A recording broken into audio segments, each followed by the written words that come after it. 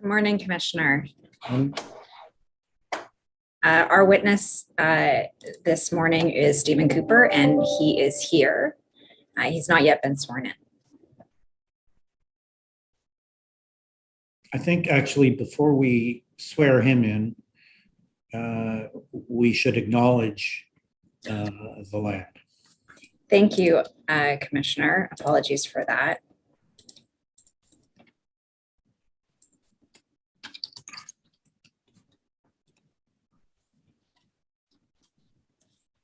I would like to open this week's hearing by acknowledging that the city of Hamilton is situated on the traditional territories of the Erie, the Neutral, the Huron-Wendat, the Haudenosaunee, and the Mississaugas.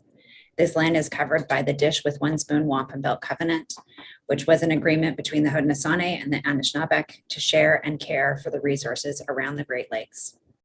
We acknowledge that the land on which Hamilton sits is covered by the Between the Lakes Purchase 1792 between the Crown and the Mississaugas of the Credit First Nation. Many council appearing today are in Toronto, which is on the traditional land of the Huron-Wendat, the Seneca, and most recently the Mississaugas of the Credit River. Today, this meeting place is home to many Indigenous people from across Turtle Island, and I am grateful to have the opportunity to work on this land.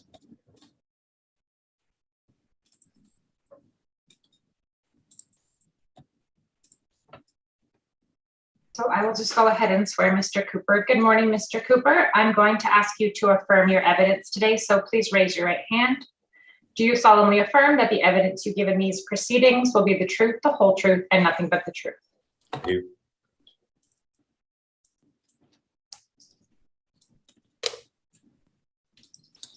Thank you. Good morning, Mr. Cooper. Good morning. Just in terms of our day today, we are going to go straight between now and about 11:30 or so and take a break. Pardon me.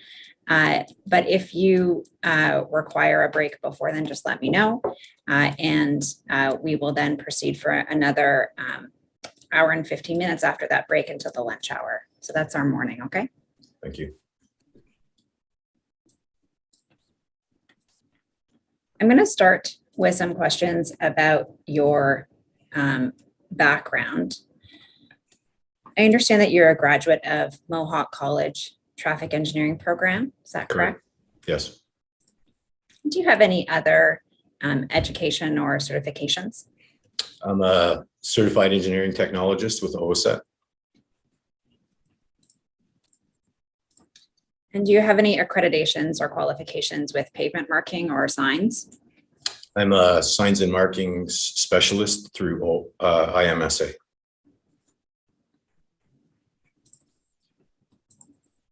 When did you graduate from Mohawk? 2006, I believe. And am I correct that you joined the city of Hamilton directly after your graduation from Mohawk? That's correct. What was your first position at the city? I was a traffic engineering technologist. And at that time, who was your immediate supervisor? Gary Kirshnoff.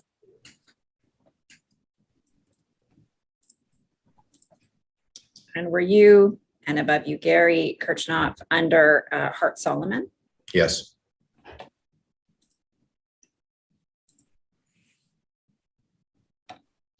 Am I correct that you held that role until 2014? Yes, around there, I believe. No, it would have been, yeah, maybe 13, 14. I'm not exactly sure when I became the project manager. It was Okay. after Hart left, so maybe 2012. Okay. And then did you take on the role of Traffic Roadways Safety East? I did. Well, it was actually, at that time, it was Community Traffic Services. Same section, it was just a name change, so. Okay. And can you describe the role of project manager in Community Traffic Services? So we oversaw all of the concerns that came in. We oversaw some technologists, and we looked at all of the concerns that came in from council, the public, school boards, that sort of thing, relating to community traffic issues such as speeding, stop signs requests, that sort of thing. I also represented the city on numerous litigations that the city was involved in. Okay. We prepared bylaws and legal documents and that sort of thing. Okay.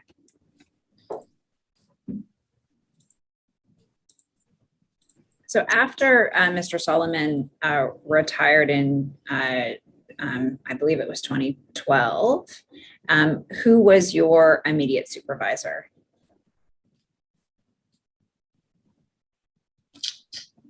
It was still Gary, I think, until we got reorged into, I believe it was transportation services. At that time, it was Larissa Skirtniak. Okay.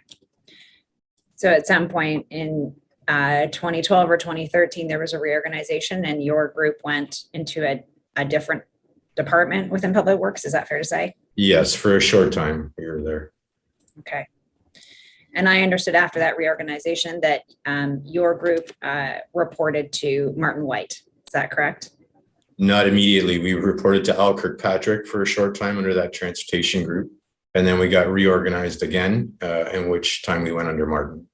Okay. So by 2013, your group was under Martin White? Around there, I'm not exactly sure when that transition occurred. We got reorged twice in a very short time, so I'm not quite sure. Okay. And I understand David Ferguson joined the city in August of 2013. From that point, did you report to him? Yes. Once Dave Ferguson had started, did you report to him or to Martin White or to both? Primarily to David, but sometimes directly to Martin.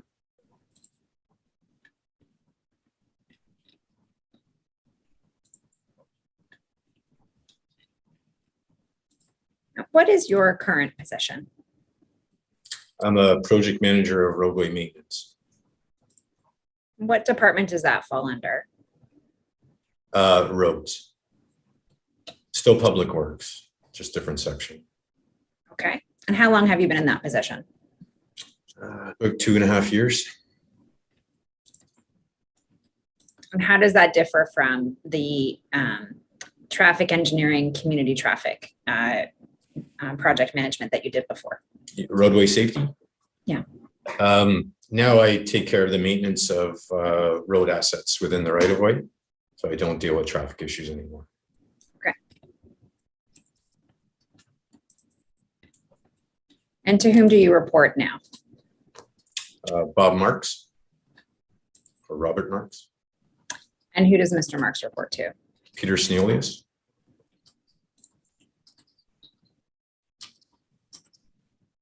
And then just going up that chain, does Mr.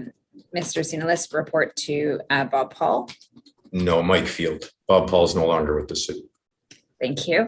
And does Mike Field then report to Edward Soldo? Is that the lineup? No, he reports to the GM of Public Works. Oh, okay. Thank you. So I'm just going to go back in time to before Mr. Solomon retired and you were working under him. I understand that there was a collision countermeasure program under Mr. Solomon's department. Is that right? Yes. What can you tell me about the collision countermeasure program? It was a program that proactively looked at locations on the network screening list where we could look at locations with a relatively high collision rate and look at what we could do to mitigate those collisions. It was something that the whole department did, and everybody was given a certain number of locations, which they presented to the group every other month. So they were monthly meetings and you presented bi-monthly. So half the group did 1 month, the other half the other month. And Hamilton Police are involved, and everyone from traffic engineering, from the signals, the planning, managers, senior project managers, technologists, students, everyone took part. Okay. And you mentioned it was looking at areas on the network screening list. What's the network screening list? It's a list of collision locations throughout the city, broken down. There's an overall list, and then it's broken down by signals or by roadway traits, basically. So it'd be roadway segments or signalized locations, always stop locations, rural road, that sort of thing. What is the purpose of the network screening list? Like, how is it used? It would be used to rank locations in the city based on collision rate.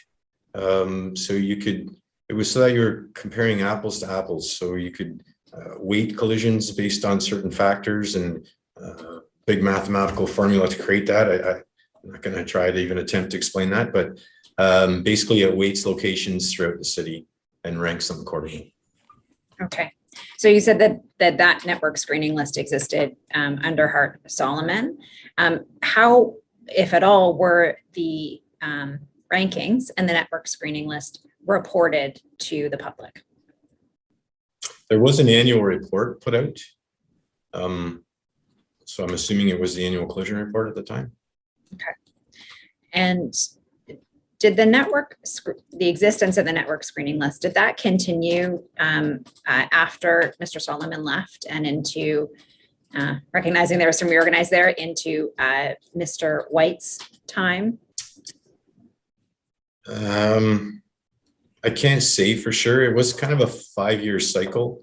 So it kept 5 years worth of data year over year. And I can't say for sure. I can't recall if it kept going after that. For certain, I'm not sure. Okay. Back to the collision countermeasure program. Did that include the Red Hill Valley Parkway once the Parkway opened? Well, there was locations of the Parkway on the list, yes.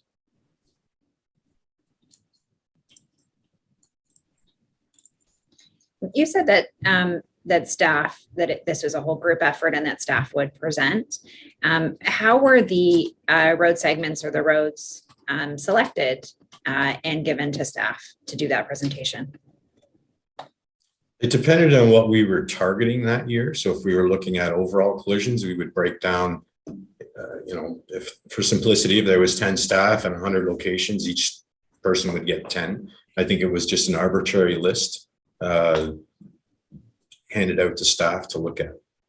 But, 1 year we focused on vulnerable road users. So we would look at the top locations that identified issues with vulnerable road users. So it depended on what our focus was. Okay. So it wasn't the case that particular staff had particular geographic areas or particular roadways and they monitored them over years? No, it was not.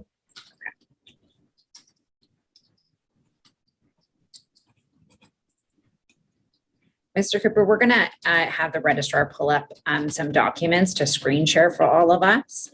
And once we get this first one up, we'll just make sure that your screen is set up appropriately. Registrar, can you bring up HAM 62336, please?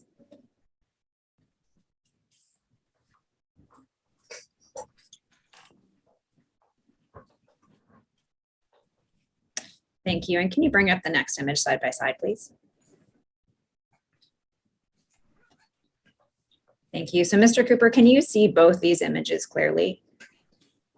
Yes, the one on the right's a little bit crowded because it moved over all the people. So.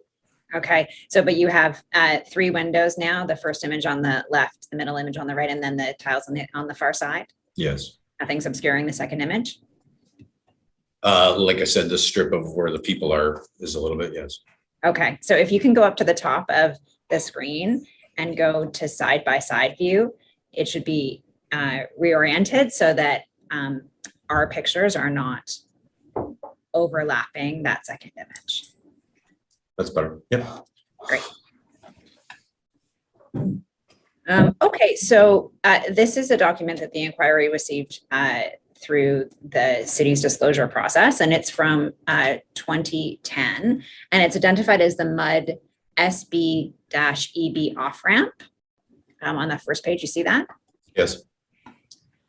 Do you recall who prepared this presentation about this ramp of the Red Hill? Yes, I believe it was Antonino Spalletti. Okay. Registrar, can you pull out the second image and the slide in that second image?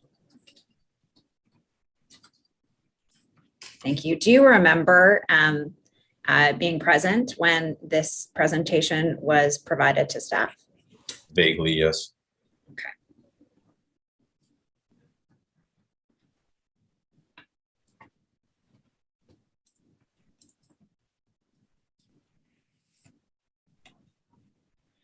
So I understand that this presentation focused on the ramp that is covered in red in the top middle of this page, right? The upside down U, is that right? Yes. Okay. Registrar, can you keep this image up and keep the call out up, but close down the other image and bring up OD 6, page 25, paragraph 53.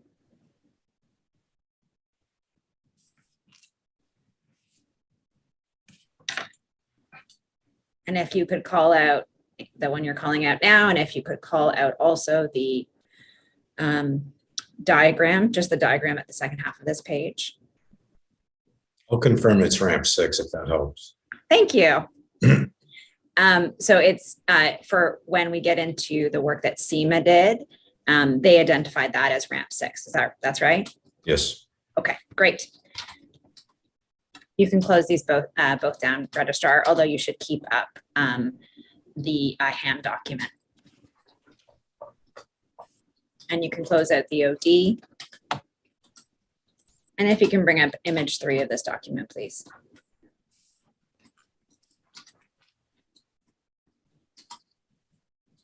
Thank you. So this one, as I interpret this, this particular, I'm going to just call it ramp 6 for ease of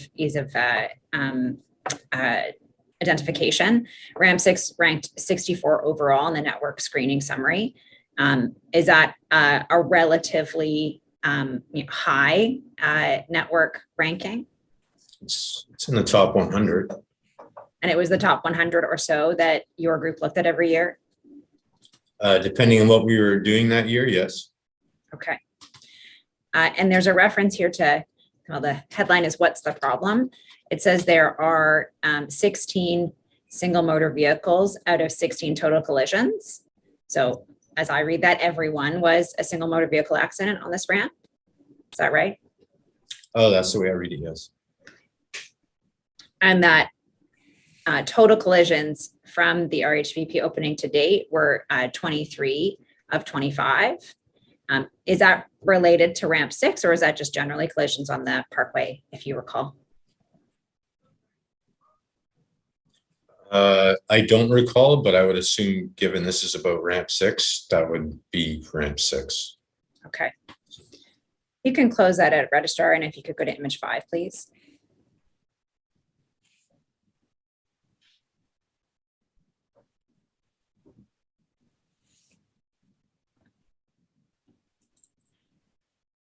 Mr. Cooper, have you had a chance to look at this presentation recently in preparation for today? I may have. Okay. My question is, these presentations, and this presentation in particular, and we'll go through this, it looks like there is a summary of things that have been done, safety improvements that have already been put on this ramp. But I want to clarify that. So here it says the ramp slippery when wet, and it has what appears to me to be a slippery when wet sign. Can you confirm at the time when this presentation was given whether there was a slippery when wet sign installed on ramp 6? I think that's a bridge ISIS sign. I don't think that's a slippery when wet. Thank you. Not a sign expert. Okay. do you recall, then my question still stands. Do you recall whether there was a slippery when wet sign on ramp 6 at the time that this presentation was given? I can't recall. I don't know. Okay. Registrar, can you close this down, please? And can you go to image 16?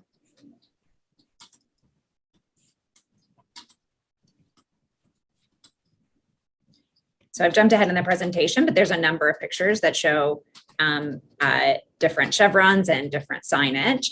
And this, as I read it, is a summary of those short-term solutions. So you'll see it says chevrons were installed in January 2009. And then it reinstall missing chevrons, and then it has 2 references to oversized signs and to rumble strips. Do you recall whether all of these short-term solutions had been implemented at the time of this presentation? I don't believe they were. I think this is a combination of what was done and what could be done. Okay. And there's also the long-term range recommendations, street lighting and Jersey barrier wall. Yes. Just by the word long range recommendations, those had not yet been implemented. Not that I'm aware of. So what we did at the countermeasure meetings is we presented what we felt would be recommendations that were appropriate to the location as a technologist or whoever it was who presented the location. And then we discussed it as a group, which was the best way to move forward. So it was kind of a meeting of the minds, so to speak. All of traffic engineering was present, and then we would make a decision which way to move forward as a group. And that was the way we would move forward. Okay. And do you recall what the decision or what the outcome of this presentation was in terms of how to move forward on ramp 6? I do not, I'm sorry.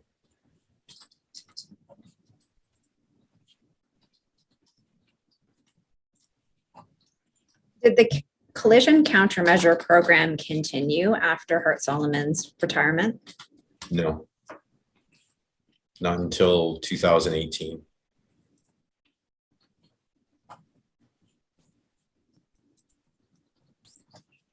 Thank you. I'm going to jump ahead a little in time to 2013. And you can close this down, Registrar. In 2013, you were a project manager on a SEMA project. Before we get there, between 2010 and 2013, did you receive expressions of concern from the public about the safety of the Red Hill?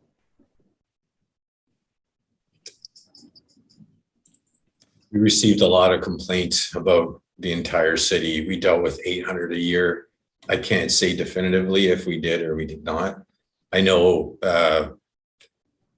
one thing that comes to mind is we wanted someone called in to request no Jake brake trucks for the sign. Don't use your air brake. I know there was concerns with speed, but I can't recall specifically a safety concern directed to us. Okay. What about concerns about the visibility of the Red Hill? I'm not sure you mean visibility. The visibility of the of the Parkway in nighttime conditions. Was there any concerns raised with you about a concern about visibility? I can't say for certain if there was before 2013. Again, we dealt with hundreds of complaints, so it's tough to nail down specifically what they were and where they were. Okay. So so I understand that, how you dealt with complaints, is it fair to say you got complaints from counselors? Yes. And what about directly from members of the public? Yes. Do you have some sort of hotline that they could call? There's been numerous methods over the years. They could email. At one point, we had a front desk. There was a general line that you could call in. So, you could go through your counselor. There's a number of ways that we could receive requests. Okay. And were those complaints, I'll call them complaints or expressions of concern, were those logged in any way? They were, yeah. And did they play into what community traffic would look at in terms of the network or the collision counter measure program? No, the concerns were never included in any analysis. We dealt with facts, not with people's complaints. Everyone saw things a little bit differently, so we always dealt with facts.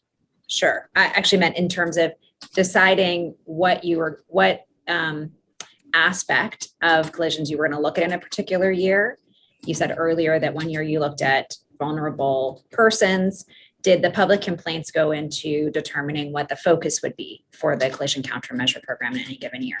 I can't say for sure. It was not my realm of responsibility to determine what the collision countermeasure program looked like in any given year. Okay. Moving forward to 2013 now. Registrar, can you bring up OD Chapter 6, page 8, paragraph 11, please?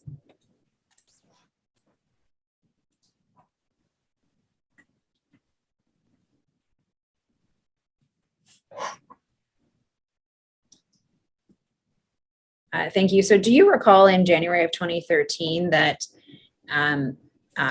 counselors, particularly Counselor Collins, brought forward a motion to investigate upgrading lighting and better reflective signage and lane markings and other initiatives in respect of the vicinity of the Mudstone Church Road interchanges? Yes. And did you understand that one of the options that the Public Works Committee wished staff to investigate was the feasibility and the cost of installing lighting on the Red Hill? Sorry, can you repeat that, please? Sure. Did you understand that one of the options that Public Works wanted staff to consider was whether or was the cost and the feasibility of installing lighting on the Red Hill? Well, it says they wanted us to upgrade the lighting. So they wanted us to look at the upgrade to the lighting on the Red Hill in the vicinity of Mudstone Church.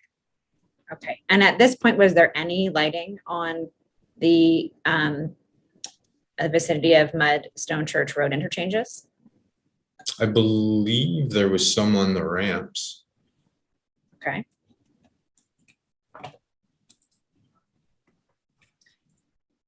Did you understand that some counselors were interested in exploring increasing the illumination on this section of the Red Hill? Based on this motion, yeah, I would say that's correct. Okay. Registrar, can you go to the next image, please?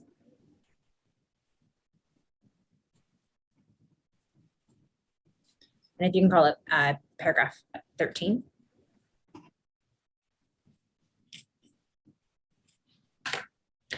So we've heard evidence that lighting falls under engineering services and reflective signage or other initiatives involving traffic countermeasures would fall under I know there's been a lot of different names, the traffic engineering group. Is that fair to say? Sorry, can you say that again? I was reading. My apologies. No problem. We've heard evidence that lighting fell under engineering services, whereas reflective signage or pavement markings, those sorts of things would fall under traffic engineering. Yes, that's correct. And so in this paragraph, this is a discussion between Mike Field, who was then a project manager, street lighting and electrical engineering, and Mr. Gallo, Ron Gallo, copying Mr. McGuire and Gary Kirchnoff. And Mr. Field says, it is our opinion that the safety issue should be reviewed holistically, that the consultant scope should encompass street lighting review and what countermeasure benefits would be attributed to adding street lighting. Did you understand very early in assessing the scope of this project for SEMA that this was going to be a broad safety review that included traffic and engineering potential countermeasures? Yes, but I'm not sure it's a safety review. I mean, there was no safety identified in the motion. It was to provide guidance for drivers. That's the motion. The motion I read, it's to provide better guidance for drivers. Okay. Adding lighting, signage, and markings provides better enhancement for the drivers, not to deal with a safety issue.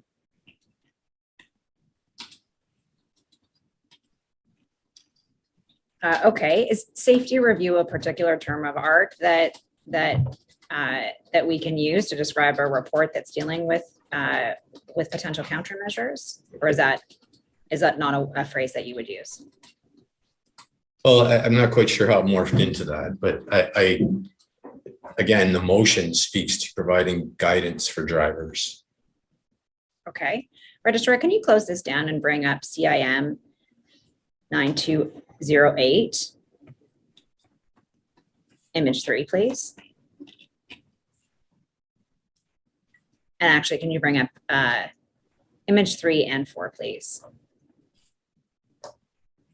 So this is an email where the city, you in particular, is reaching out to SEMA to retain them. Registrar, can you call out the top of image 1?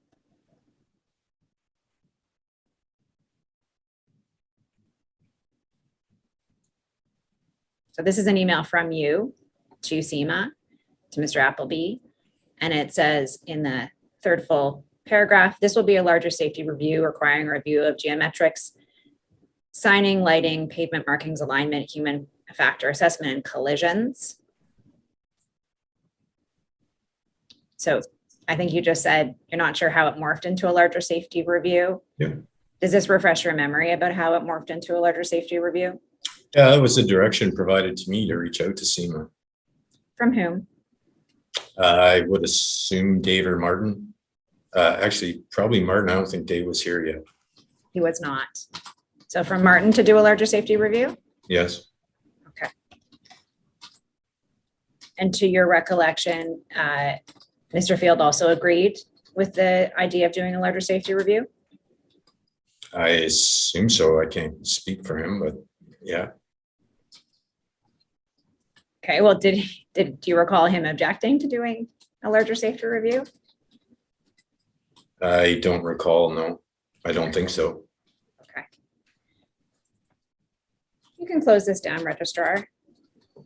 Do you recall how the city came to retain SEMA as the consultant to do a safety review? We went through the roster, I believe. Had you had previous dealings with you personally with SEMA as a consultant? I can't say for sure. I don't think so. I think this is my first assignment with them, but I don't recall. Okay. And did you know Mr. Malone or Mr. Appleby from any other? Did you know them in any other way? Mr. Appleby used to work for the city of Hamilton, and Mr. Malone, I believe I met at different functions. It could have been even in the traffic office back in the day. So I was aware of who he was. Okay. And did Mr. Appleby work in your department as well? He did. I replaced Brian, I believe. Okay. So you didn't overlap with him? Not as a full-time employee, I don't believe, no. Okay. I think we jumped over this in your background, but you did a co-op placement with the city while you were at Mohawk, is that right? I did. And was it during that period of time that you would have overlapped with Mr. Appleby? Correct. Okay. Registrar, you can close this down, and if you could bring up HAM 426, please.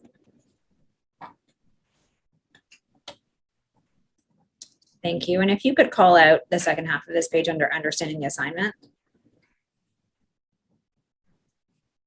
So this is a request for quotation that SEMA puts together after you and Mr. Gallo have a call with Mr. Appleby to talk about the scope, that email we were just looking at. SEMA indicates in terms of their understanding of the assignment that the key aspects that will be examined include, but may not be limited to, lighting, signs and marking, and geometry. So going into setting the scope for SEMA, did you understand that illumination of the Red Hill was going to be part of SEMA scope? Yes. Did you understand illumination of the main line in addition to the interchanges, was going to be part of the scope?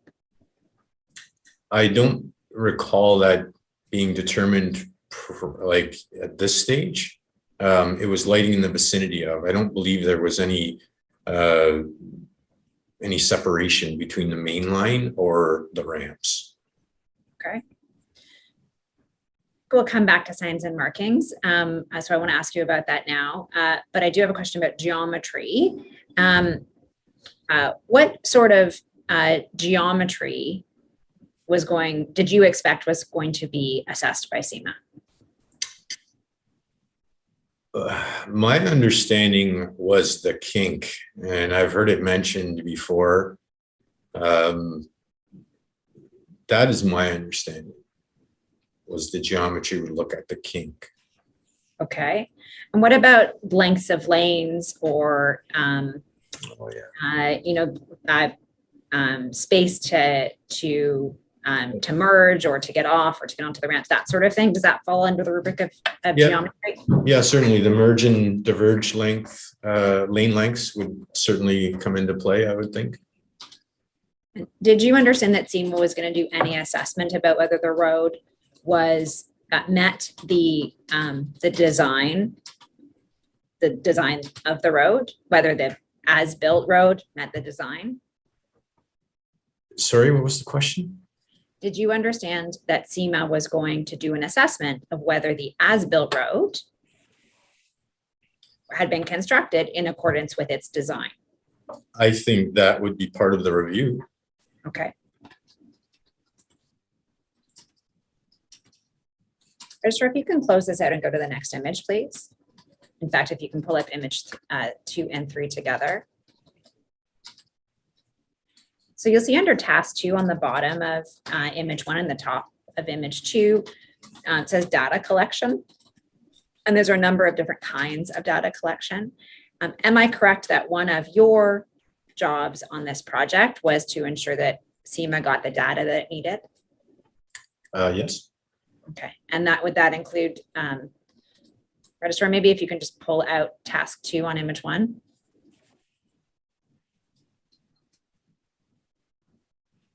That would include providing them with collision data. Yes.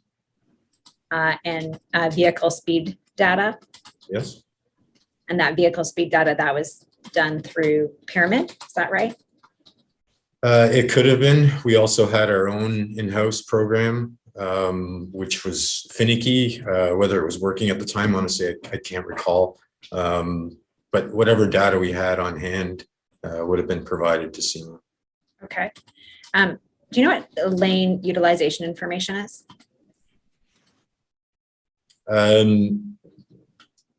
the lanes are being utilized by vehicles. So I'm not quite sure specifically what that means, but I would assume,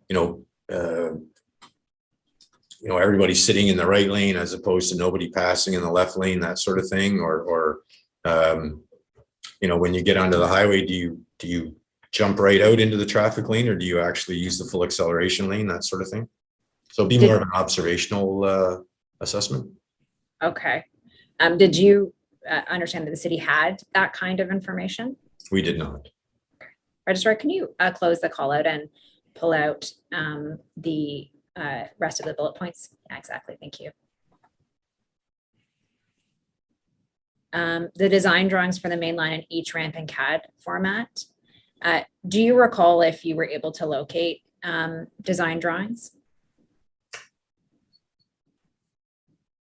I can't remember specifically. I'm sorry. That's okay.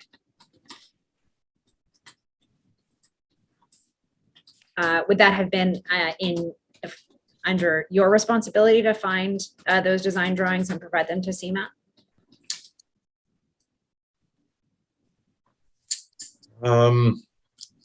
I guess I could have, or I could have referred to someone else in the city for those. But I would probably reach out myself and try and get them, and then provide that information somehow to SEMA. Okay. And do you remember if you tried to reach out to anybody Yeah, to get those design drawings? I'm sure I did. I just don't recall I don't recall doing it specifically for this. Okay. And who would you have reached out to? Marco Odie. Okay. The lighting illumination standards, would that have been under your responsibility to provide to SEMA, or is that Mr. Field's responsibility? That would have been with Mr. Field. Okay. And is that because Mr. Field at the time was a project manager in street lighting? Yeah, they were the street lighting group, so they provided all the comments or standards or et cetera based on their knowledge of lighting. Okay. In terms of the history of past changes, signage, marking initiatives, did you have some sort of document that you could provide that you could provide to SEMA that had that history? Not in one place. It would have been searching through our records to find out what we've done and when we did it. Fortunately, the Red Hill wasn't open very long, so it was a fairly simple exercise. And do you recall doing that? I don't recall specifically doing that, no. Okay. I could have had my staff do it as well, so I'm not sure. Right. And then there's a documented complaints and known issues. Do you recall either doing that yourself or directing your staff to prepare that for SEMA? I don't recall, no. Okay. You can close that down.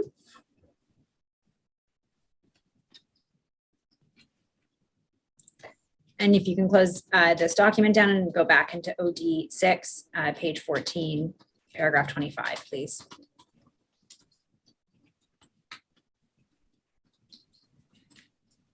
Thank you. So this is back to the back and forth about setting the scope with Mr. Appleby, and you, Mr. Appleby says, you know, what's the reason that you're asking for this safety review? And you respond, it's due to a motion. And then in the second paragraph, you say, we're not aware of a significant collision issue on the main line, but the ramp leading from the Mudstone Church to the Red Hill westbound, southbound has many runoff types. And again, that's ramp 6, right? I believe so, yes. It says we've attempted to address using signing improvements. It's too early to tell if they've made an improvement. So we're in spring of 2013. Can you recall by that time what improvements have been made on ramp 6?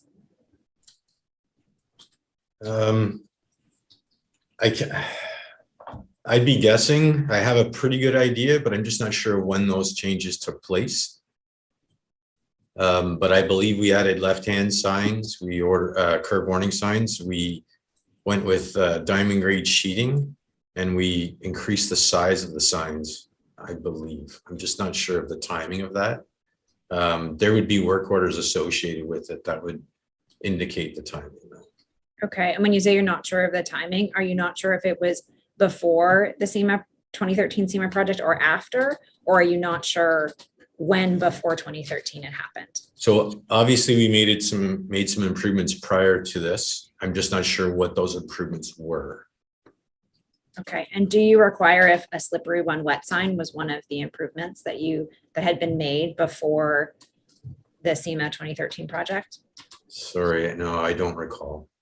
Okay. I'm gonna close this out. We've talked a little bit about the people who were involved just from looking at these emails.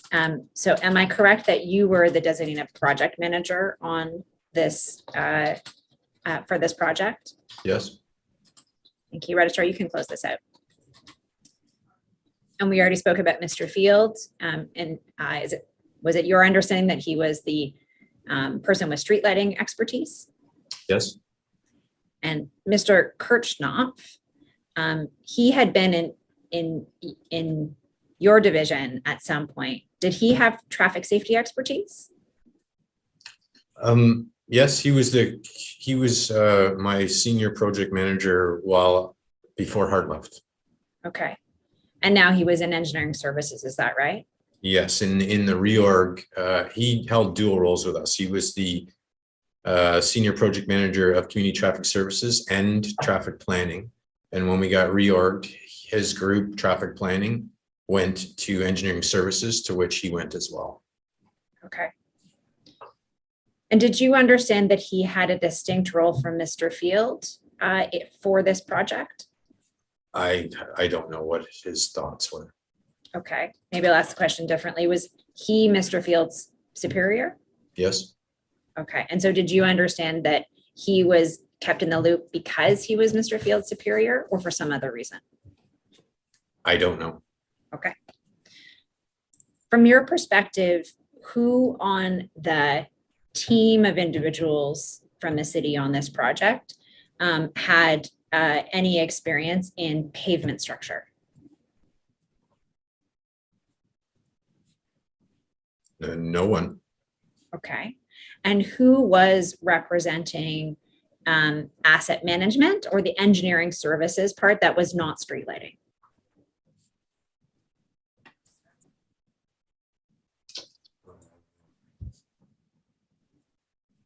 I guess those who worked under Gary. Okay, but on this project team.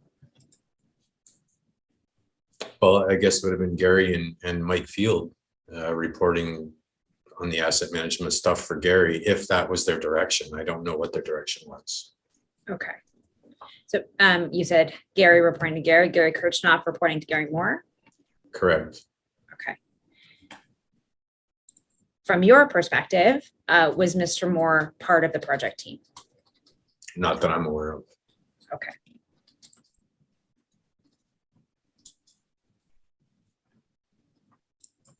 Registrar, can you go to page 22, please?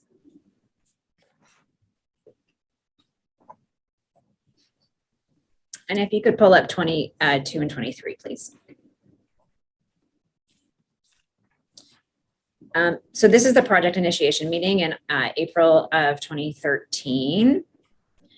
And Registrar, if you can call out paragraph 48, please.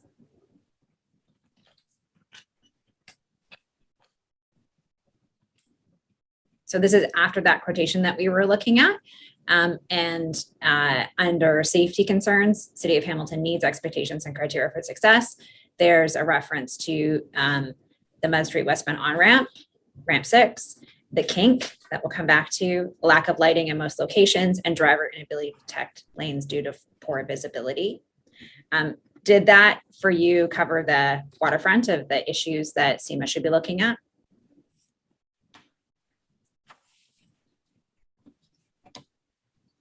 For the most part, yes.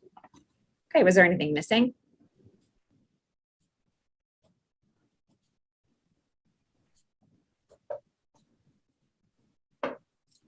No, I don't think so. Okay. It says Stephen C. will follow up with Councillor Collins to ensure that his concerns will be addressed in the intended project. Do you recall having any interaction with Councillor Collins about the scope of this project before SEMA really started to get going on it? No, I do not. I don't believe I did. Okay. Do you recall if you spoke to Councillor Collins at any point before SEMA had provided you a draft report? I don't believe so. Okay.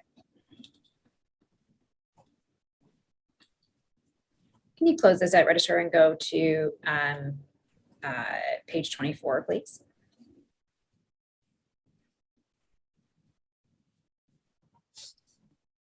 And if you could call out paragraph 50.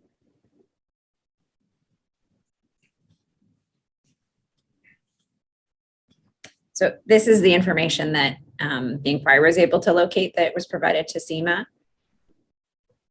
And the last sentence here is that Hamilton was able to provide SEMA with the electronic as-built drawings for the Red Hill.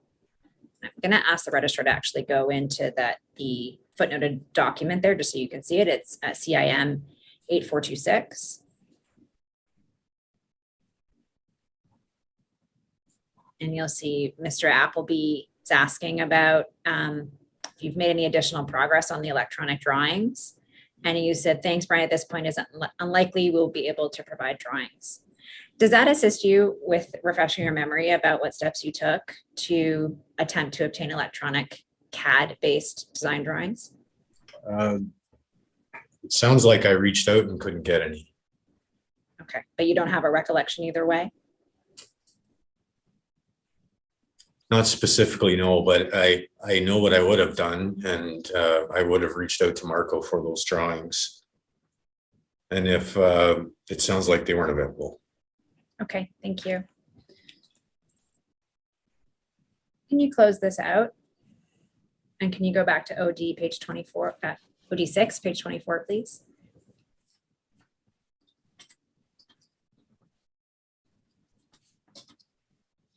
And if you can call it 51, please.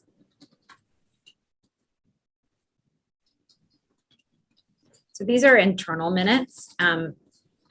You're not involved or copied on these, but SEMA reports to themselves that Hamilton wants review to emphasize nighttime dark lighting conditions during period of rain. And so one of the things SEMA was going to do was a field review, and they did that. Do you recall specifically asking SEMA to conduct a field review in dark and rainy conditions? No, I do not. And is that to say, when I say, do you recall, is that to say you don't recall either way, or you did not? I did not. Okay.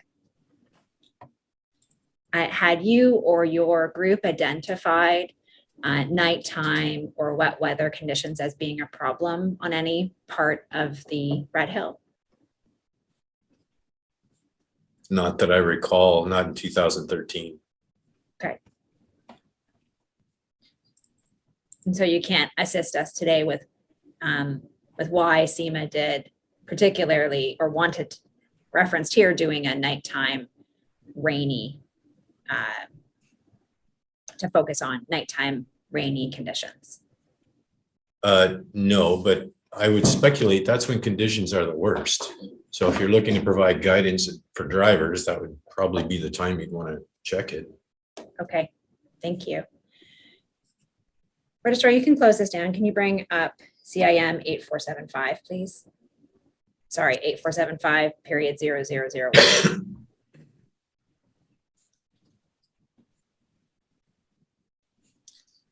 So this is the first progress meeting for SEMA in June of 2016, and you are attending along with Mr. Fields and Mr. Gallo, Mr. Kirchnopf, and some folks from SEMA. Do you recall attending this meeting? Vaguely. Okay, Registrar, can you bring up on as a side-by-side CIM 103? I'm not sure if I recall this meeting from preparing or from actually being there. Fair enough. I'm calling up the presentation that has been identified by others as being given at this meeting, just to attempt to refresh your memory.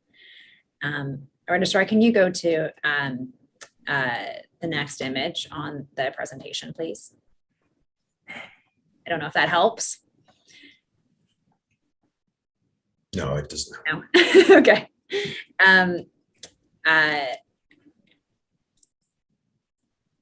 So this is a meeting in which SEMA is presenting on its initial findings and its work to date.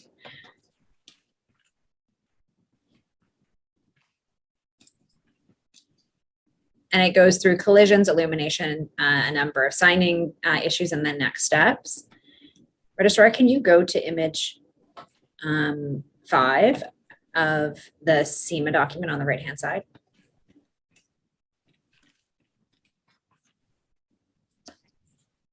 You don't have to call it out. So SEMA provides a number of graphic representations of the collision history that it's done. One on severity. Registrar, if you can go to the next slide. One on impact type, and in particular noting single motor vehicle versus rear end versus side swipe. Registrar, if you can go to the next one. And the next one on lighting conditions, non-daylight and daylight conditions.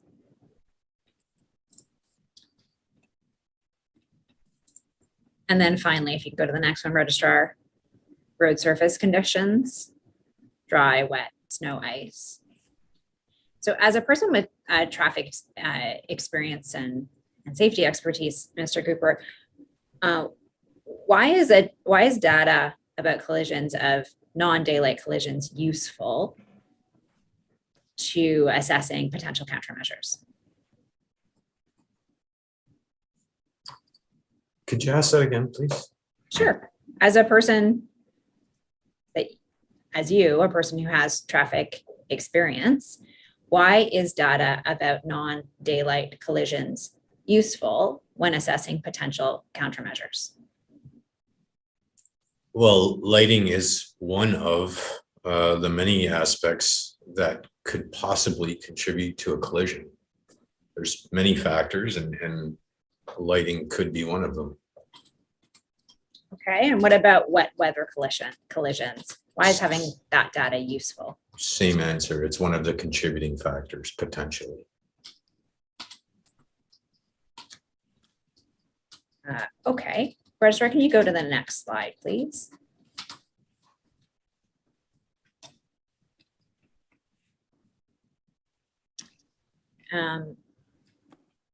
Actually, can you go to slide 23, please?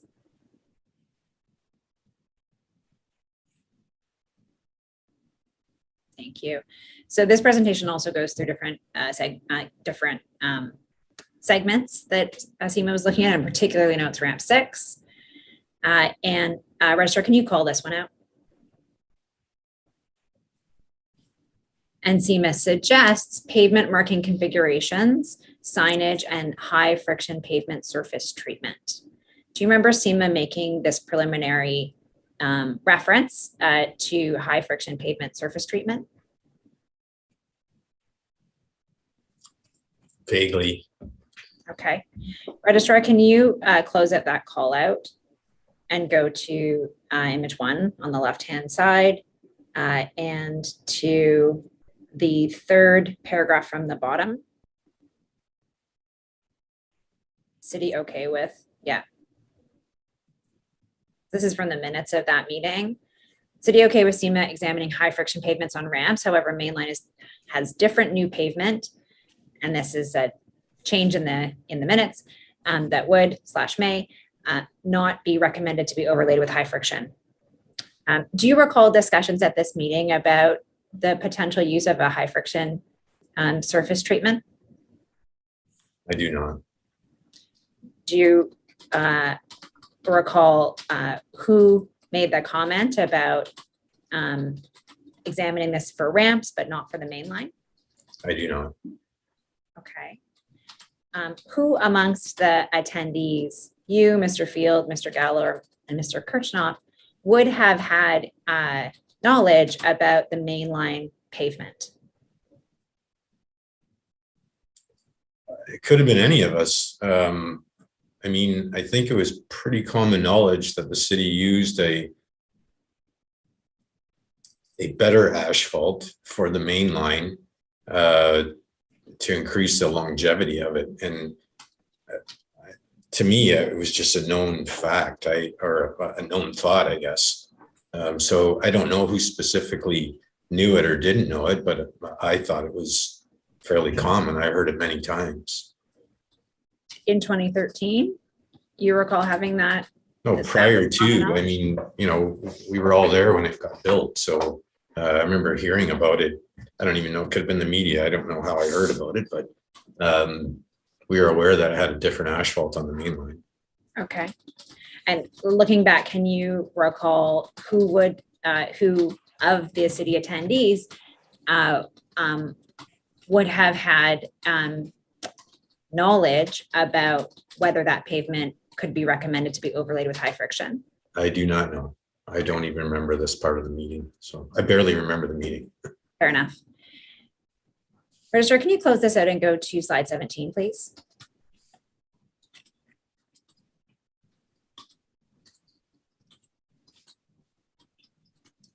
So at this meeting, SEMA provided its preliminary review that based on an MTO warrant, that partial illumination was suggested for the top part of that diagram and full illumination was suggested for the red part. Do you recall the discussions around illumination from this meeting? I do not. Registrar, can you go to image 2 of CIM 8475? And if you can call it item 4.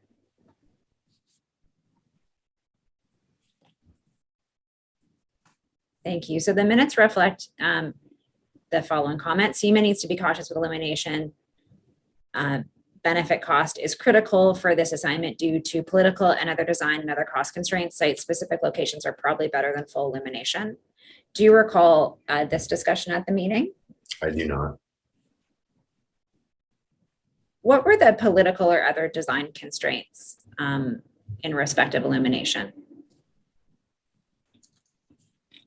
I don't know about the political, but if I understand correctly, there was an EA or a study done during the design of it that my understanding was it was to not be lit. Okay, and was that environmental concerns, if I understand correctly? Was that your understanding at this meeting in June 2013? I don't remember this discussion. I can put it differently. As you were starting to give SEMA instructions about the scope of this project, were you aware of the design constraints that you just mentioned? I was always aware. Okay. Coming out of this meeting, did you understand that SEMA was going to do a full review of lighting on the ramps on the main line as part of their report? I don't recall. I honestly didn't really pay much attention to the lighting stuff. Mike Field and Gary were there, and that was their expertise on this project. So I didn't have a lot of input or discussion that I recall on lighting. Okay. Do you have any recollection of anybody at this meeting suggesting that SEMA should talk to Gary Moore? I do not. And is that to say you just don't have a recollection either way, or are you confident that I do not remember this meeting. Okay. After this meeting, did you have any discussions with Mike Field about the scope of the lighting review to be conducted by SEMA?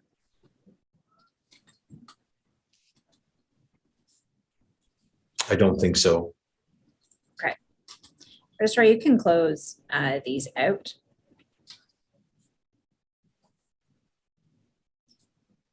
Turning now to HAM 51990, please.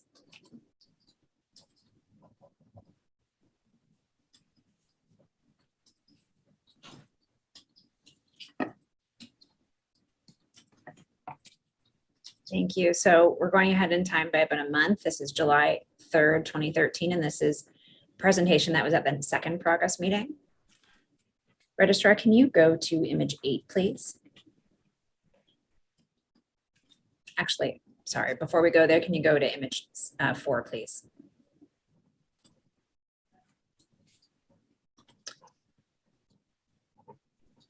So one of the, sorry, was I at this meeting? I'm going to take you to the minutes in a minute. Take you to the minutes in a minute. Okay. Does this presentation look familiar to you? No, I've seen maps similar to this hundreds of times. So Sure. no, I don't remember specifically. All right. So why don't we also bring up the minutes? It is HAM 51991. So these are the minutes, and you'll see it was at SEMA Burlington, and you're listed there, as is Mike Fields and as is Mr. Gallo and Mr. Kirchhoff. Okay, thank you. Registrar, can you actually, on the left-hand image, can you go to image 3? Thank you. So we were just looking at an image that had different segments of the main line and the ramps. SEMA presented that they used an enhanced interchange safety analyst tool. Do you recall that part of the presentation? I don't remember this presentation. No. I don't remember this part of it anyways. Okay.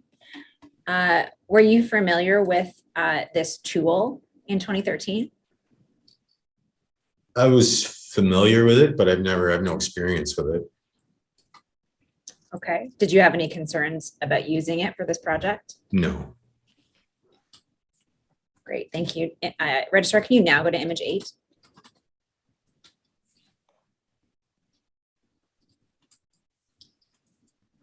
So I've just jumped into one of the slides on one of the road segments to provide an example of the information that SEMA gave you and others at this meeting. So you'll see there's a reference to the collision review and the findings for that particular segment. And then there's a reference to the geometry review that SEMA had done. And Registrar, if you can go to the next image, please. Continued geometry review. So they're talking about lanes, they're talking about kink, and then potential countermeasures with a benefit calculation and a cost identifier, low, medium, or high. Does that refresh your memory about whether you attended or about your recollection of this meeting? Again, I don't specifically remember this meeting, but all these items are familiar to me. So. Okay.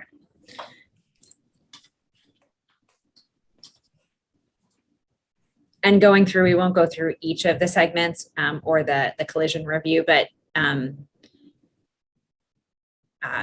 by July 2013, were you surprised that SEMA was identifying a collision history that had a high proportion of wet weather or single motor vehicle accidents?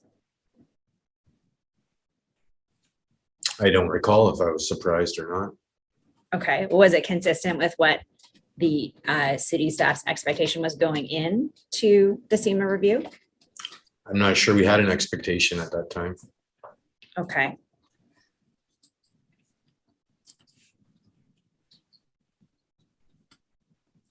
Registrar, can you go to the next image, please? So this is for the Dartnall segments of the main line. And you'll see one of the potential countermeasures, and this is following from a list on the earlier page, was the pavement surface friction testing / improved pavement friction through high friction pavement. So that remains on SEMA's presentation at this point in this second progress meeting. Who would be responsible for the implementation of a high friction pavement application within the city?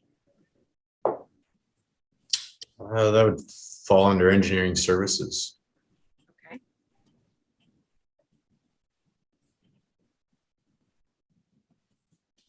And Registrar, if you can call out the 5th paragraph in the meeting minutes, implementation of high friction.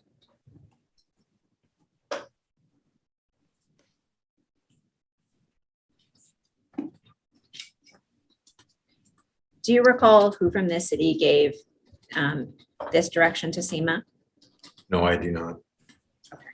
Did you take any steps between the first progress meeting and this progress meeting to confirm if high friction pavement application would be appropriate for the main line? I don't believe I did. Okay, you can close that out.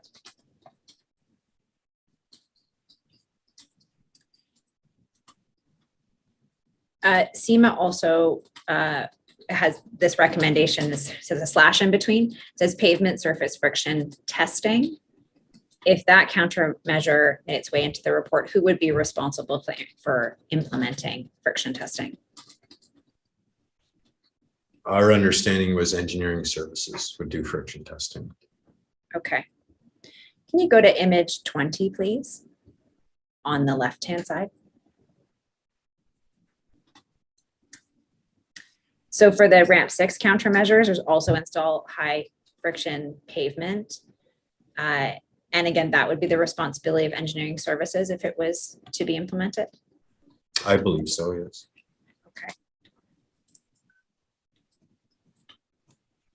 Okay. You can close out the presentation, Registrar.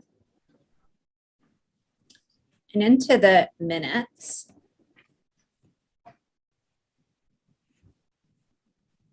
If you can go to the last paragraph under item 4. SC noted that.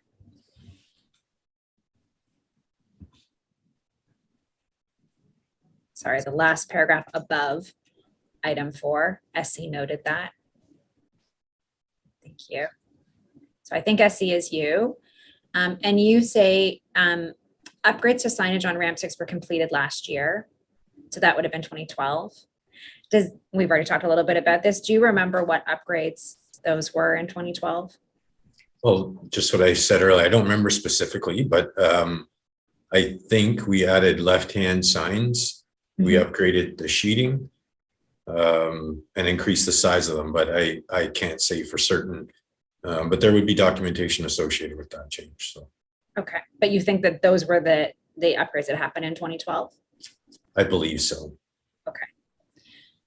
And you note that the field investigation includes these changes, SEMA's field investigation, but the collision data doesn't, because of the relatively short period of time before this report being started, that these changes had been put in place. Is that right? Correct.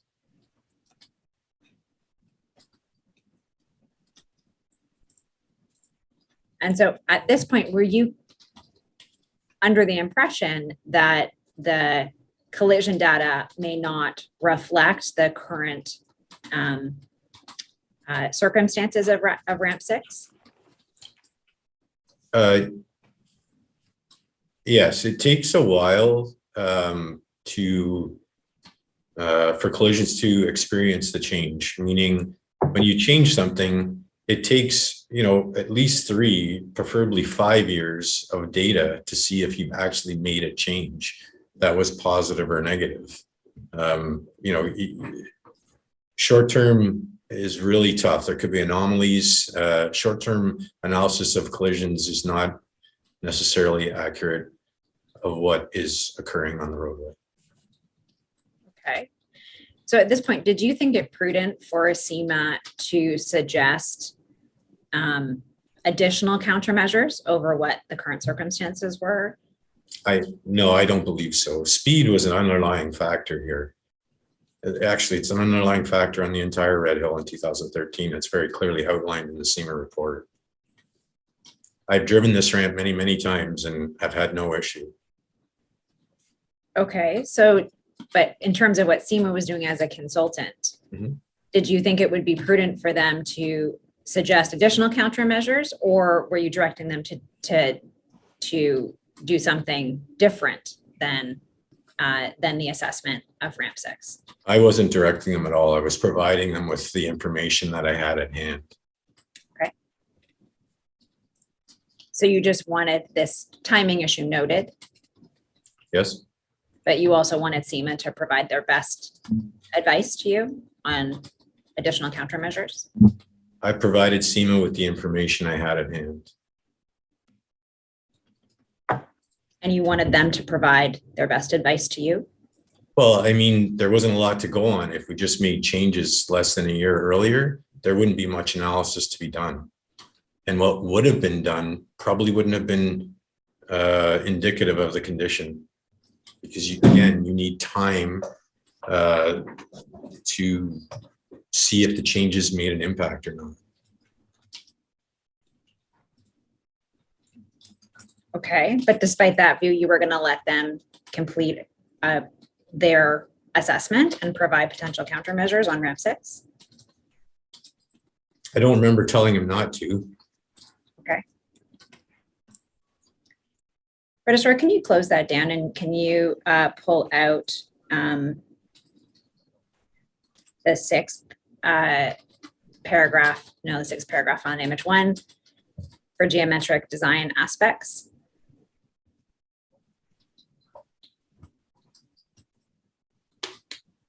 Thank you. So I did ask you about this before, and it says SEMA should include text in the report about the design philosophy, design choices, challenges to constraints, and not specifically examine design features in this report.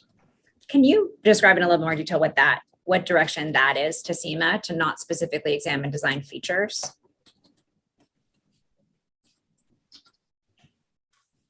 No, I can't. Okay.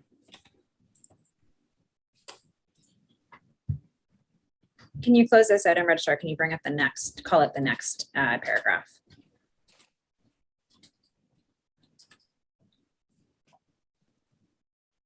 City will provide available background documentation from EAs, et cetera, as input into the report. Was that, where it says the city here, was that your responsibility to provide that information? I'm not sure whose responsibility it was. I did not provide any. It could have been any one of the 4 on the project team. So I don't believe I provided any information. I didn't know where it was. I've never seen it. So I don't believe I provided any. Okay. Do you recall being copied on any of your colleagues providing this information? I don't remember. Okay. You can call that, close that down, Registrar. While SEMA was doing its work on this project and before they finalized their report, did anyone ever raise with you challenges on the topic of lighting?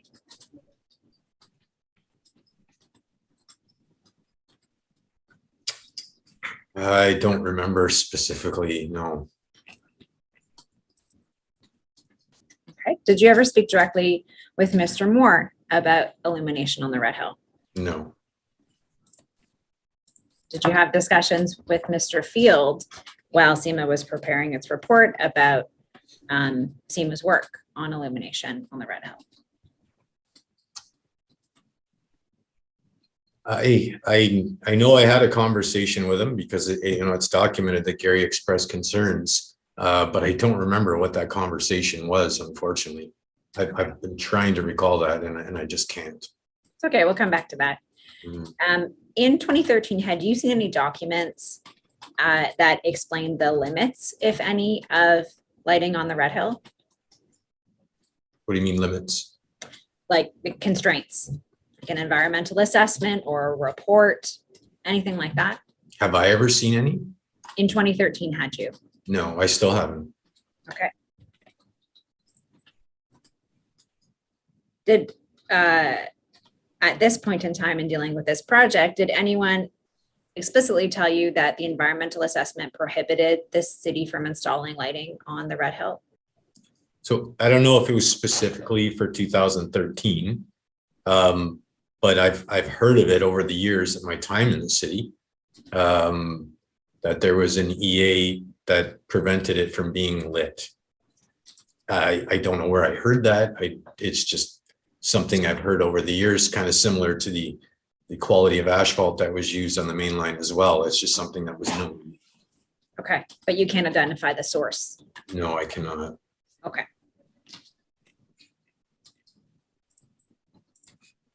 Registrar, can you go to page 21 of OD6, please?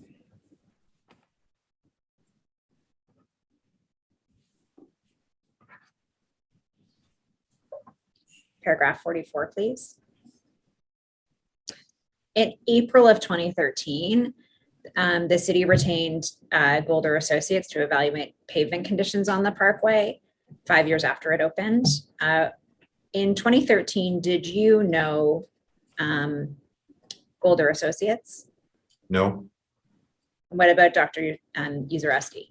No. Had you worked with on any projects with Golder? No. Okay. Did anyone tell you about this retainer? No. Registrar, you can close that down and go to page 35, paragraph 75, please.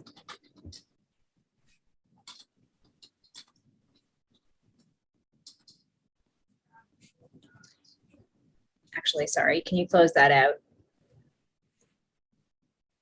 and call it 75 and 76 together? Thank you. So we were just looking at that July 3rd presentation. The next day, Mr. Appleby sent a copy of the presentation and the minutes to you and to others at the city.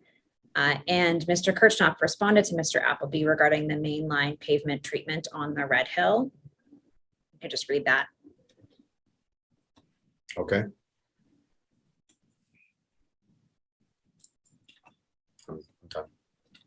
And you're copied on that email. Did you know that the city had retained Golder to oversee all testing and monitoring of this specialized surface material? I did not know. I'm copied on this email? You are. We can go into the email itself if you want. I believe you. I just don't remember it.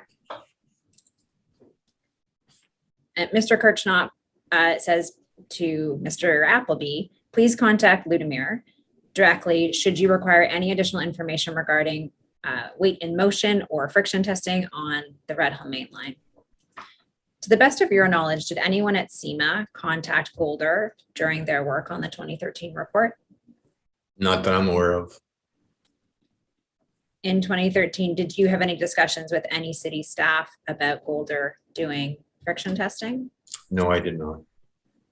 Were there any policies in place in 2013 that required city staff to advise one another if they were retaining consultants on assets of shared responsibility? Not that I'm aware of. And were there any policies in place that required city staff to share consultants' reports once they received them in respective assets of shared responsibility? Not that I'm aware of. Did you have easy access to reports or documents stored within engineering services in 2013?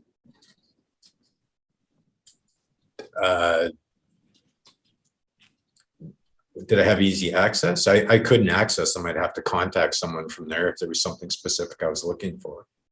That was my question about easy access. Could you on your own initiative go into engineering services and look through their reports? I've never done it, so I don't think so. I wouldn't. I would approach them. Okay. So even if technologically you could, you wouldn't have done that as a matter of practice? Again, I don't even know if I could have done that. So pretty big hypothetical there. I would ask them. I'd reach out to them. Okay.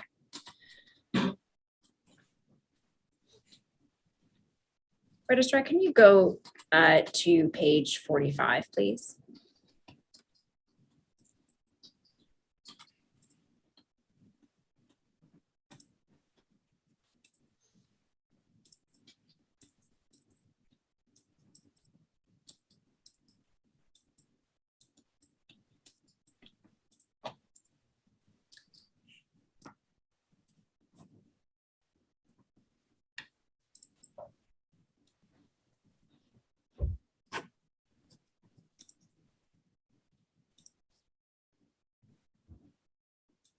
Sorry, just a moment. That's not that.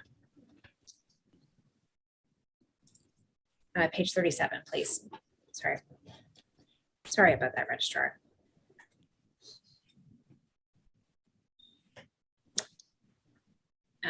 Thank you. So in late July, SEMA is working on the SEMA report. If you can go to the next image, Registrar.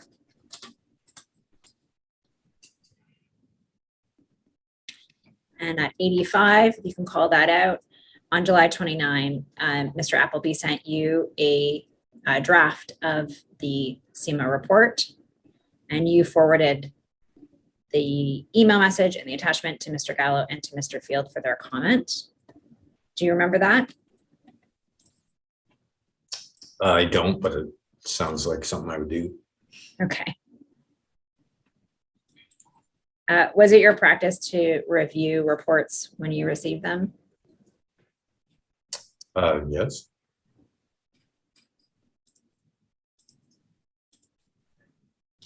Can you close that out, Registrar, and can you go to paragraph 98, which I think is page 43?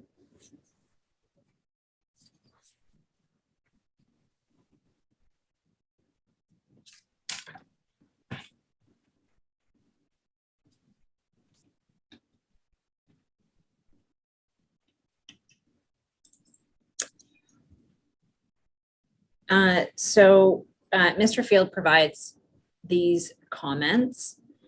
I'm going to come back to this in a moment. I just wanted to direct you. So this is August 2nd. Mr. Gallo also provides some very minor comments about format. Did you have other additional comments that you can recall? I believe I provided like some grammatical comments and typos, that sort of thing. I don't remember providing specific comments on the content of the report. Okay. Registrar, can you close this down?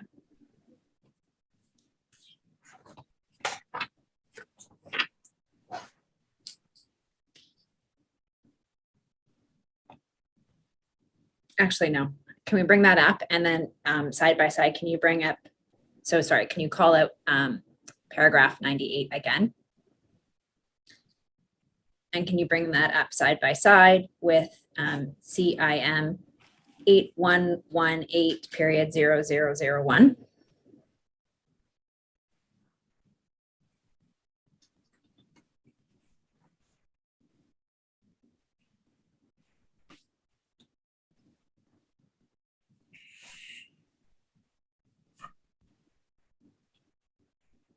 I'm only seeing a black page, Registrar. Maybe. Sorry, Council. Okay, if you're working on it, it's fine. 8118.1. CIM 8118.0001. Thank you. And if you could just minimize the call it a bit. Thank you. So this is the first draft that the city receives of the 2013 SEMA report. And I think you said your practice would have been to review this when you received it. Does this refresh your memory about whether you reviewed it? Well, I've seen this before. I'm sure you've seen a few drafts of it before. Yeah. Registrar, can you bring up image 7, please?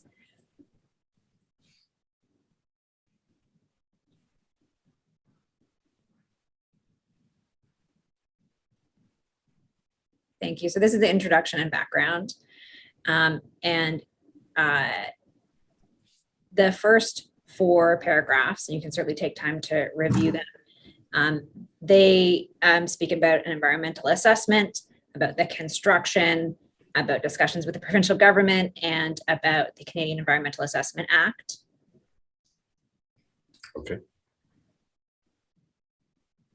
Registrar, can you go to page 2?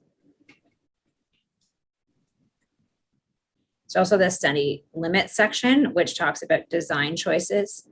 In the second paragraph, design choices on the facility were intimately linked to approvals. And then there's references to the Niagara Escarpment, UNESCO, and that the city identified several design refinements to the roadway. And there's a number of footnoted documents there. So that was a long path through this to ask this question. Who provided the information that leads to this drafting on these 2 pages to SEMA? I don't know. Okay. Amongst those on the project team, who would have access to this information? You could probably Google this information. Okay. Turning back to the image on the left, Mr. Field says in the third bullet down, the illumination of the main line has been excluded. This decision is based on information that we provided to SEMA. What information, to your knowledge, did the city provide to SEMA that led to that decision? I do not know. Apart from that reference to this decision is based on information we provided to SEMA, do you have any other information about information that the city provided to SEMA that would speak to illumination? No, I do not. I didn't deal with the lighting aspect a lot, other than a really high overview of it. It wasn't my expertise, and there was lighting expertise on the group that did it, so I kind of left it with them. Okay. Just for clarity, you don't know who gave this is not just about illumination on in the study limitations section that we've just gone through. You don't know where SEMA got that information. I do not. Okay. Registrar, you can close the left-hand image, please. And if you can go to image 19 and 20.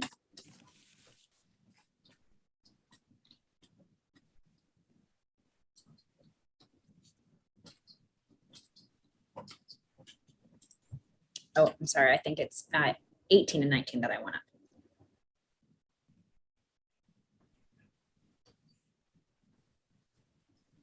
there we go. So at the bottom of page 11, which is image 18, and then at the top of page 12, image 19, says the finding summary. Following bullets summarize the most notable findings of the collision analysis. Registrar, can you pull out the paragraph, the bullet points there? Just give you a minute to review this, Mr. Cooper. And as we do so, my question is, this summary that SEMA put together of its collision review, at this point in the process, was any of this new information to you?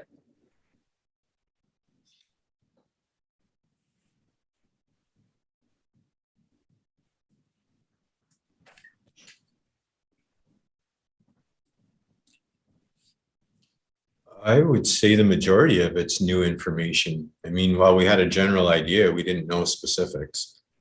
Okay. And did this information lead you to conclude that countermeasures on the Red Hill mainline and ramps would be a prudent course of action? Potentially.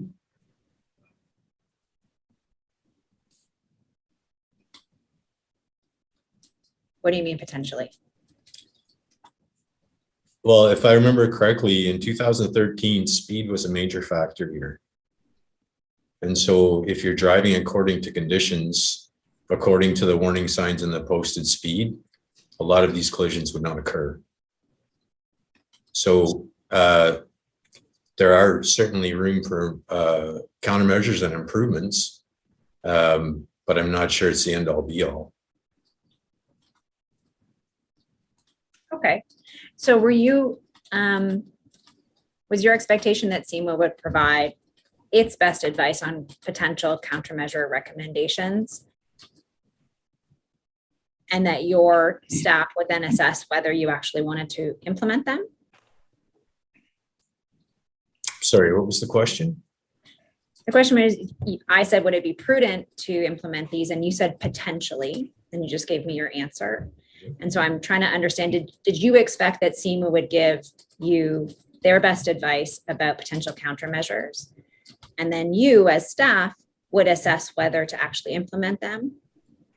Yes, I think we would, my understanding is we would get some options available based on what information they had. And we could implement according to our needs, our budget, our analysis. I mean, SEMA was there to provide information, and it was up to us what we did with that information.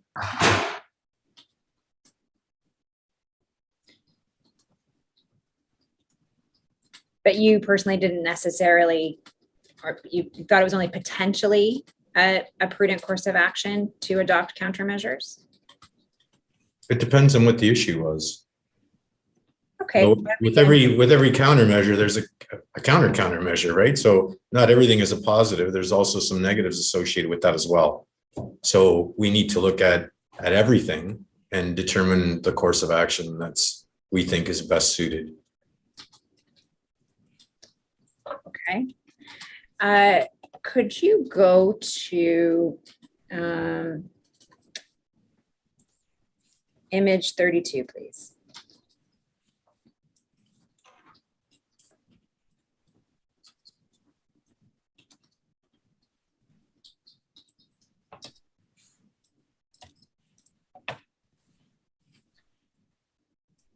So we're in the Dartnell 5 segment. And there's, if you can pull out registrar alignment discontinuity through mainline, all the way down past the picture. Yeah, the whole thing. Thank you. So this is a mainline unless alignment discontinues to the horizontal curve just south of the Pritchard Road overpass. Is that the kink? I believe so, yes. Okay. And it's where that red arrow in the middle of the picture is? Approximately, yes. Okay. Registrar, can you go to image 50, please?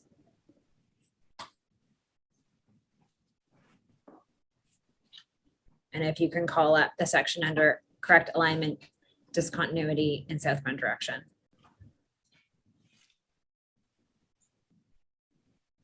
Thank you. And there's I believe another view of the kink. Is that right? Yes, And that's the left hand. If you take from the middle of the photograph, the left side of this at the bottom is rather than a curve, the line is much straighter. Is that the kink? I'm sorry, I'm not sure you're describing, but I can see the hash there where the number is 1.6 and Yeah. that's the kink. Okay. SEMA says, we are unsure why the roadway was built this way, as the design drawings do not show this occurring. It's difficult to attribute any collisions to this geometric aspect. However, it's clear that it catches drivers off guard and leads to wandering into lanes. The city could consider smoothing out the alignment through the use of pavement markings by shifting the flat area by approximately 1.6 meters. And then it says the last sentence, final recommendations for this countermeasure would require additional examination of the road design that is not possible with the data provided for this study. So just looking at the language that SEMA used, the city could consider smoothing out the alignment. Did you understand that that was an option that the city could assess and determine if they wanted to implement it? Yes. There was no collisions attributed to this, if I remember correctly. So there was no need to change it. It was not a safety issue. Okay. Registrar, can you close this down and go to image 47, please?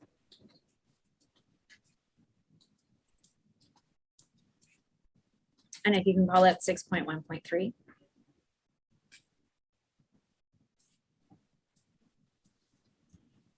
So this is a reference to friction testing and you can certainly take the time to read it. I'm going to direct you to the very last line. Just let me know when you're ready. I'm ready.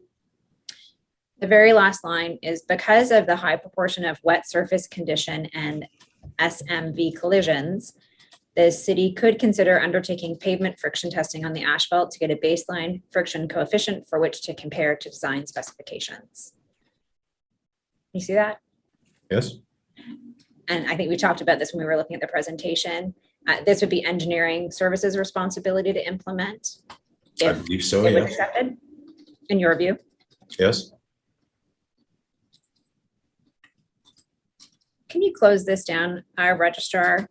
Stay on this page and open up 6.1.4.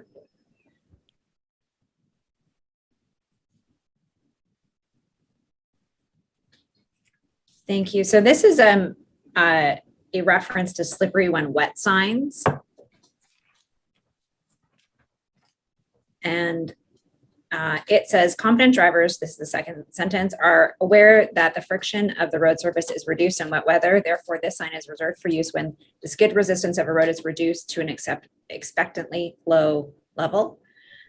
Given the high proportion of wet surface conditions, it may be determined through friction testing that the skid resistance of the roadway is lower than normally encountered in some areas. If this is determined, the city could examine the installation of a WC 105 sign for the northbound and southbound directions in relation to any areas identified through friction testing. So just stopping there, to your knowledge, and we're in the draft from July of 2013, were there any slippery when wet signs installed on the Red Hill main line? I don't know. And what about any of the ramps? I don't know. Okay. And did you read this particular comment from SEMA to be a suggestion to install these signs if friction testing suggested that signage would be appropriate? It could be. I'm not sure if it's an appropriate use of the sign, but potentially it could be. Okay. Just jumping forward, coming out of the SEMA 2013 report, do you recall if slippery when wet signs were actually installed in 2013 or 2014? I don't know. I can't remember. There'd be work orders if there was. Okay. Can you close this down, registrar, and go to image 53, please?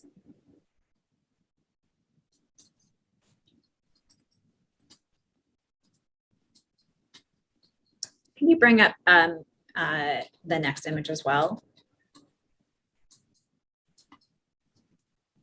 Thank you.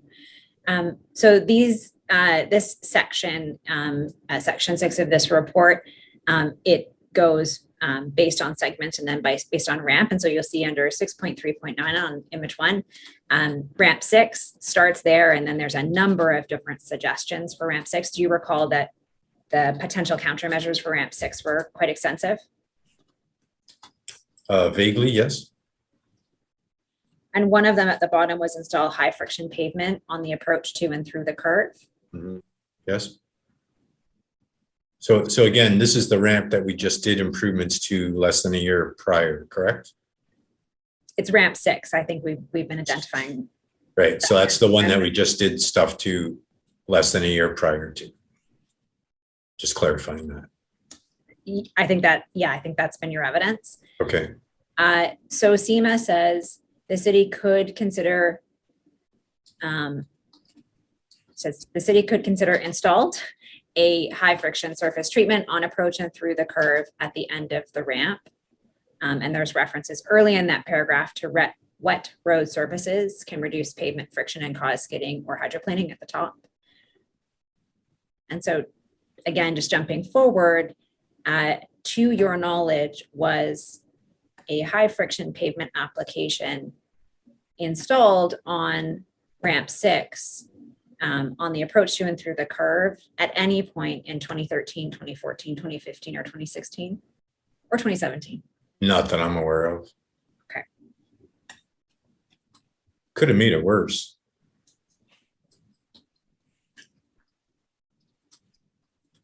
If that was your view in 2013, did you ask SEMA for? No, but I'm guidance on telling that? you, it could have made it worse. I mean, if people know they have more friction, then they would tend to drive a little quicker.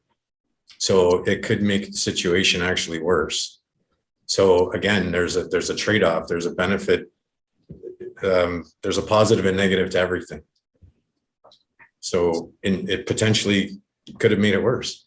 We could have had higher speeds and more damage and possibly personal injury collisions.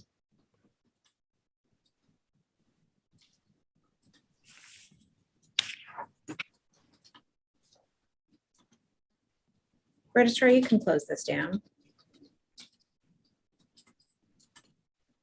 You go back into OD6, page 38, please.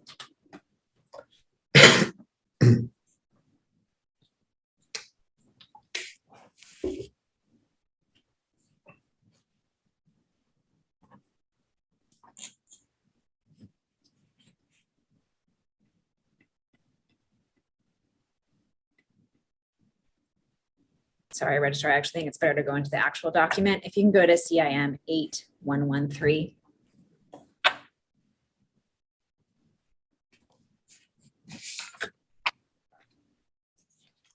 And if you could show image 1 and 2 together, please. And if you could pull out Mike Field's comments, sorry, at the bottom of image 1 and go onto the top of image 2.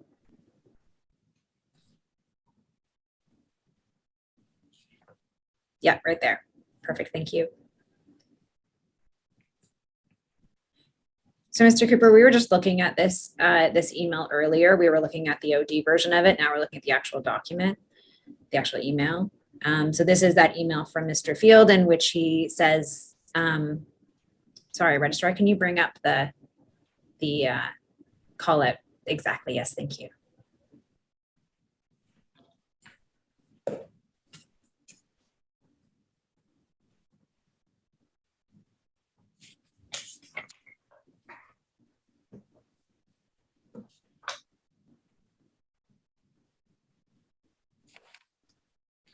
Thanks.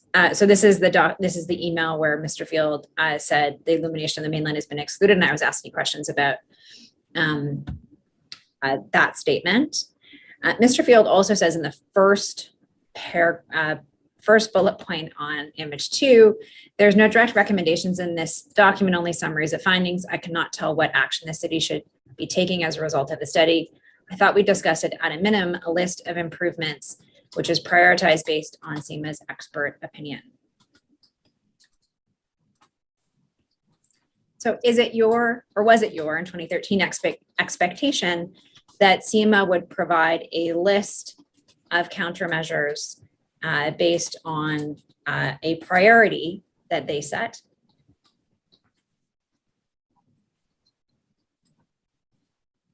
They would give us a list of potential countermeasures. I don't remember a priority.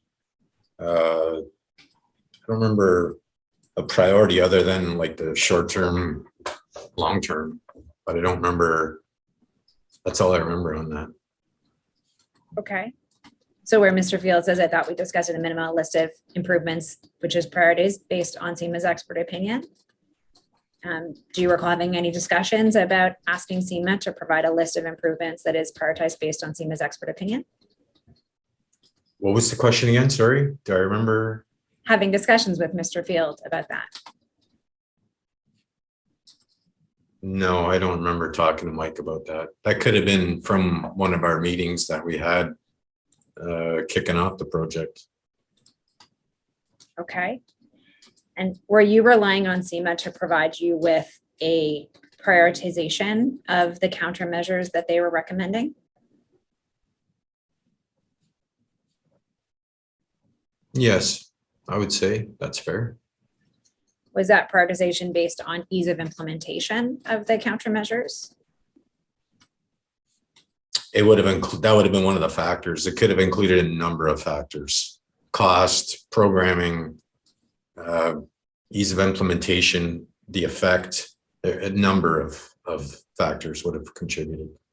Okay, so you were looking to SEMA to take all of those factors based on information from you and provide you with some sort of prioritized list of potential measures. From the project team, the information, and provide us with, yes.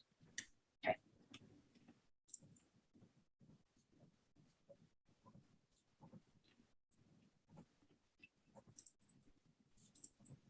Just going back to that reference to illumination of the main line. The second bullet point, Mr. Field says, considering that illumination of the main line is the first request in the council motion to review, I think there should be far more explanation as to why it was excluded.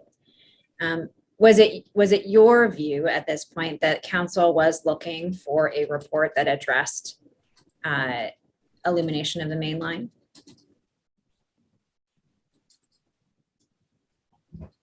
They were looking, the motion requested us review lighting in the vicinity of. I do not recall anything about the main line specifically. Okay. Did you have any impression that councillors on PwC would not be pleased if the report did not address illumination of the main line in the study area?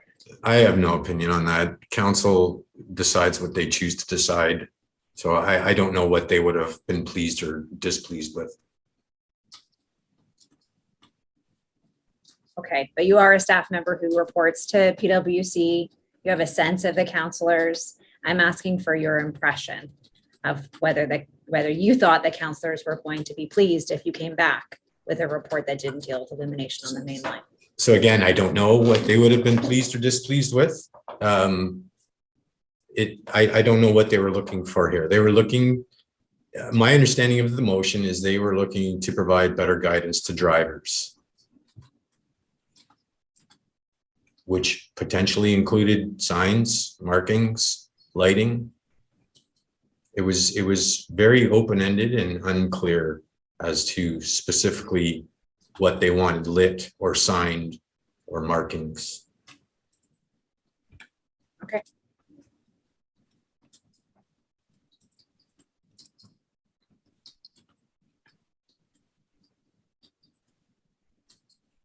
Registrar, can you take these callouts down, please?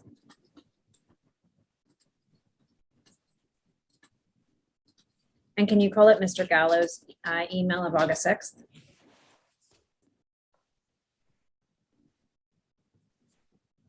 Thank you. So this is just, I mentioned this before, Mr. Gallo had some comments. These were his comments. Registrar, if you can close this down and then open up the top email in this chain. And so you say, please see our comments below to Mr. Appleby. Can you address the suggestions and revise? So does that assist you with your recollection about whether you personally provided additional comments? Well, I provided their comments. Yeah, I know, but you personally provided other comments. Well, there's none here, so I'm going to say no. Can you close that down?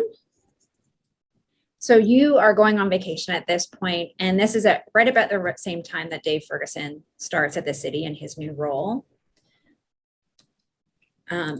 Going forward on after Mr. Ferguson has started at the city, what did you understand your role to be in respect of the 2013 SEMA report? I didn't expect it to change. Okay, so you still expected that you'd have responsibility for getting the report finalized and a staff report to council? Yes. Okay.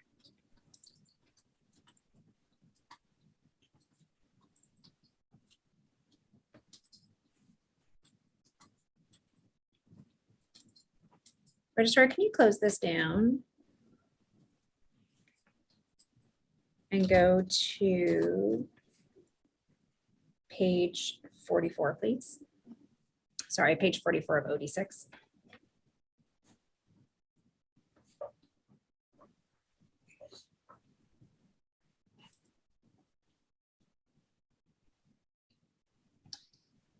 So at the bottom at 104, there was a traffic engineering services meeting, and there's a number of initials, DF, which I believe to be Dave Ferguson, Ron G. Ron Gallo, RA, not sure who that is,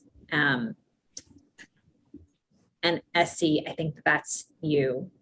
Do you remember attending a meeting with traffic engineering services right when Mr. Ferguson started?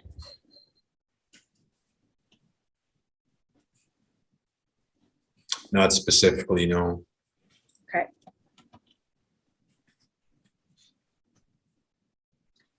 Registrar, can you go to page 47, please?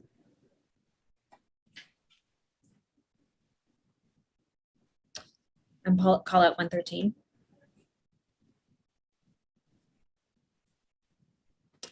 On August 30th, there was a meeting invitation circulated for September 4th for Mr. White, for Mr. Ferguson, for you, for Mr. Gallo, Mr. Field, and Mr. Kirchnoff to discuss the Red Hill report. What do you remember about the September 4th meeting? Nothing. Registrar, can you close this down and go to the next image? And to 117. Actually, no, just leave this up like this. In early September 2013, or just after that staff meeting, Mr. Ferguson shared a draft of the draft SEMA report with Councillor Collins, and then an offer to meet. And then that got extended to Jackson and Clark as well. And he scheduled a meeting with councillors for September 12th. Do you recall whether that plan to contact councillors was discussed at the September 4th meeting? I don't know. Okay. I don't remember.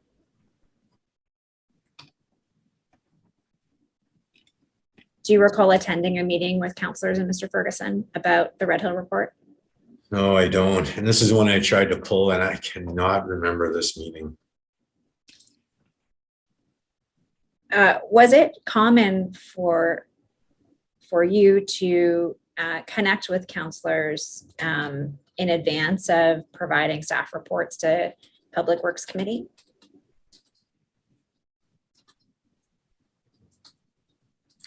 I wouldn't say it was common, but it wasn't unusual. Okay. In the past, had you sent draft consultant reports to councillors? No. At the time, did you have any concerns with sharing draft consultant reports with councillors?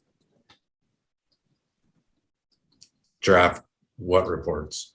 Consultant Staff reports? No, consultant reports. I've never done it. Did I have concerns with it? Yeah. I'm not sure it was my call to make if I had concerns with it. it was a decision of my management. So I'm not sure it really matters. It does matter. I'm asking for your view about whether you personally had any concerns with doing that. I don't see anything wrong with it. I mean, it's still in draft. We're communicating with them to bring them up to speed as to what we're doing, based on their motion.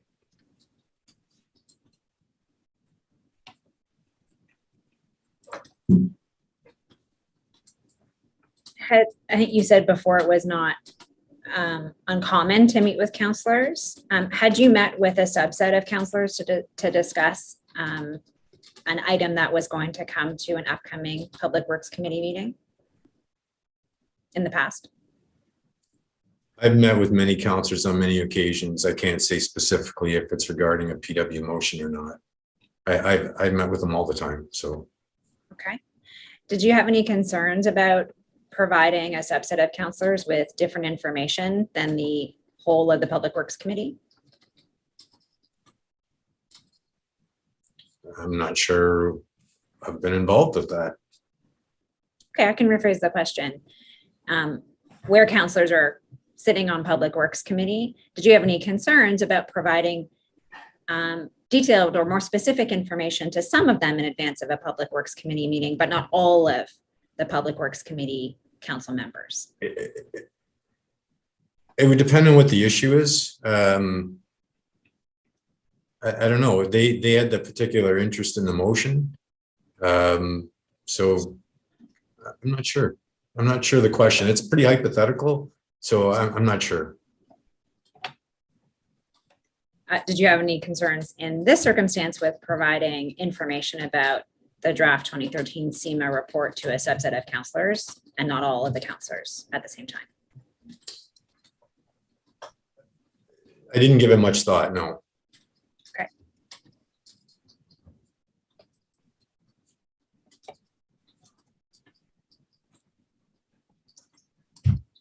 Register, can you go to page 51, paragraph 126? And pardon me, 126, thank you. So I think you referenced this earlier, Mr. Cooper. You wrote to Mr. Ferguson and Mr. White, and you said, I was speaking to Mike Field this morning, and he said that Gary Moore saw the report and was not pleased with the recommendations provided by SEMA. Have either of you spoken to him? Are you aware of anything in particular that he does not like or agree with? So just for your reference, we're in September now, and SEMA has actually provided another draft, what they call the final draft of the SEMA report, which has been provided to Mr. Field. One, do you know how did you receive any information about how Mr. Moore saw a copy of the SEMA report? No. Did you have any concerns with the fact that Mr. Moore saw a copy of the SEMA report? No. And I think you said earlier, you searched your mind, you can't remember this. Is there anything else you can tell us about your discussion with Mike Field? No. Why do you go to Mr. Ferguson and Mr. White rather than reaching out to Mr. Moore yourself? Because they're my immediate supervisors. I didn't work for Gary. Was the fact that Gary was a director have anything to do with why you didn't go to him? That along with I didn't work for him. I was doing the report for my group, not for Gary. Okay. Can you close this out, register, and go to the next paragraph, please? And pull that out. Sorry to interrupt. Will we be breaking soon? Yes, we will. So I think my last question before we break. Great, thank you. You are not copied on this. This is a forward of the email that we were just looking at, and Mr. White forwards it to Mr. Lupton and Mr. Ferguson and says in confidence, and then he says he has some comments here. The one I want to ask you about is Mr. White says, off the record, I think he even spoke to SEMA. Were you aware if Mr. Moore spoke to anybody at SEMA at any point during the development of the 2013 SEMA report? No. Would you have any concerns if you did learn that Mr. Moore had reached out to SEMA? Well, his staff was on the commit or on the team to create it, so no. Okay. And would you have wanted to be looped in about any discussions that Mr. Moore had with SEMA if they occurred? It would have been nice, yes. I'm going to close this down. Sorry, I do have one more question I want to get in before our break.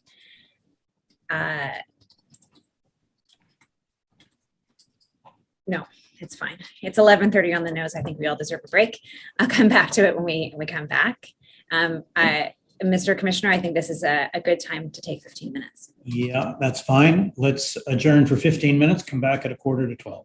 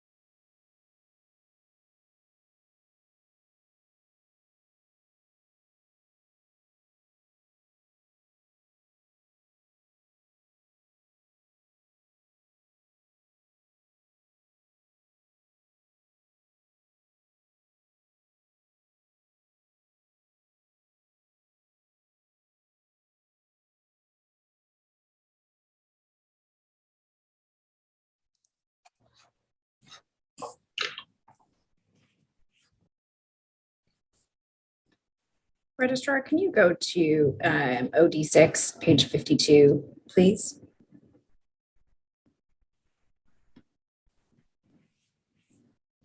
And can you call out 129?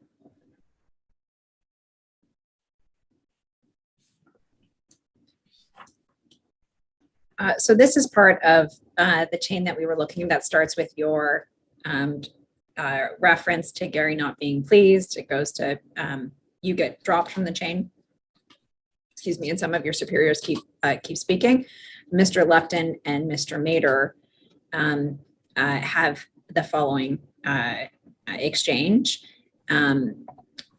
recommending that they talk to Gary and bring SEMA in if needed to discuss whatever Mr. Moore's concerns were. Were you aware that there was a plan amongst Mr. Lupton and Mr. Mader to discuss with Gary and bring in SEMA if needed? No.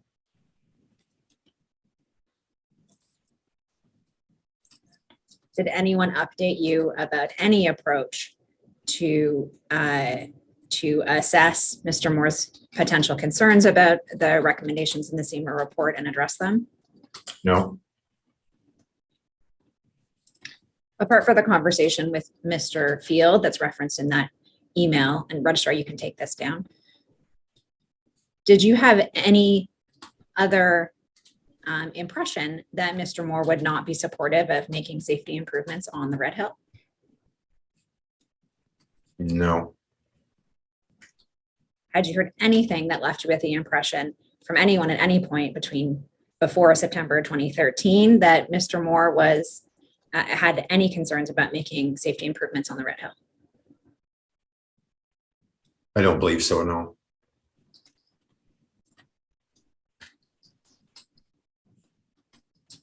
Thank you, Registrar. Can you bring up the next image, image 53, along with this image? Mr. Cooper, you see at the bottom of image 1 at paragraph 131, there's a reference to very heavy rainfall on September 21, 2013. And there were some issues on the Red Hill as a result. Do you remember this incident, this rainstorm? No.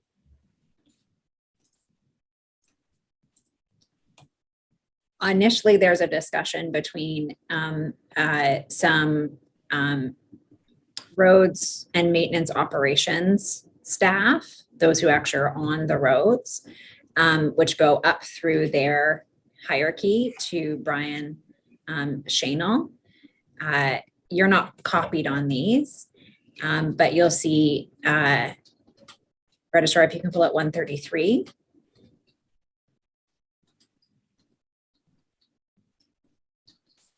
Mr. McCleary, who's in roads operations, says, he writes to Mr. White and says, can we please take the risk out of this by getting traffic to add slippery when wet signs on every ramp and along the route? We're getting several collisions every time it rains, and please are asking us to do something like add sand.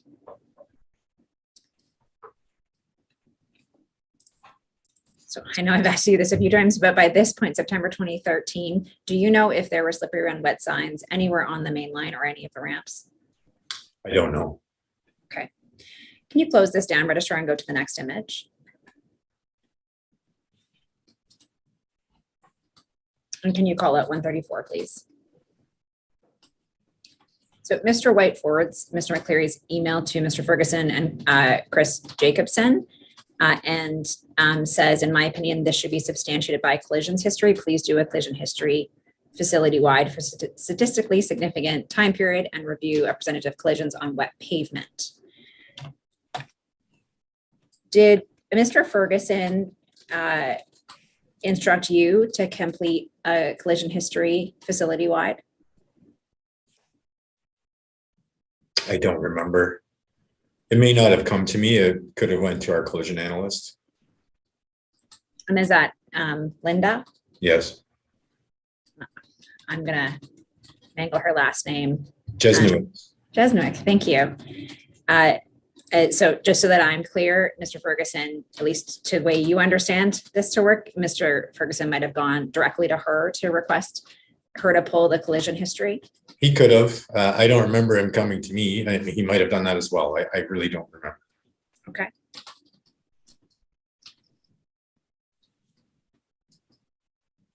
But you don't recall doing any collision history facility-wide on the Red Hill in 2013?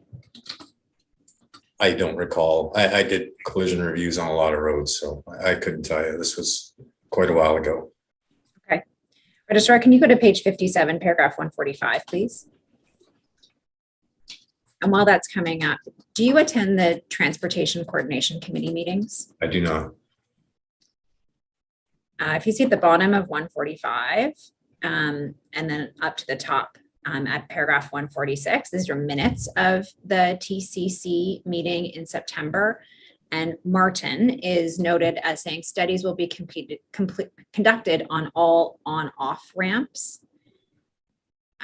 Did anyone instruct you to complete a collision review or any other study of the Red Hill on-off ramps in September 2013? I don't believe so. I don't remember, but I don't think so. I don't remember doing it. Okay. Do you remember conducting any collision review history on the mainland or the ramps in 2013 or 2014 or any time before the 2015 the SEMA report? I don't recall. Collisions are what we did though. I mean, we were roadway safety, or this time community traffic services, and we reviewed collisions regularly. So to pull out a specific location or a specific road and a specific date is next to impossible to recall, quite frankly. Okay. Just so I understand what a collision history review actually looks like, is it a spreadsheet looking at the collisions that are in the city's database? Well, it depends on, there's a number of factors. It depends on what we're looking for. A collision review would typically look at 5 years worth of data. And if we wanted to get really in depth, we would look at the actual police collision reports to see the cause of collisions. My question is more what the output is from a collision history review. You're looking at the data, and then are you doing an email? Is there a memo? Is there some sort of template? What is the outcome of a collision history review? Well, it depends on what it's for. Okay. I mean, if someone asked me, I would send the results to them. It depends on what it was for. Okay. Registrar, can you go to page 60, please?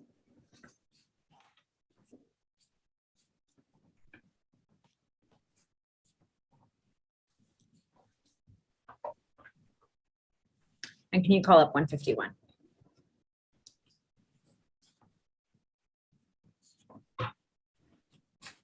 So after a fair bit of back and forth about these September rainstorms, you're not copied on any of it. Mr. Moore responds to John McClellan, Risk, Mr. Scheinel, Mr. White, Mr. Mader, and Mr. Lupton, and says, as part of the ongoing pavement monitoring for asset management purposes, we will have skid resistance testing completed on both the Link and the Red Hill.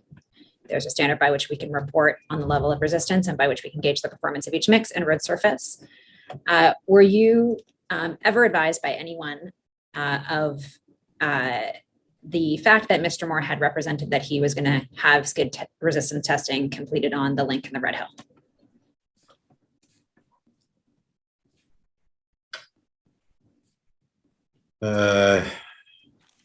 Is the question, was I aware he was going to do it?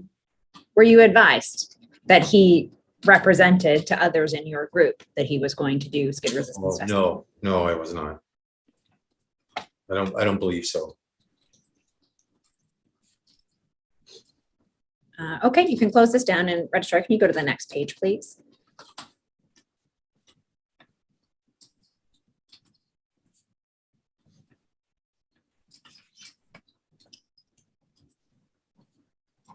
In paragraph, this is really just to orient you to time. Paragraph 155, Mr. Appleby sent an updated version of the report to Mr. Cooper, saying saying that he'd made changes in the wording as well as the text in the body.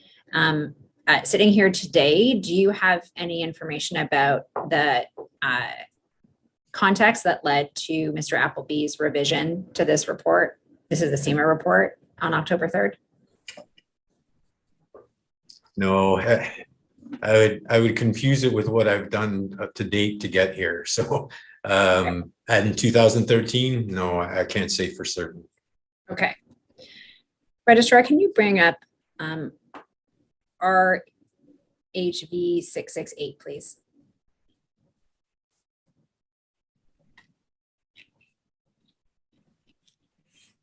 So I'm going to ask you some questions about your role in drafting staff reports to Public Works. When I'm taking you to here, Registrar, can you bring up the next image as well, please? Is the November 13, 2013 staff report that went to the Public Works Committee. The final one? The final one. And then we'll work back to your draft. Sure. But I have some general questions first. This report is titled Information Report. Can you identify the differences between information reports and other kinds of reports that staff might provide to Public Works Committee? So my understanding is an info report is just to update council on action items that we're doing or kind of an update in where we are in the process. A recommendation report is typically used to identify budget and to have things removed from the outstanding business list. And maybe information update is information report. I'm not sure. Okay. It's not clear. Who decides which kind of report to provide? Usually my manager, well, it'll be my management who decides. So it's not me. I mean, manager, I guess. Okay. So you'll see on image one, it says submitted by Jerry Davis, who's the general manager of Public Works, and prepared by you and Dave Ferguson. What did you expect Mr. Davis's level of involvement to be in reports like this? At this point, I don't think he is involved really, other than attends committee and submits it. I think at this point, he generally would expect staff to finalize the report. Okay, so he's not conducting any substantial review. I don't believe so. I don't know for sure, but I don't think so. Okay, and it says it's prepared by you and by Dave Ferguson. And of course, we will go back into actually how this report got prepared. But in the usual course, did you often take the first cut, the first draft of a staff report going to Public Works Committee? If it was directed to me, then yes, I would. But sometimes it would be my staff as well. Depends. Okay. And once you completed your draft, it would go to Mr. Ferguson. Is that right? In 2013? Yeah. Yes. And then what did you know about Mr. White and Mr. Lupton's involvement in reviewing staff reports before they went to Mr. Davis, if anything? So my understanding is I would write the report, it would go to Dave, and then it would go to Martin, and then in turn to the director, and so on.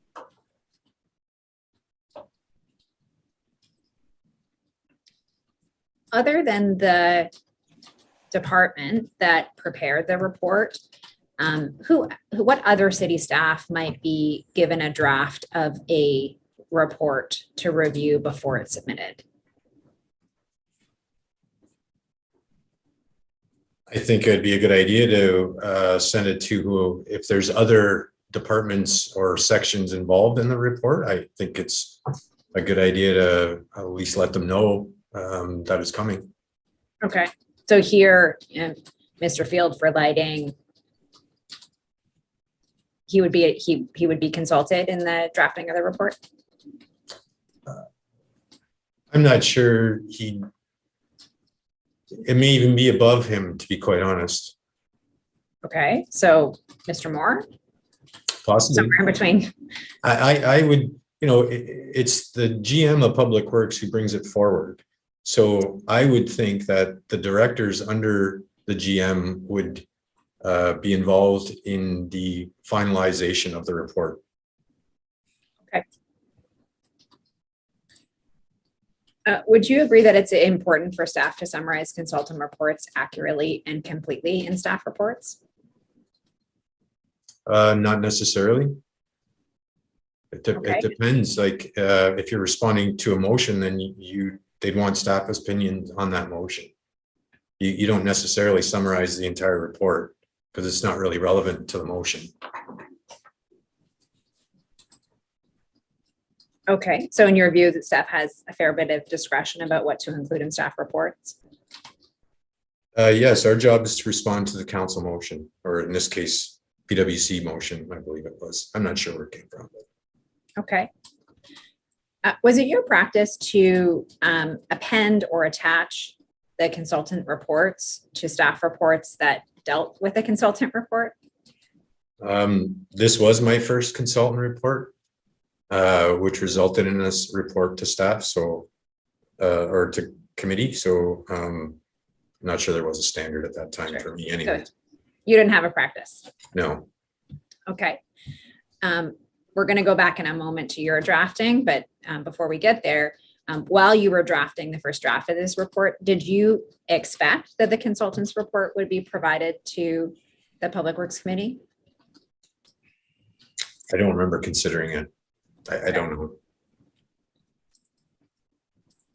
I don't think it was necessary to respond to the motion. Okay. Registrar, can you close this and open up ORU document 6, page 62, paragraph 157, please?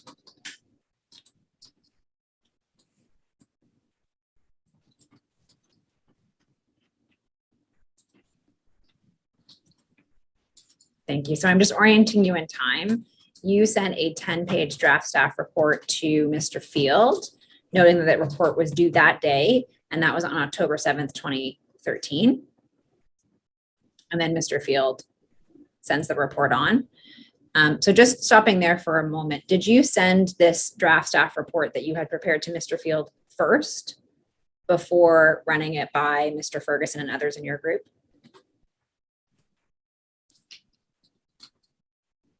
I would say yes.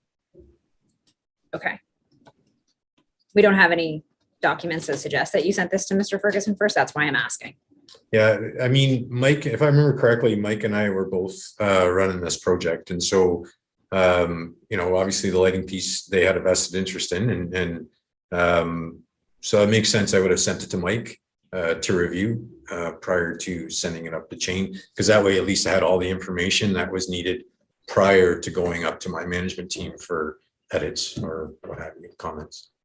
Okay. And do you recall getting any feedback from Mr. Field? I do not, sorry. Okay. All right, let's go into the, actually, before we go into the document. So just in terms of timing, am I correct that staff reports need to be prepared weeks before the Public Works Committee at which they're going to be delivered? It's about 3 months. Okay. 12 weeks, I think.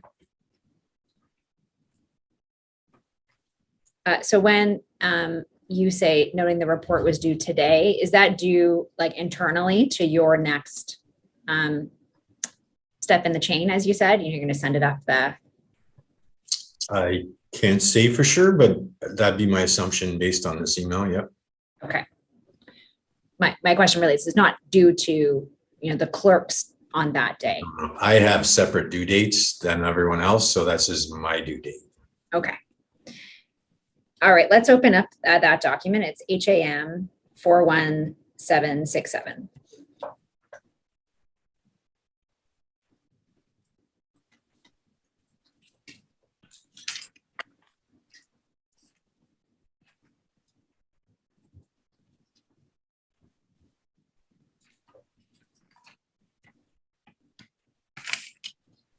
Why don't you bring up the first two images?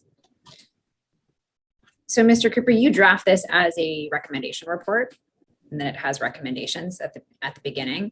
Why did you characterize this as, or frame this as a recommendation report?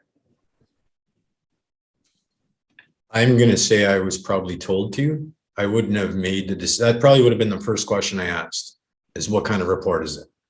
Because that will determine which template I use to create the report. Okay, who did you ask? Would have been Martin or Dave. Probably Dave, I'm guessing. Okay.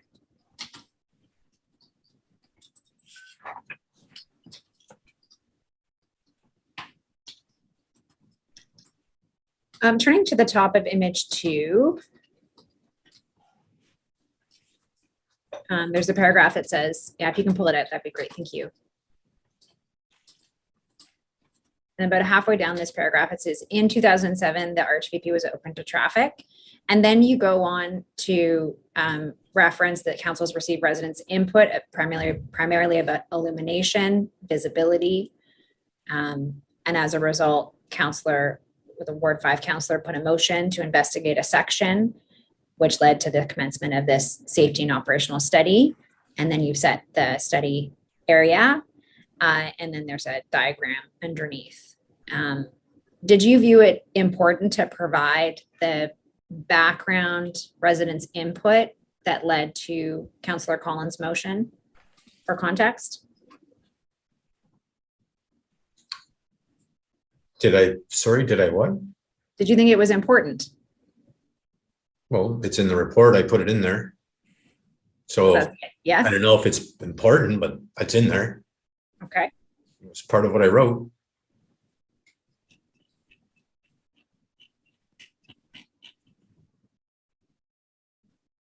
Can you go down, Registrar, to page 5, please?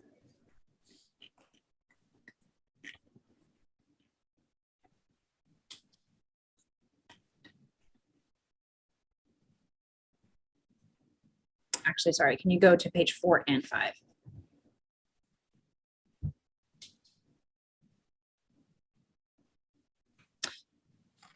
So up at the top of page 4, it says many of the recommendations in the report identified relatively minor changes to various signs in the study area.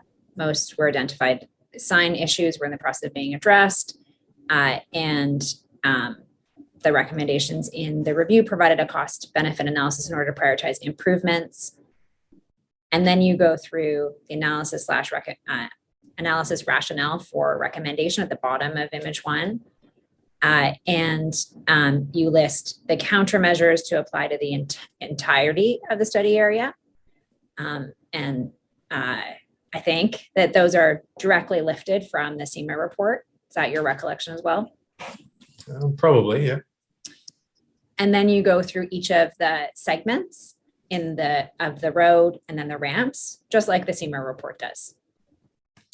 Remember that? Yes. Okay. So on the bottom half of the image 2, you're referencing Dartnell and Mud Street, the Mud Street off ramp. Now, just so that I'm clear, is that ramp 6? I don't think that it is. Where are we talking? Sorry, where are we talking here? Between Dartnell and Mud Street off ramp. No, it's not ramp 6.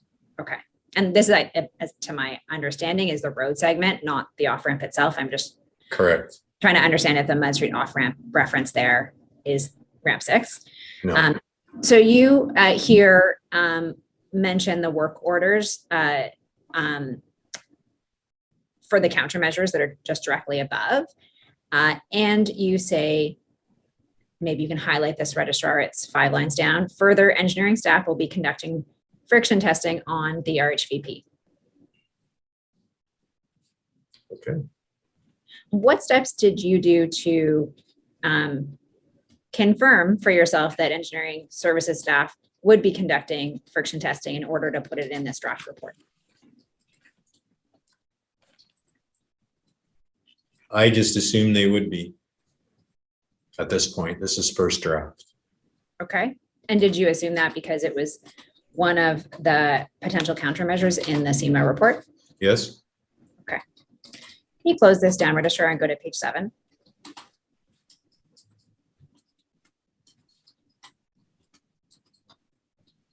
And if you can call out the first paragraph, Mud Street interchange.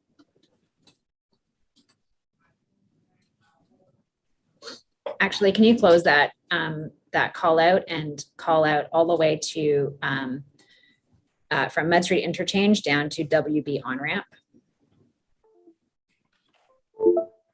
Thank you. So just so that I understand this, the eastbound off ramp to Mud Street, it says ranked number 1 on the 2012 network screening list.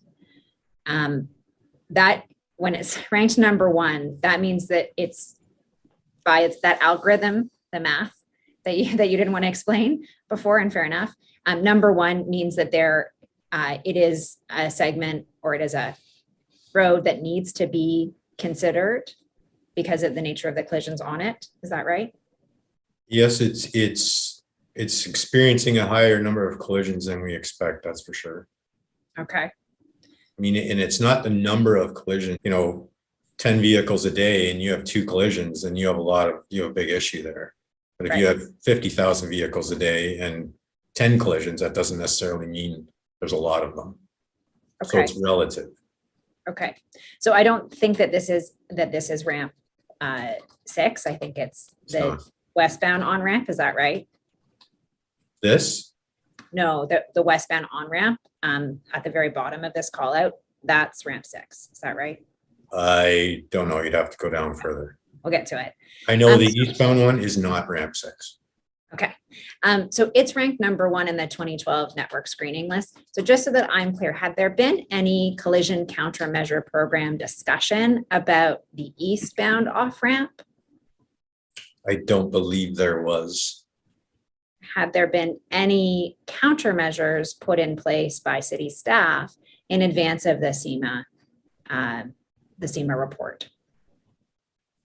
I don't recall. Okay.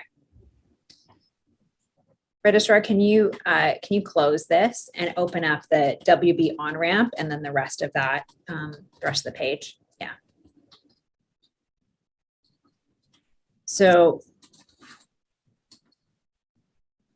just based on what's here, the installation of high friction, install lighting on ramp, the other countermeasures, it's my understanding that this is ramp, what we've been calling ramp 6. Is that right? I believe so, yes. Okay. So you'll recall when we looked at that 2010 report that ramp 6 ranked 64 overall, and now we're at in 2010, and now we're at 13 overall in 2012. That's a trend you don't want to see, I presume. It's definitely going up.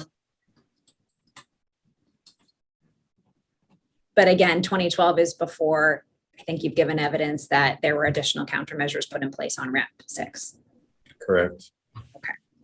So I'm going to guess that's why, because we noticed this, and so we put some changes in there prior to hiring SEMA.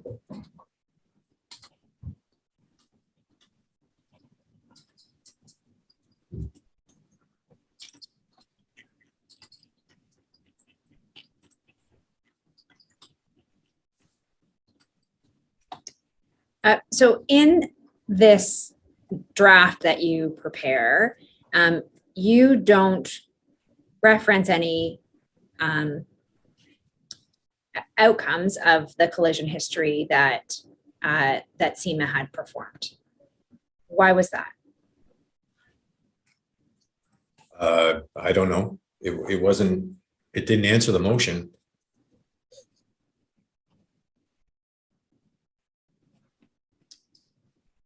Okay, and in this particular section, you don't reference that half the ramp collisions were on this particular ramp. Why was that? I don't know. Okay, you didn't think that was information that PwC would needed to be able to understand the report? No. Not to answer the motion. Okay. And there's no reference to the high proportion of wet surface conditions or single motor vehicle collisions. Okay. You have the same answer about why that wasn't included? Yeah, I think speed was the underlying issue here. So, no, I don't think it was, I didn't put it in there, I guess. So is your evidence that because you thought speed was the underlying issue, you didn't think that the counselors need to have a collision history review set out for them in this report? I don't think it would benefit the motion. And it wasn't my opinion that speed was an issue. Speed was an issue, and it's very well documented in this report, as well as prior to the report, as well as after the report. So speed isn't my opinion, it's a fact. Okay.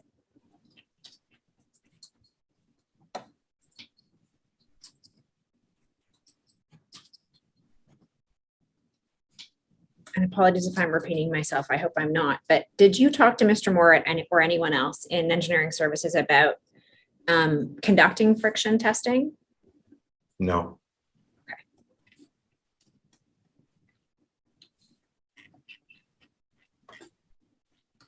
Registrar, can you go to image 10, please?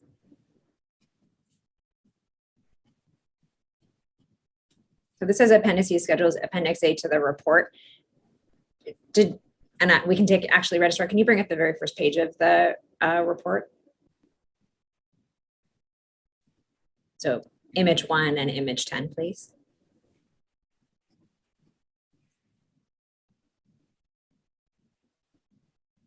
So there's a reference here to appendix A, and this is recommendation A, to the report respecting the Red Hill improvements be approved. Just trying to understand what were you planning to put into appendix A? Could I see the appendix? There is no appendix. Oh, okay. It would have been the Not that I can charts. find. It would have been the charts, I believe, that were in the SEMA report that recommended the changes. Okay, so putting in chart form the content that you've put into the report itself. Yeah, I'm surprised it's not here. Eventually, appendices were prepared that did have those charts. I'm just looking at the version that you sent to Mr. Field, and it says appendix, but it doesn't have anything attached. Do you remember if you drafted an appendix at the same time that you drafted this report? I don't recall specifically, but it makes sense. I would have sent the whole thing complete. Maybe I was still working on it. I'm not sure. Okay. But this was to Mike, right? Not to Dave. To Mike, yeah. Okay, yeah. So I would think I would have sent the complete one to Dave. Okay. Registrar, can you take this down and can you open up HAM 63995?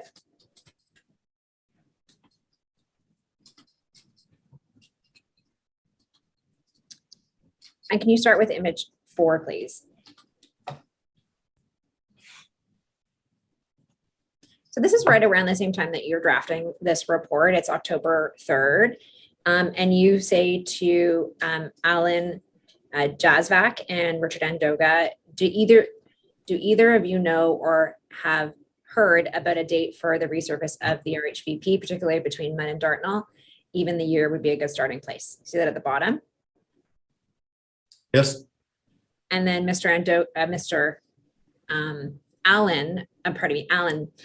Jazvac responds, the next surfacing of the link will be scheduled for sometime around 2025 to 2027, hopefully not sooner. And the Red Hill will be done before the link. I can suggest that the Red Hill will be resurfaced around 2021. And then they ask why you are asking. And if you can go to image 3, Registrar. And if you can call out Mr. Cooper's email at the bottom there.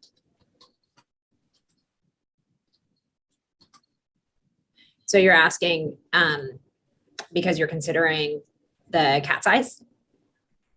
Yes. And you want to coordinate with the resurface because that's going to involve cutting into the pavement? Yes.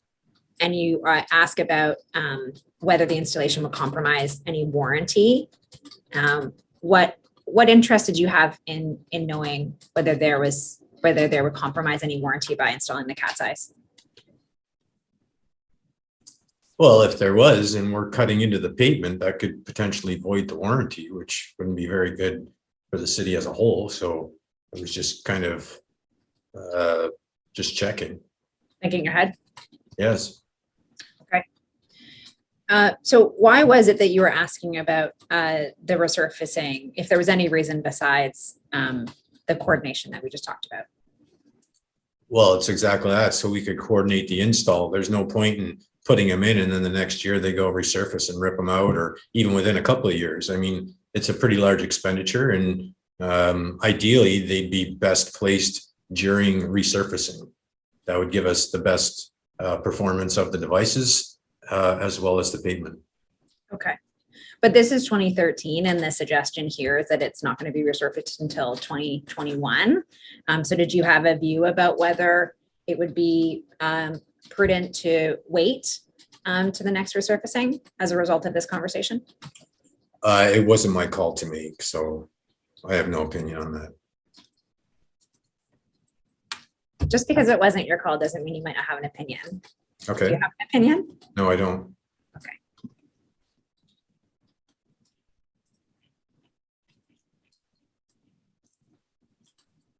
You can close this. Oh, sorry. I'm being told that this needs to be marked as the next exhibit, which I think is exhibit 68. Noted, Council. Thank you. Thank you.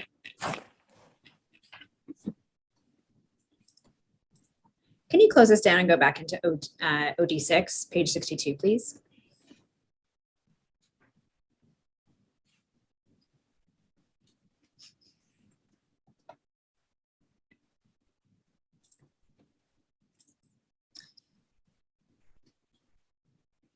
Actually, let's go to page 63, please.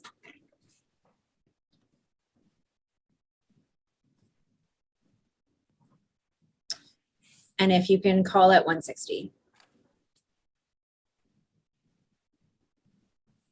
So you're not copied on this, but Mr.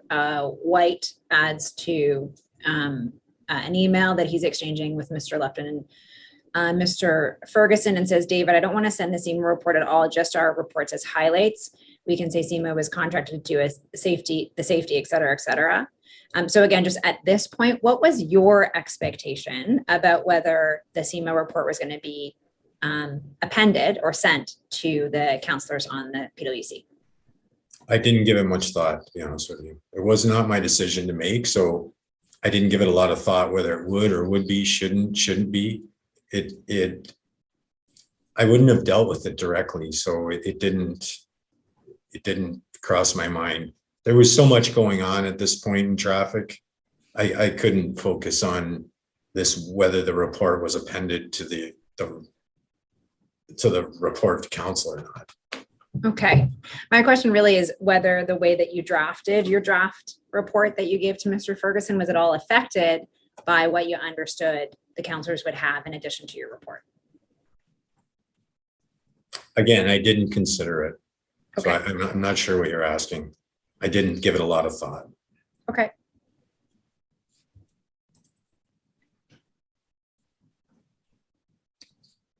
Did you have any role in editing the various drafts between your draft and the draft that eventually goes to PwC that we looked at just after the break? No, I did not.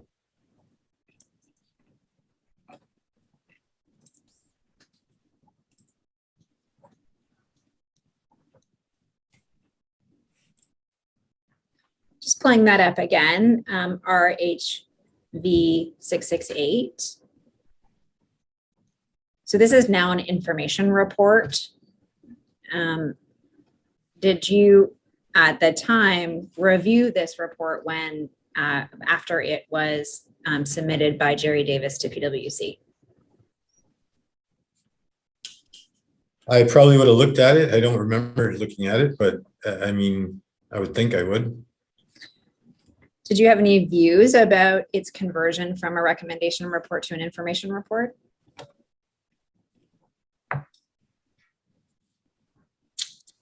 Well, the change wasn't mine to call. Like, it wasn't my call to make the change from a recommendation to an info report. So What it was called, it didn't matter to me. My management team knew better how to report back to committee. I didn't like the fact that my name was still on it when I didn't write it.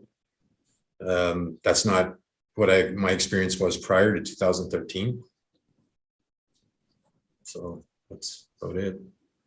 Did you have any concerns about being able to implement the countermeasures proposed by SEMA and identified in this report if it was an information report compared to a recommendation report?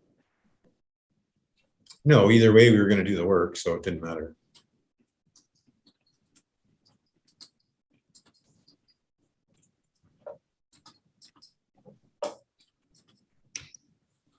Registrar, can you go to page 70, please, of OD6?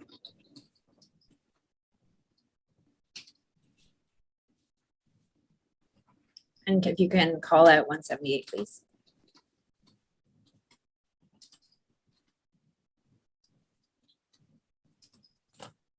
So this is an email from Mr. Ferguson to you, and he says, please set up a meeting with SEMA. And sorry, just to orient you a little bit, we're at the end of October. You've put in your 10-page draft staff report. You have a copy of the SEMA report that they have called as the final report. And Mr. Ferguson comes to you and says, please set up a meeting with SEMA to discuss the RHVP report. And you say, sure, when and why. And he says, look at my availability. And then he says, modification to the report to reflect council info report.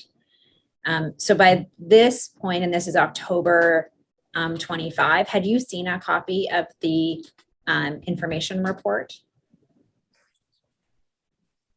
I don't believe I did, Okay. but I can't say for sure. Okay. Do you recall having a meeting with SEMA and Mr. Ferguson to talk about modification to the report to reflect the council information report? No, I don't. Okay. This was your first consultant report, so you might not be able to answer this, but did you have any views about whether the staff report should be reflected? Pardon me. The consultation report should be changed to reflect the council information report. Is that the right approach in terms of trying to have two reports be similar? Well, I think it's a collaborative effort.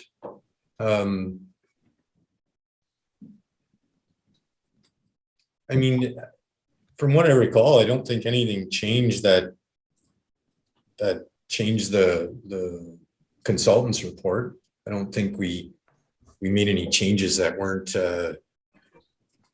in the spirit of the report or anything that was wrong or misleading, I don't believe. Yeah. Registrar, can you close this out and go to the next image, please? And at the bottom, you'll see on November, in fact, can you call out 181? On November 7th, Mr. Appleby emailed you with the 2013 SEMA report, and he wrote, just let that come out. I've attached a Word document to this email with our suggested wording additions. I'll go to that in a moment. Do you recall having a meeting on November 6th with Mr. Appleby? No, I do not.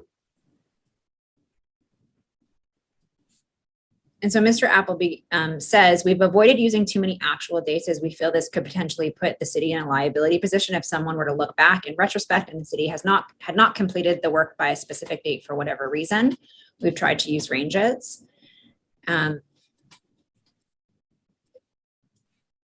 Did you suggest to Mr. Appleby that the consultant's report and the ranges in it should reflect a range rather than a specific date in order to avoid putting the city in a potential liability position?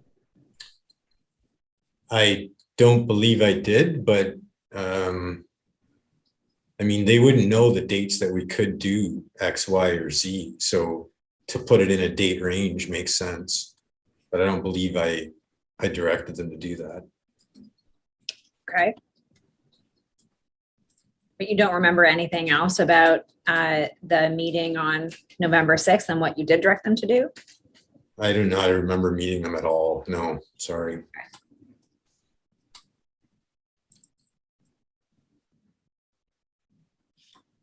Registrar, can you close this out and go to page 72? And the next paragraph 182 and call that out? Sorry, even if I did attend that meeting, it would have been Dave running the meeting, not me. I mean, he was the senior guy in there, but I don't remember the meeting at all, quite frankly. And you don't remember if Mr. Ferguson attended either way? No, well, I set it up for him and I apparently, so no, I don't remember. Because I wouldn't have communicated that direction to them. It would have come from him. Okay. So this is an excerpt from the Word document that Mr. Appleby sent. And it says at the top, the city's indicated that with respect to a select number of countermeasures, a stage approach to implementation will be taken. So that's very clearly something that the city has communicated to SEMA. Do you agree? I don't know. Okay. I mean, it says the city has indicated. Do you Yeah. remember indicating that? No, There I was just said a I don't. approach? I just said I don't remember the meeting, so I can't say for certain. I don't remember meeting with Dave and Brian, unfortunately. Sure. So not necessarily at the meeting, just generally, do you remember communicating to SEMA that the city wanted a staged approach to implementation? No, I don't. Okay. And do you remember either in the meeting or at any other point providing SEMA with the ranges of dates that are set out here for signage and for the pavement markings and cat size?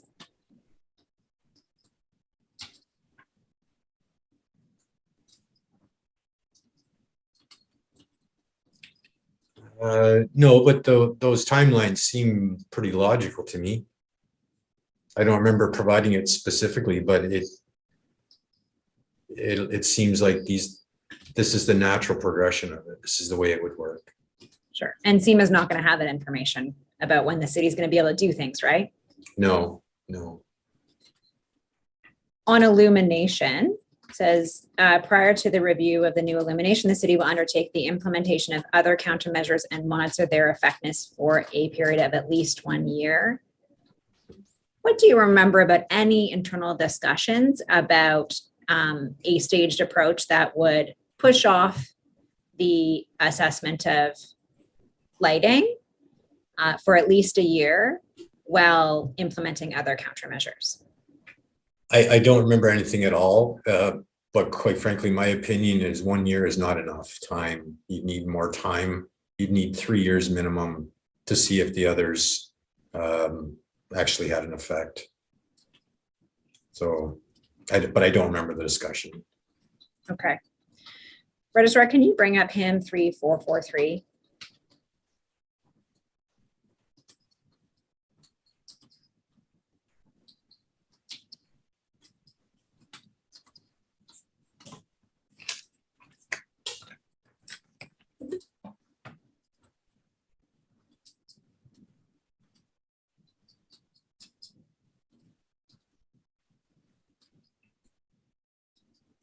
Sorry, Council, do you mind just repeating the doc ID for me? First, ham, I think I probably misspoke, ham 4330.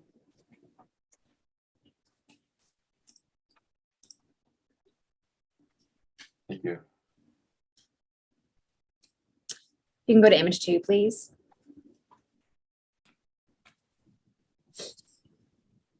So this is just what we were looking at, Mr. Cooper, where that was an excerpt of the highlighted part. And then you'll see the cat size, the PMPR, and the inverted profile markings are now, they both say MT before they were ST. Okay. You see that? Does that assist with your recollection of providing that direction to SEMA? No. Registrar, can you go to images 5 and 6? The PRPMs and the inverted profile markings, they were new to the city I wouldn't have been able to provide comment on the installation for that. It was new to me anyways. I knew what they were, but it was new to me, and I certainly I wouldn't have had the knowledge of the budget or the installation process or anything to that nature to provide those comments on this. Okay, if you look up into the highlighted section, it says under pavement markings and PMPR recommendations, PMPRs will be installed with the next planned resurfacing of the Red Hill, likely in the medium term, 5 to 10 years. Okay. And then you'll recall that back and forth you had with Mr. Andoga about resurfacing. So is it fair to say that in fact you did have enough information to provide that information to SEMA? I just don't remember doing it. I guess it's fair to say I could have, but I don't remember doing it. So again, in that meeting, Dave would have been the senior guy in the room and would have ran that meeting. Okay. Registrar, can you go to image 5 and 6, please?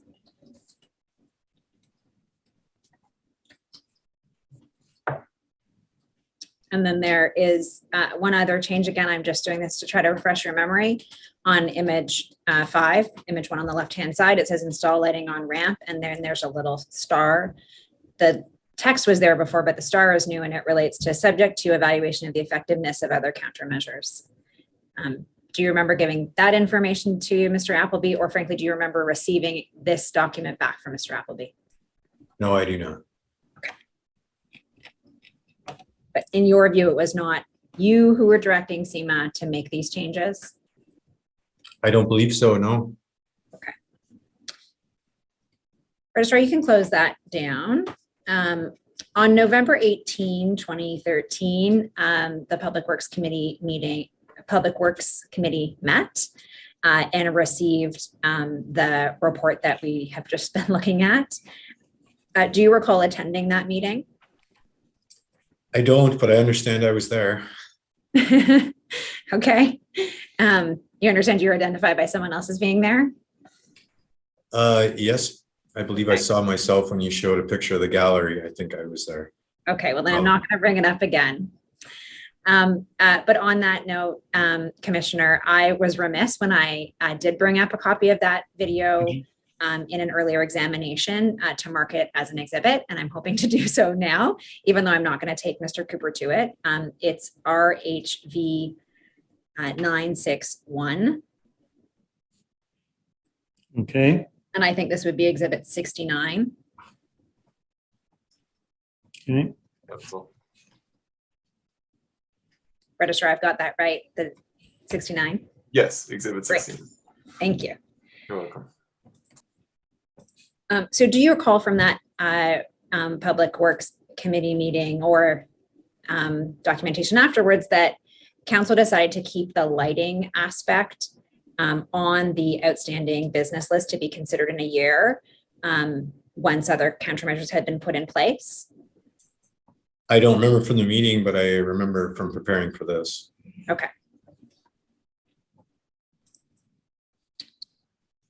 Registrar, can you bring up OD6, page 80, please?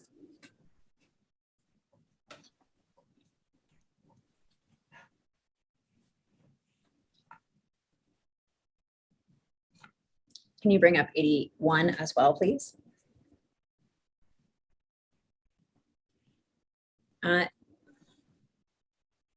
So at the bottom of page 80 on December 9th, so this is after Public Works met, you responded to Mr. Appleby's message of November 19, the one that had that document that we were looking at, and advised that he'd received the go-ahead for the wording changes and instructed Mr. Appleby to proceed to make final copies. Who gave you the go-ahead for the wording changes? I'm assuming it would have been probably Dave, maybe Martin, but I'm pretty sure I just dealt directly with Dave. Okay, that's your assumption, but you don't have a distinct recollection?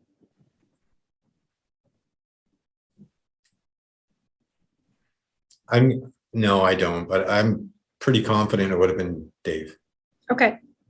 Registrar, can you call out the top paragraph of page 81? So Mr. Appleby emailed you and asked, do you want the date changed on the report to December? It currently says October, but I can't remember if we were going to keep the original date on the report or not. Doesn't matter to me either way. And you responded, the original date is fine. And so just stopping there, you'll recall at the front page of this 2013 SEMA report, it actually said October 2013. Do you remember that? I don't need to bring it up. Yes. Why did you say that he didn't need to change the date to December? If I remember correctly, the changes were minor, and we already reported to committee with the relevance of the report, and I didn't think it mattered. In hindsight, I certainly would have had them change it. But again, my understanding was they were minor changes, and we already reported to committee, and nothing in the December version affected what we reported to committee. Okay, so you agree by not changing the date that appeared on the front, it made it appear that the final SEMA report was finalized in October 2013, rather than December 2013. Yes. Oh, like I said, in hindsight, I certainly wouldn't have done it that way. But it is what it is. I did it. And again, I didn't think it was relevant. I didn't think it was, there was major changes to the report, and that it didn't really matter, but that won't happen again. Did you make that decision on your own, or did you discuss it with anybody in your group before you told Mr. Appleby that the original was fine? No, I did it. I did it on my own. At this point, there was so many versions, so many back and forths, with everything on this, and quite frankly, I just wanted to be done with it and move on with the other 800 items I was dealing with at the time. So, okay. Registrar, can you bring up RHV 668, please, image 2?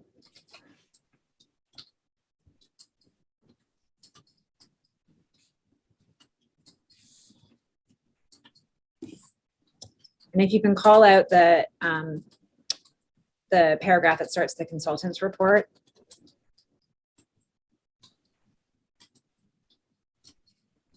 So you'll recall when we looked at your draft of the report in respect to friction testing said engineering services will conduct friction testing. And I think your evidence was that you didn't speak to anybody in engineering services about that before you drafted it.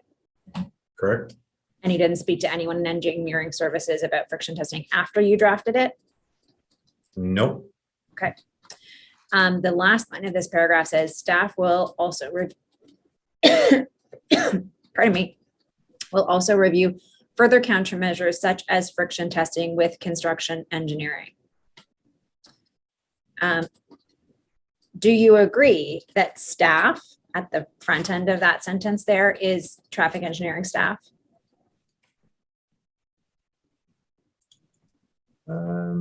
Yes, I think so.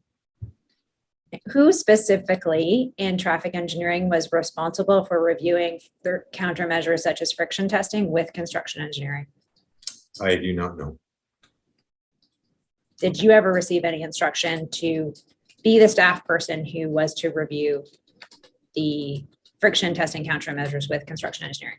No, I did not. You have any idea who was? We didn't have a materials expert on staff and traffic who would be versed enough to deal with that. Okay. I'm going to suggest that nobody in traffic engineering was appointed to be the person to review further countermeasures such as friction testing with construction engineering. Do you agree or disagree with that? I don't know what my management team decided. It wasn't directed to me or my staff, so I don't know. And when you say your staff, who do you mean by your staff? I had technologists under me at the time, and I don't believe either one of them was to follow up with this either. Okay. Are you aware if anyone else within traffic engineering reviewed further countermeasures such as friction testing with construction engineering? No, You're just not aware either way? no, I'm not aware. It wasn't a decision at my level. Oh, and I understand that, but in terms of information coming back to you about friction testing, did you become aware that some other staff member was responsible and had gone and done that review? No.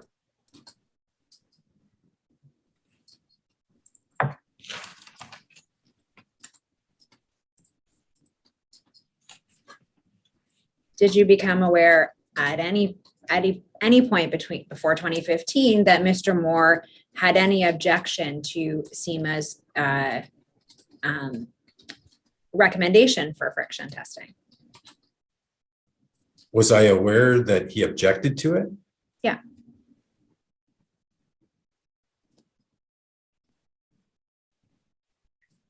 I don't believe, didn't they start to do it in 2013 though? I'm just asking if you ever became aware that he had any objection. I'm not assuming that he did. I'm just asking if you had any awareness of that. I don't believe so, but again, he started it in 2013, so I'm not sure the question. It's kind of confusing. Okay. Did anyone tell you in 2013 that he had initiated friction testing, or is that from your review since? No, that's you told me that earlier today. Okay.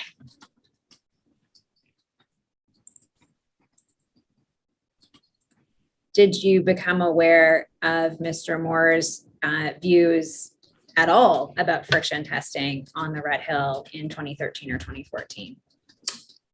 I do not believe so, no. Okay, who was responsible for, you can actually close this down, Registrar. And can you go to the next image? And maybe bring up the next image as well.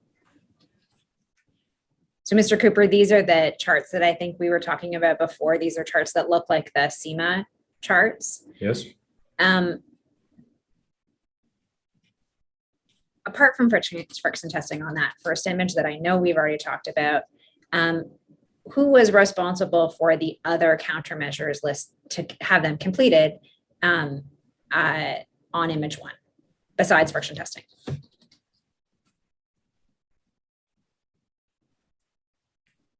It'd be Hamilton Police and traffic. Okay, so the enforcement of traffic, travel speeds, that's Hamilton Police. Yes. And then the rest is traffic? Yes. And within traffic, the person who is responsible to ensure that work orders are put in and this gets moved along, is that you? Yeah, I would have issued the work orders for it, but then it would become traffic operations to implement them. Okay. But it was on you to initiate their implementation, and put it that way? Yes. Okay. And for the friction testing results, I think you've told me several times, but just to confirm, your view was that engineering services was responsible to complete that short-term measure? Yes. And did you ask at any point before the 2015 SEMA report for a copy of results of that friction testing? I don't know if I asked for a copy, but I asked if it was done. I wouldn't have known I wouldn't have known what the information meant, quite frankly. I'm not a pavement expert by any means, so I'm not sure I asked for the results. But I asked if it was done. To whom did you ask if it was done? Dave Ferguson, I believe. Okay. Did you ask anyone in engineering services? No. Okay. And when did you ask Dave Ferguson if it was done? I don't know. I couldn't tell you. Okay. I mean, all these reports jumble into one, so I don't know for certain. That's fair. I'll ask you at other points to try to orient you, and I'll ask you again. Maybe I'll ask just on this point, in 2013, so November, December 2013, did you ask Mr. Ferguson if he had any confirmation that the friction testing was done? Ms. Lawrence, honestly, I've tried to think through this whole process when I asked him. I cannot tell you. I have tried numerous things to jog my memory, and unfortunately, nothing is triggering it. So I do not know. Okay. I am going to come back to it, but I'll ask some questions now so I don't have to keep asking them. Did you ever see a copy of the Tradewin report? No, I did not. Did you ever see a copy of the Golder report that appended the Tradewin report? No, I have not.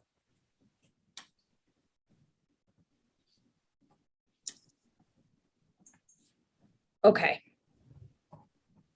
I'm not going to take you through the road segment countermeasures, but I do want to go to the ramp countermeasures. If you can go over a registrar to the next image.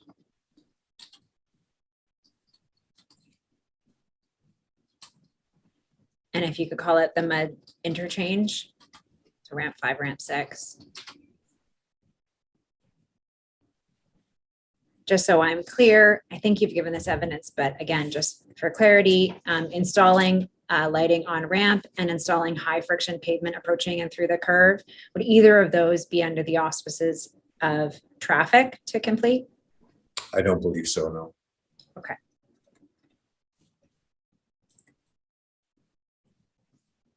And can you close that out, please?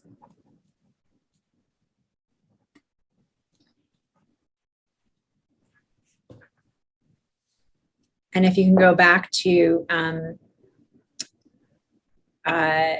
2 images before this one, so I think it's image 3.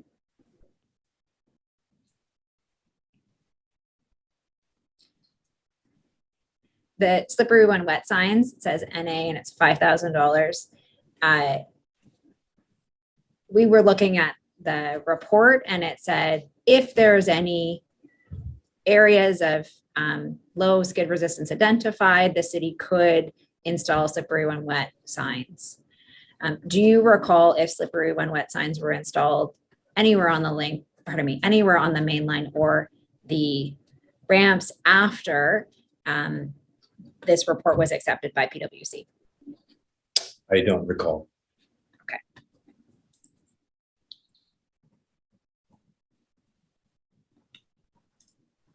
Registrar, can you go to HAM 4529?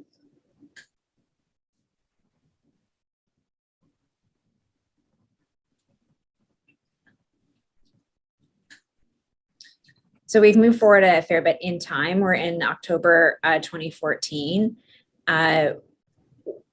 Registrar, can you call out Mr. White's email to Mr. Ferguson in the middle of the page?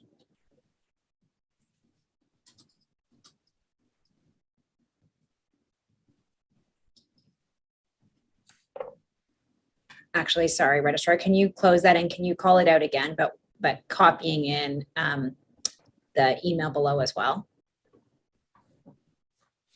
Yeah. Mr. Cooper, do you recall in 2014 there was a double link fatality a double fatality on the link?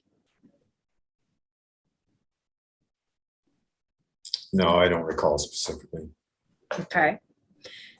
So there's a reference in that first email down there from Linda Jesnowitz.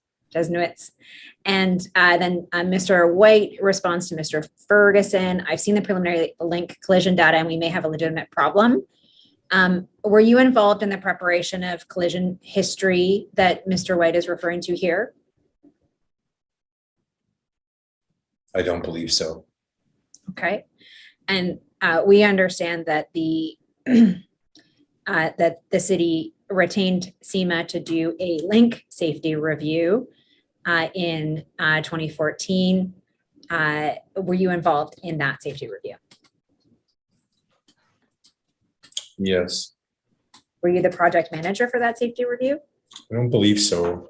My main role, I think, was just to provide the data and the background. Okay. Comparing and contrasting the 2013 SEMA project with the 2015, what becomes the 2015 link project, did Mr. Ferguson take on more of the responsibilities for the link report than you did? Like in terms of product management?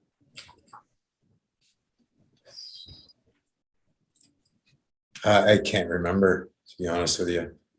Okay. I can't remember starting this project. Okay.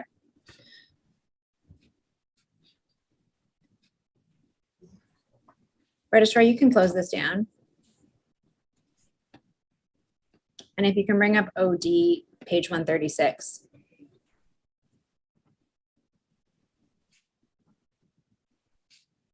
And if you can call it 391.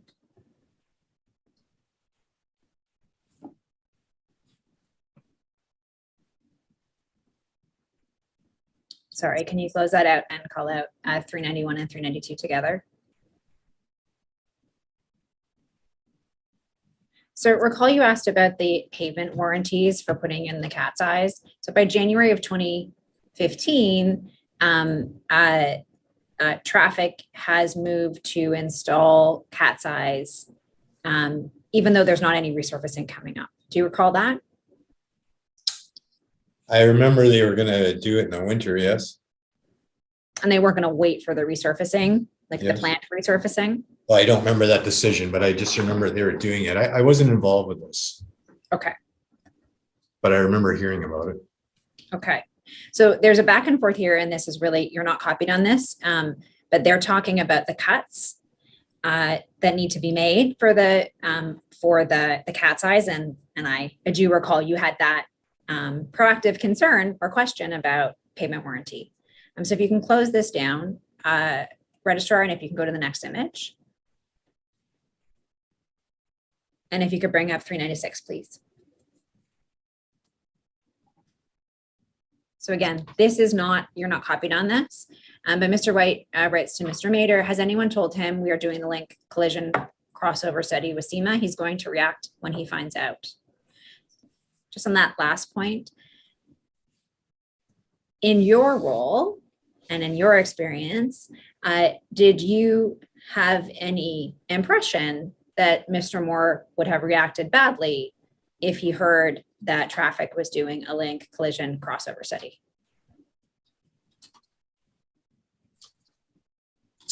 In my opinion, what? I'm sorry?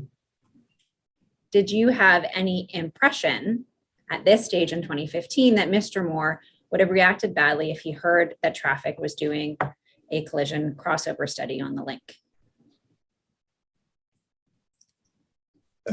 I don't know. I didn't work with Mr. Moore, so, you know, I didn't have a lot of dealings with him either. So I'm not sure. I'm not sure I can answer this question, really.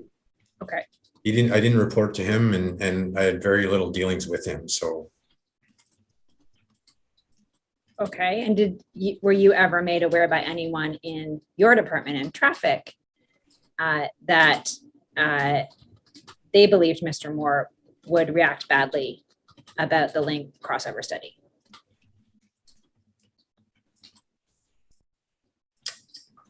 I can't say for sure. I don't know. Okay. You said you didn't work regularly with Mr. Moore. Had you personally had any negative experiences interacting with Mr. Moore? Mr. Commissioner, echo an objection made by my colleague, Ms. Roberts, about that the witness should be asked about his experience with respect to the Red Hill and Mr. Moore and not generally. Yeah, I think Ms. Lawrence, that's the ground rule here. Sure, let me reframe my question. Mr. Cooper, had you personally had any negative experiences interacting with Mr. Moore in respect of your work involving the Red Hill? No. Did you have any concerns in getting information from engineering services? I didn't get information from engineering services. When you didn't have a need to get information from engineering services? Well, I guess I needed to find the as-built drawings way early in the beginning of the 13 report. There was no issues. I couldn't get them. But I don't think I had issues getting information from them personally, no. Okay, I just wanted to clarify because you said I didn't get the information from engineering services, but what I'm hearing you say, and if you could clarify, is you didn't have any problems when you did have to get or request information from engineering services. Is that right? No, I worked collaboratively with that group. So no, I had no issues. Okay. Commissioner, it's 1 o'clock, and I Mhm. suggest we break here for lunch. That would be fine. Let's stand adjourned until 2:15. Thank you. Could you put council into a breakout room, please? Sorry, Council, just give me a moment to reorganize the breakout rooms. Okay.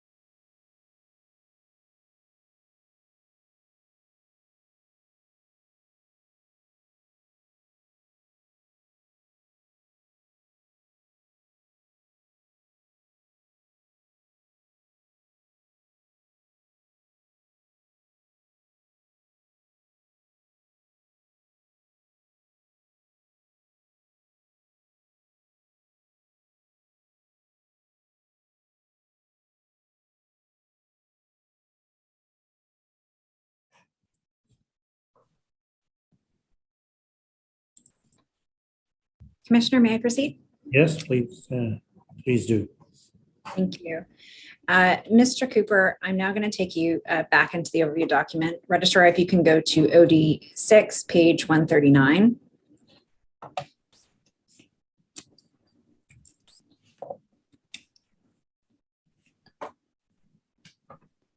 You can call out 403, please.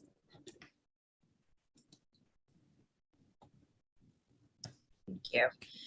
So this is February 2015, and Mr. Ferguson emails you copying Mr. Warren, Jason Warren, regarding the Red Hill, and asked for the preparation of an update report based on the action items that we traffic had identified. And the report was due March 2nd. Do you recall why a report was due in March of 2015? Sorry, why it was due? Yeah. I don't know. Okay. Registrar, if you can go close this out and go to the next image. And if you can pull out 407, please.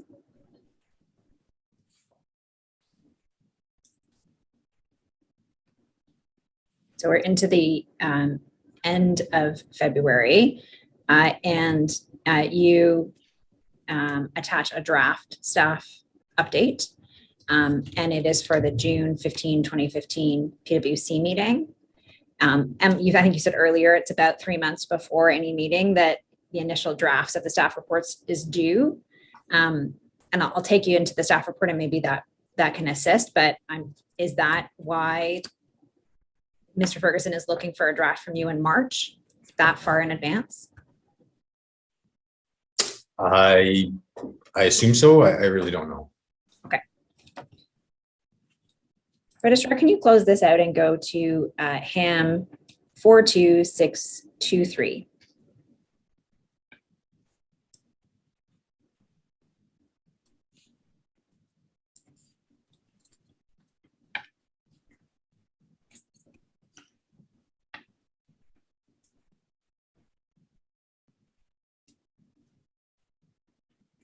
Thank you. And if you can bring up the next image as well, please.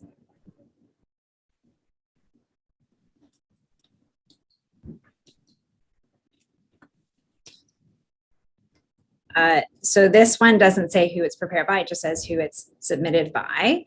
But this is the draft that you attached to that email to Mr. Ferguson. Looking at just the top of it, an information update. I think you said that was different than an information report. And can you just clarify how so?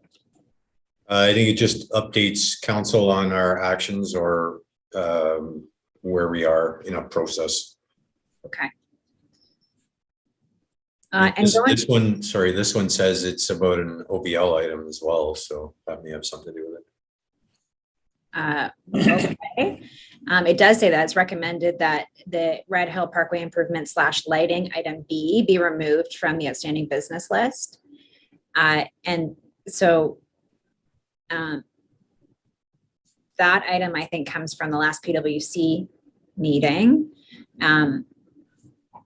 To remove it from the outstanding business list. I thought you said earlier that you'd use a recommendation report if you wanted to remove something from the outstanding business list. Yeah, that was my understanding. Okay. So you can put a recommendation into an information update? I was not aware of that. Okay. I've always used a recommendation report to provide a recommendation. That's my understanding. Okay.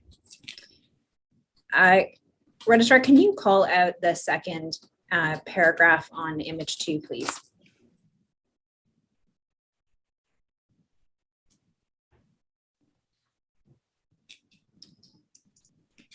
So this, and I'm sure I didn't give you enough time to read the full 2 pages, is an update coming out of sort of where the short-term countermeasures are in terms of implementation.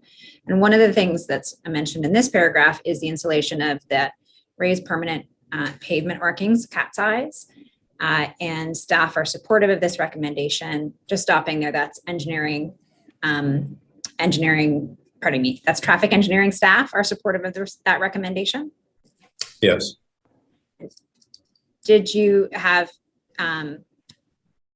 confirmation at this point? So we're in February, or can you give me confirmation that the cat size had been installed, at least in some locations, by the time you're drafting this report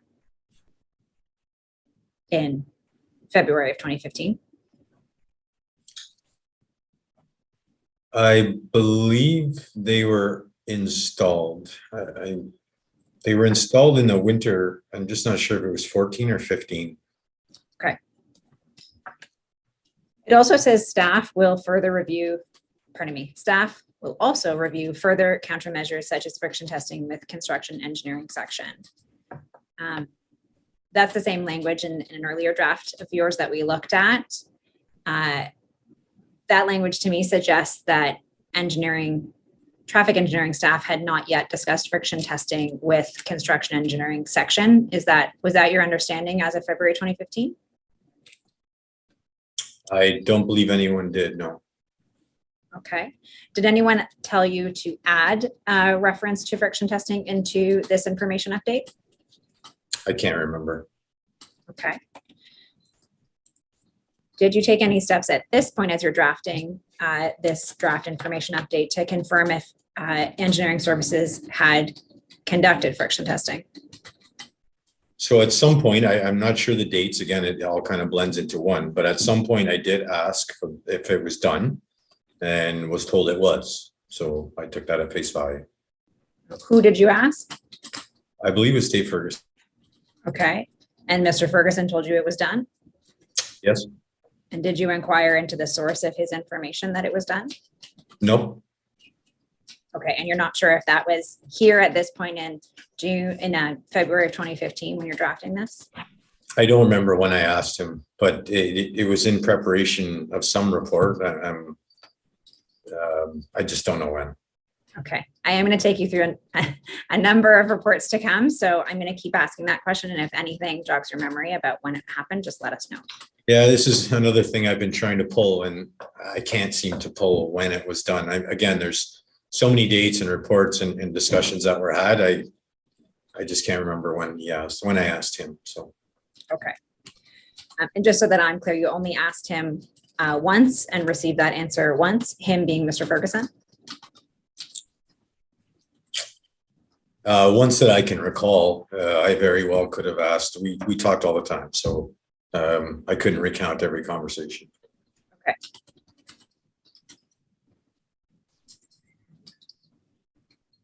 Registrar, can you close this down and pull up HAM 56634?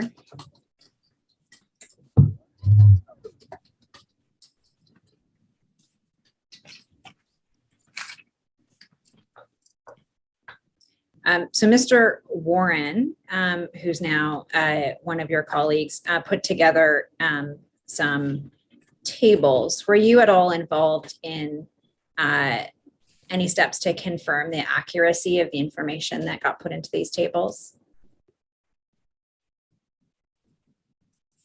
I may have created them. I can't say for certain. As between you and Mr. Warren, was it your responsibility to provide or to go out and find information to be able to fill in the column labeled status? Was it mine or his responsibility? Yeah. Yeah. Was it yours or was it his?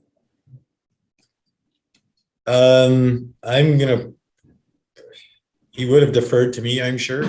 It probably would have been myself. Okay.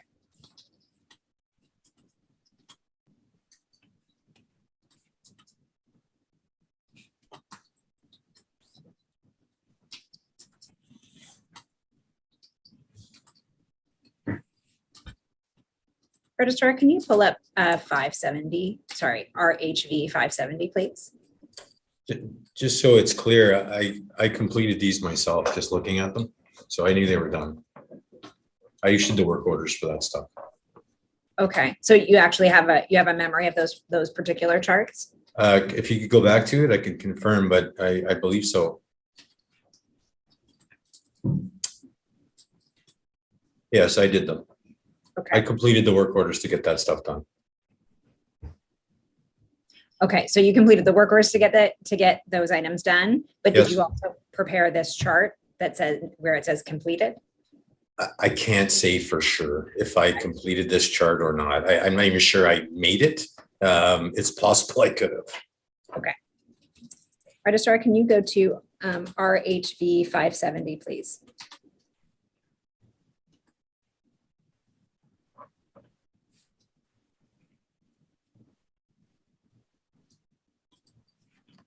Thank you. And can you bring up the next image?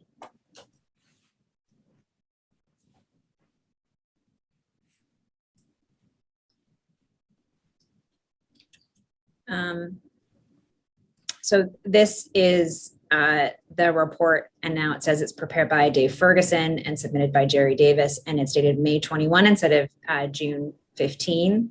I think as a result of an upcoming Public Works meeting on May 21. And it has the chart for the road segment countermeasures on image 2, and it has the status. And under, for example, the third line where there's status, it says to be reviewed and completed during future repaving. Do you see that? Yes. I think that's dealing with the kink. Yes. Registrar, can you go to the next 2 images, please?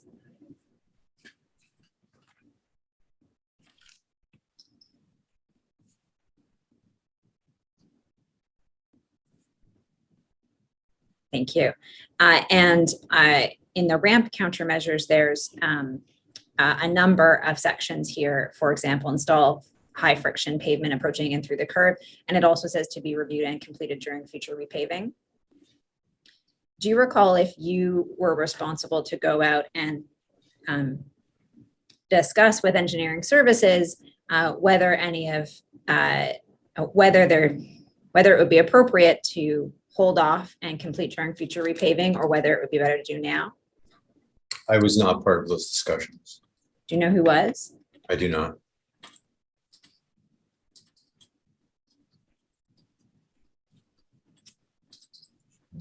Thank you. You can close that down. So that's the report that was being prepared for the upcoming May 21, 2015 PwC meeting. So that was a pre-scheduled meeting. Earlier in May, there was a fatal crossover collision on the Red Hill involving that resulted in the deaths of 2 young women. Do you recall that accident? I do.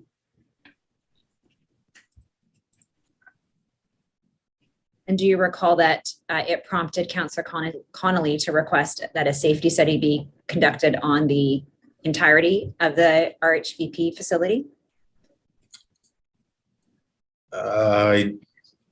Vaguely, yes. Okay.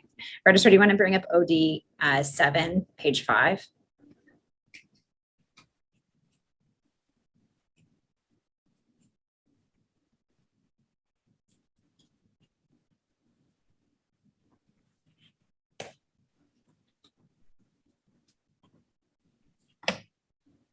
And so if you look at paragraph 8, there's a reference to Connolly there receiving some complaints from members of the public. And then if you go over, Registrar, to the next image.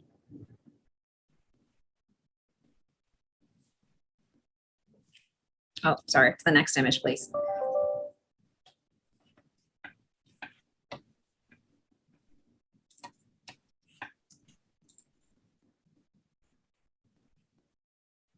Sorry, Registrar.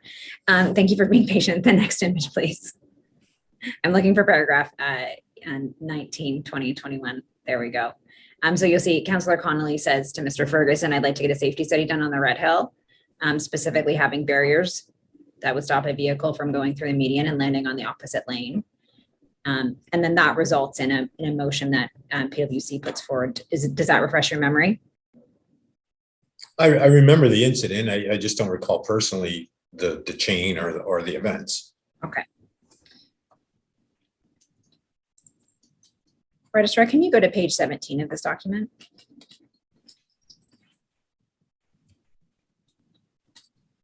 And can you call out paragraph 43, please?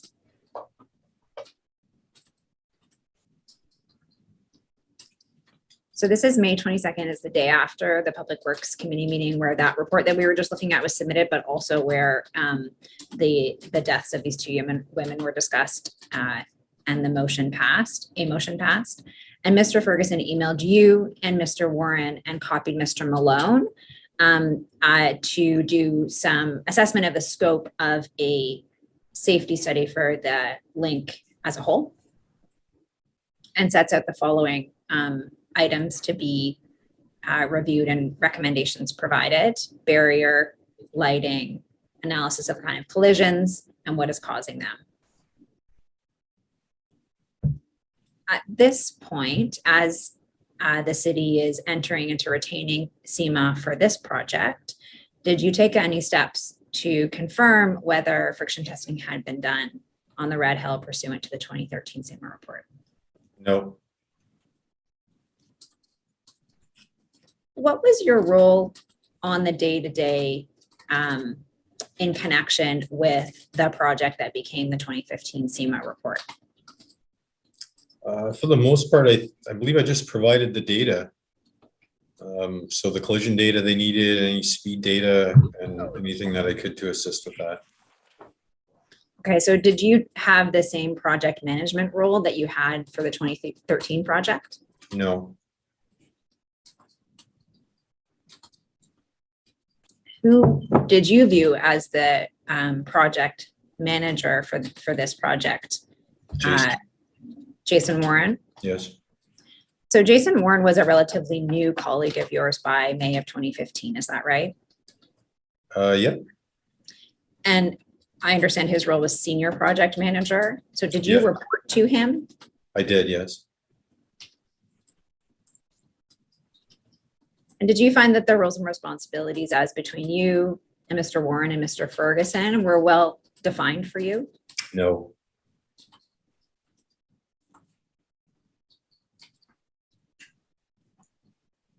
In this instance, Jason came from the MTO, so it was my assumption that he had the expertise here. So that was what I was thinking. Okay. But fair to say you had the institutional knowledge from the 2013 report and just knowing the city and its systems fairly well. Is that fair? Yes. That's what I mean. I provided the data and the background information, which I had, or that I had, that I could assist. Registrar, can you go to page 24 of this document, please?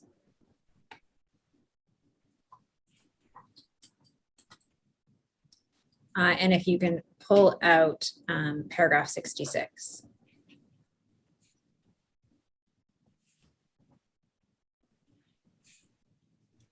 So it's in May that the project with SEMA is initiated after the death of those women and the motion. By July, there have been some additional crossovers and some additional collisions. And on July 8th, there's a meeting set for Mr. White, for Mr. Ferguson, for Mr. Warren, and for you entitled RHVP Collisions, scheduled for July 13th. Do you recall if you attended this meeting? I do not recall. Do you know where it was? I don't. Typically, I'm on vacation at that time, but I could have very well been there. I have no recollection of it, though. Okay.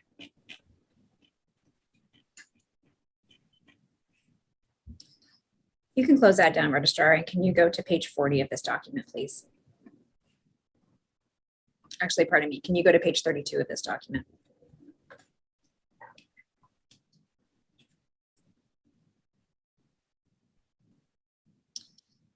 And if you can call it 90 and 91, please.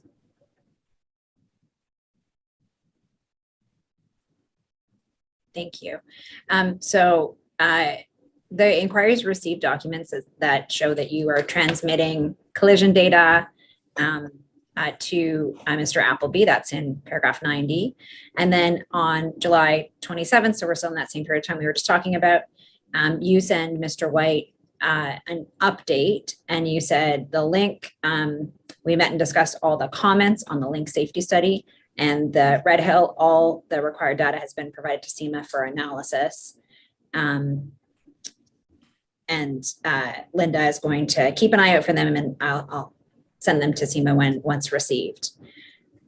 At this stage, were you more involved from a project management perspective with the link SEMA report than with the Red Hill SEMA report?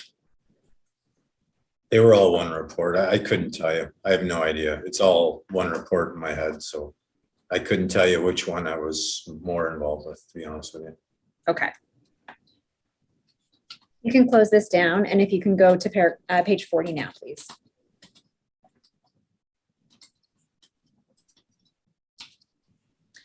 If you can call it paragraph 122 and 123, please.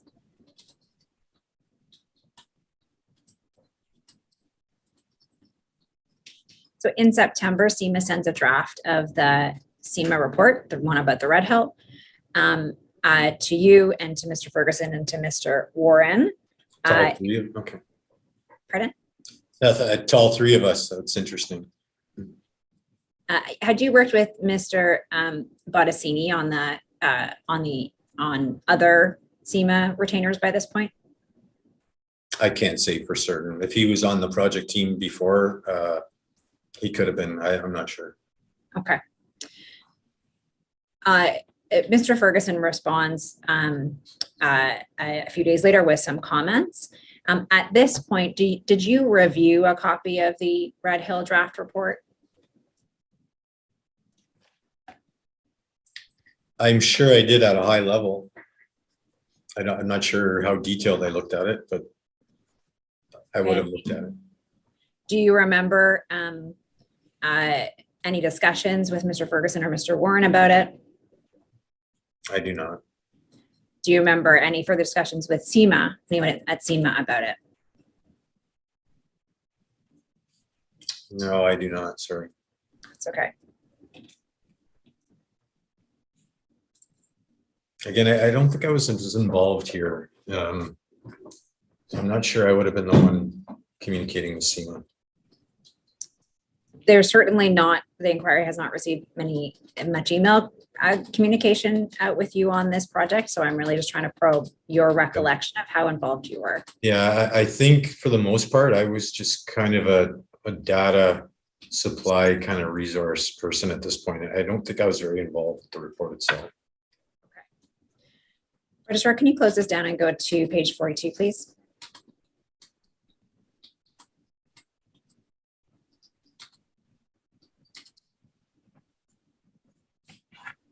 And if you can call up 129.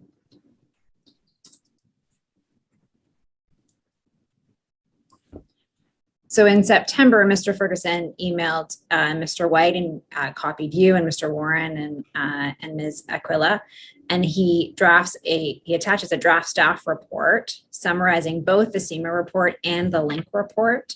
And he says, please see the attached report that Stephen has completed and I've reviewed and made some changes. So again, I'm just trying to probe, and I know it's hard to recall which one, but it seems like you drafted the first cut of a draft staff report that dealt with both of these reports. Do you recall that? Not specifically, but I probably would have. Okay. And did you take that on because you had fairly in-depth knowledge of the link? No, I was directed to. Okay.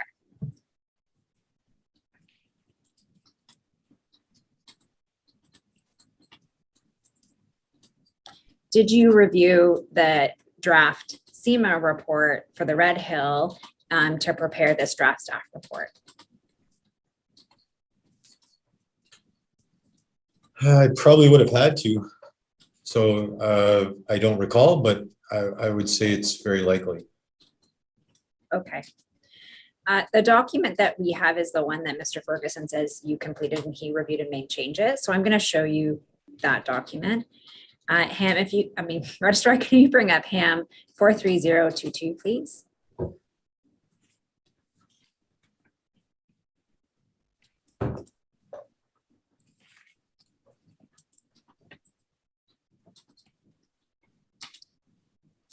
Oh, I misspoke. It is 43023.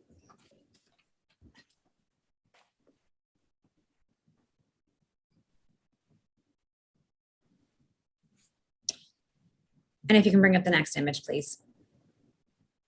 So this is actually quite a lengthy report. It's another 10-page report, and it deals with both the link and the Red Hill. The first thing I want to raise with you is the recommendation. It says the recommendation section. It lists a number of different recommendations, and it's based on the departments that will complete them within Public Works. Was that your drafting style to identify particular departments, or was that Mr. Ferguson's? I believe it was probably mine. Since when they would be the ones to carry out the work, it was my assumption in this draft that this is the way it should be worded. Okay, and was your expectation that the identification of different departments would be in the final draft so that Public Works could understand which departments were doing what?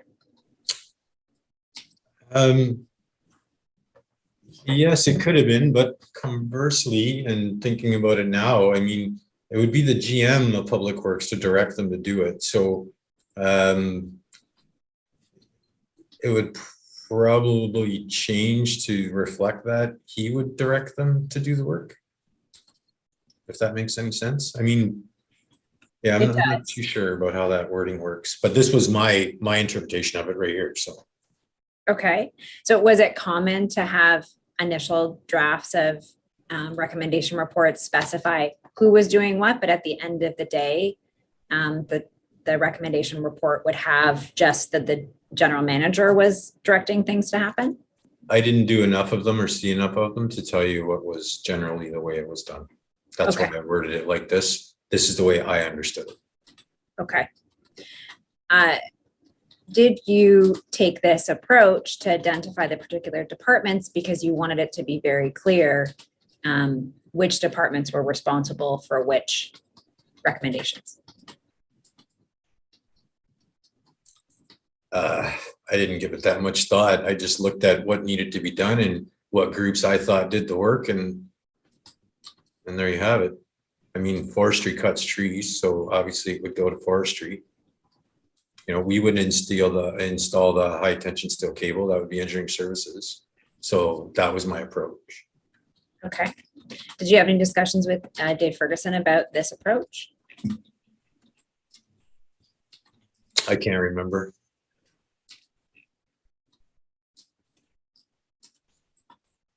I would think we'd have to discuss it, who would do what.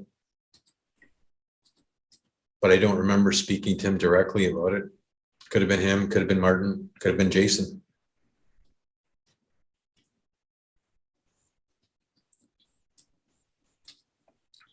Okay.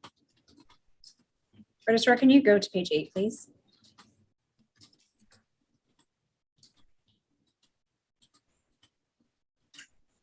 This is a list of the countermeasures recommended by SEMA and put into this draft. You'll see that one of them is conduct pavement friction testing end to end, 40,000 engineering. Do you see that? Yes. Do you recall sitting here today that was a recommendation that was in the 2015 SEMA report? I don't recall if it was or not. I can't remember offhand. Okay.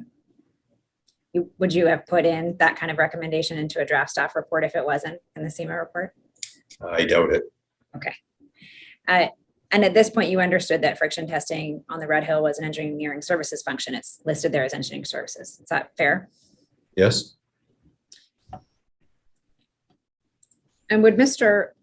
Moore's group be responsible for finding funding to be able to fund the estimated cost of $40,000 for that testing?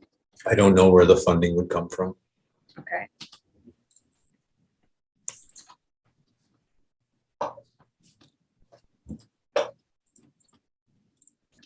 And so recognizing I'm just going to keep asking this question to try to assist with you with your memory. Was it in the preparation of this report that Mr. Ferguson told you that friction testing had been completed? I don't know. Okay, if he had told you that as you were preparing this, would you have referenced that in some way? It's pretty hypothetical. I don't know. Okay.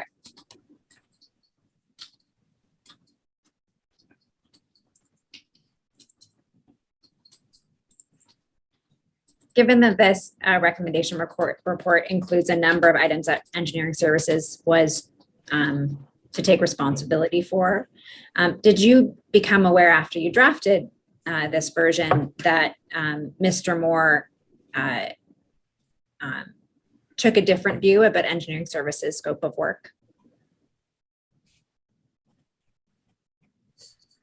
I became aware of it. I just don't know when. It's kind of all jumbling in together, so it's difficult to nail down when I knew what. Okay, Registrar, can you bring up OD7, page 45, please?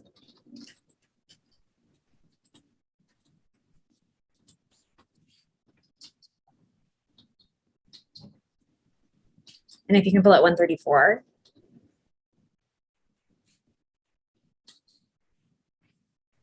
Take a minute to read this. I've seen this. Did you see it at the time or have you seen it in preparation? No, I've seen it in preparation. Okay, and did Mr. Ferguson or Mr. Mader convey to you the contents of this email at the time? I don't believe so, no. Okay.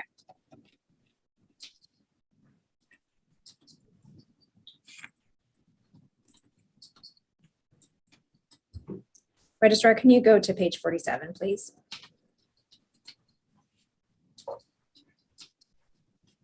And pull out 141.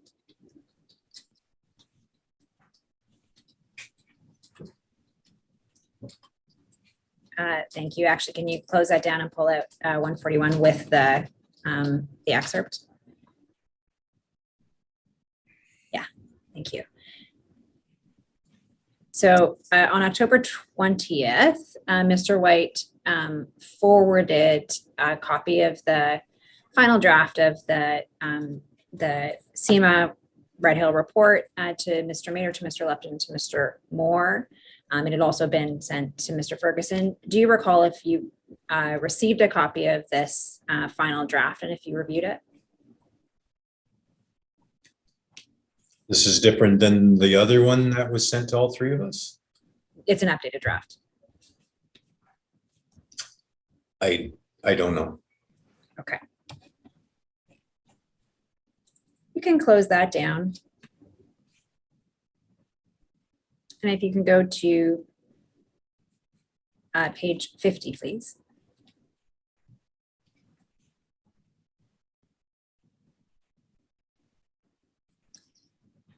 And if you can pull up 153. In October, Mr. Moore provided Mr. Ferguson with comments on the 2015 SEMA report. He also provided comments on the 2015 Link report. Do you recall receiving any PDF that had comments from Mr. Moore? I do not. Are you confident sitting here today that you did not receive documents that had Mr. Moore's comments on either of those drafts? I do not recall seeing comments from Mr. Moore. You can close that down, Registrar. You can go to page 56.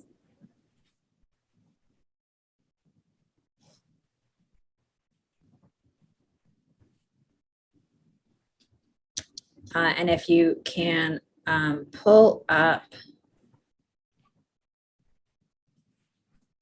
so if you can go to paragraph 184, which I think is on page 58.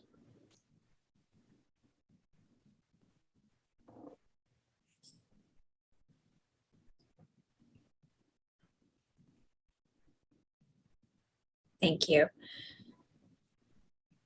Mr. Ferguson and others worked to finalize the draft report, the first copy of which you did. And you'll see as the registrar gets it organized for us, the staff report is converted into one that the general manager of public works be directed to implement the short-term safety options for consideration, and there's an appendix. So this is putting into an appendix all of that list that had engineering services and forestry and the other ones. Do you remember seeing a copy of the final December 7th report before it was final? I mean, Not probably specifically. to look like this. I may have, not specifically. Okay, at this point, was it part of your responsibilities to be reviewing and revising the revised versions of your initial staff report? No. You can close this down, Registrar, and go to page 68, please.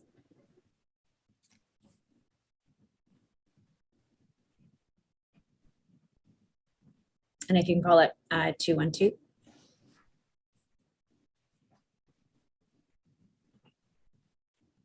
So this is in November of 2015. And Colleen Crawford, who is a senior law clerk at Shillington's, emailed Mr. White under the subject line Hamilton ATS Hastings. And Ms. Crawford copied Kim Weiskill. Yeah. Weiskill and you on the email, and she said that Shillington's had been retained on behalf of the city in respect of an accident on May 5, double fatality. And she asks for copies of a number of documents, and she lists the documents.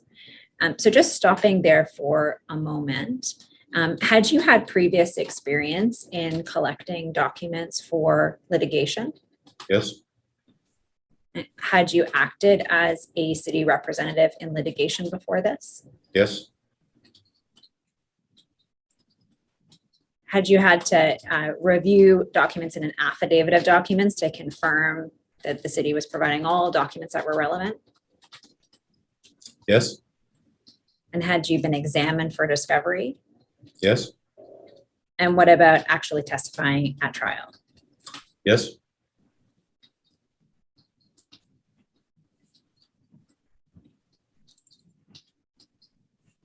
Can you close this down, Registrar, and bring up the next paragraph? And I think you have to go over to the image.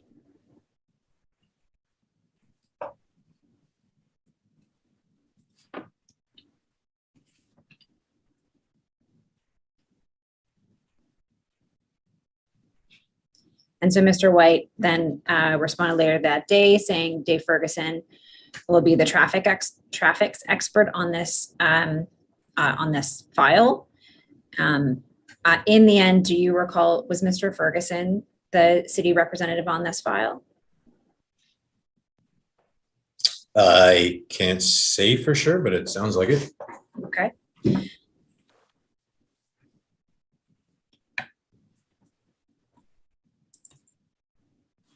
And if you can close that out, and Registrar, if you can leave up page 68 and bring up the bottom of 69, which is 217. Don't know if it goes over, but I want to show too many things at once, Mr. Cooper. So here, we'll look at this first.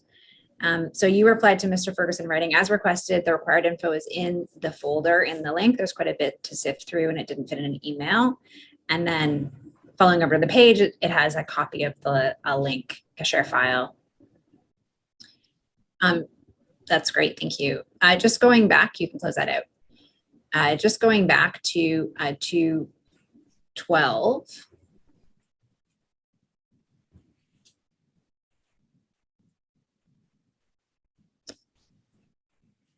When you were compiling this information to put in that share file, did you follow up with anybody about whether friction testing had been completed on the Red Hill? Nope. Did you have any discussions with Mr. Ferguson about whether you should do that? I don't remember. What about with Ms. Crawford? If I asked her about friction testing?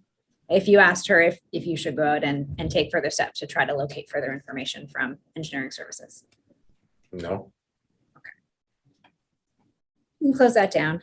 And if you can go to 73, page 73, please.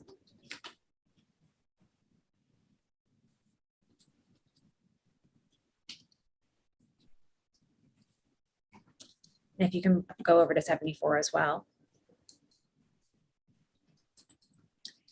You attended the December 2015 Public Works Committee meeting in which the report that we were looking at, the one about the link in the Red Hill, was presented.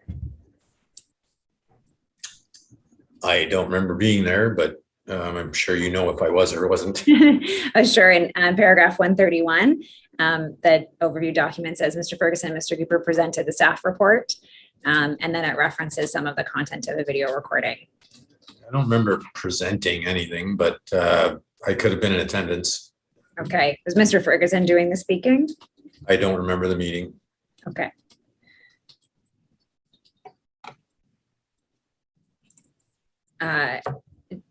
Do you remember that Mr. Moore made some comments at that meeting at the request of the councilors? I do not remember the meeting at all. I've never presented to council or Public Works Committee. Okay.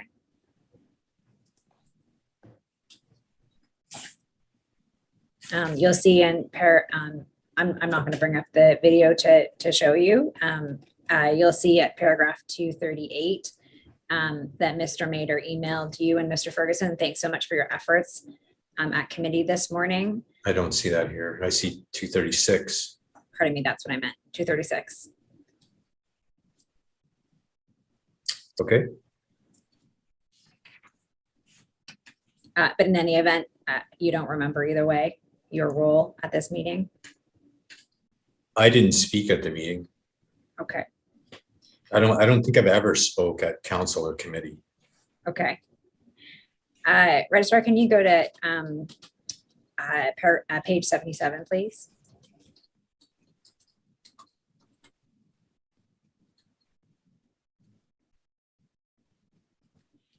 So after the PWC meeting, that was the 7th, on the 9th,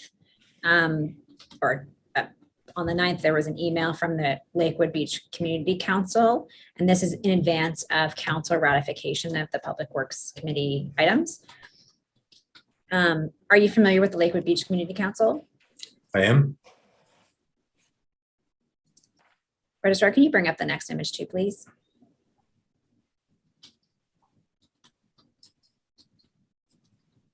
You're not copied on this. This is from the Lakewood Beach to the mayor and council. And if you can call out the top of page 78, please. The community council suggests to the mayor and council that the pavement friction test, which is a medium-term measure in the report, be made a short-term measure. Were you aware of this request from the Lakewood Beach Community Council at the time? I don't believe so, no.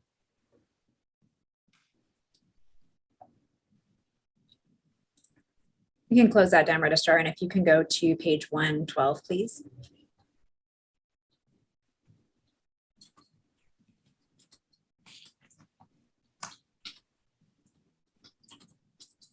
And pull up 156, please.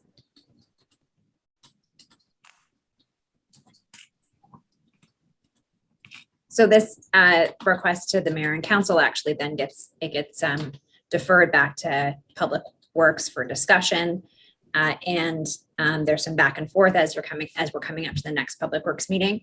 And Mr. Moore emails Mr. Ferguson, copying Mr. Lupton, and says, FYI, some roughness, skid resistance friction testing has been done. However, I'm still trying to get the analysis for it and put it into context. Did Mr. Lupton or Mr. Ferguson convey to you that they had received an email from Mr. Moore that roughness, skid resistance, friction testing had been done? No. So this doesn't provide you with potential context for when Mr. Ferguson told you that friction testing had been done? No. I think it was prior to this though. Do you think that it was prior to the PWC meeting in December? I think so, yeah. And Mr. Moore made comments about friction testing at the PWC meeting itself, but you say you don't remember that meeting. I have no Put record. that to you to refresh your memory. No. I'm sorry, I don't remember being at the meeting. That's okay.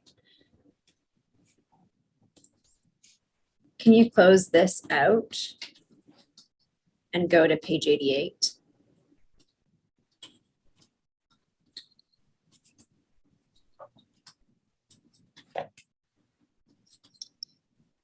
So this is January 2016. So it's about a month after the Public Works Committee meeting. And Registrar, can you bring up 89 as well? So January 5, back from the New Year's, and you emailed Mr. Jacobson attaching an annotated copy of Appendix A to the staff report on the short-term measures that had gone to Public Works. And you have them in red and green. Is this looking familiar to you? Yes, it does. Okay. Why are you emailing Mr. Jacobson? Because he was a superintendent of traffic operations. So this was a heads up to him of stuff that we would do in-house and what we were unable to do because it was MTO. Okay, so would his team be involved in actually doing the actual implementation? Correct, yes. Okay. So the slippery when wet signs, which are in red, red indicates they'll be done in-house. Can you confirm at this point whether any slippery when wet signs had been installed anywhere on the main line or the ramps? I don't recall. I'm sorry. There would be work orders associated with it though. I didn't do anything without a work order. Okay. And in terms of the items that are in black, so they're neither references being done in-house or green, which is working with the MTO to complete. Were any of those done by January of 2016?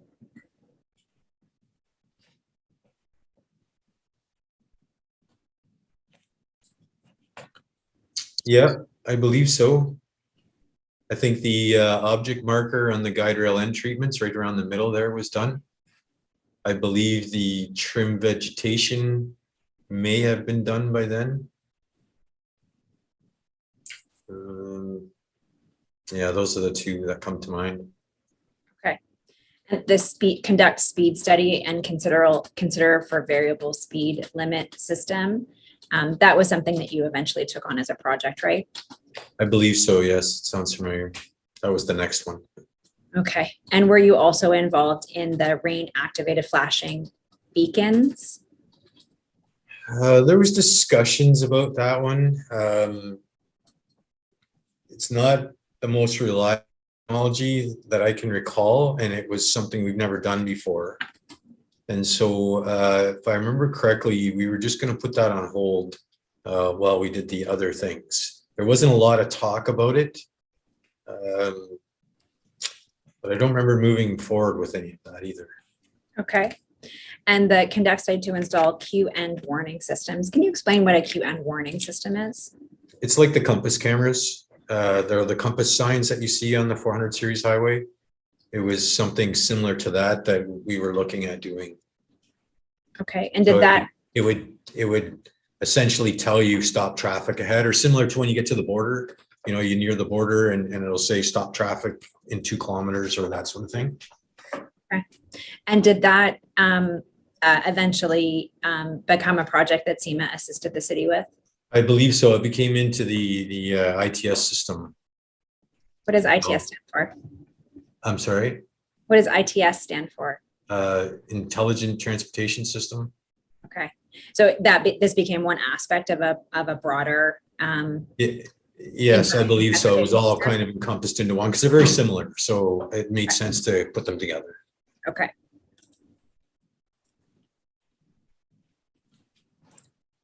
Registrar, can you close this down and open up 124, please?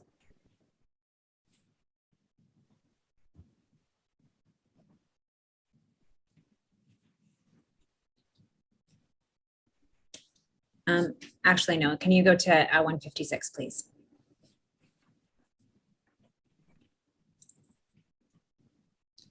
So we're now into 2017. And Registrar, if you can go one image back, please. So you have 155 and 156 up. Thank you. So do you recall, Mr. Cooper, that in 2017, there was discussion about a scope for a repaving project on the Red Hill? Vaguely. Okay. Registrar, if you can pull out 469.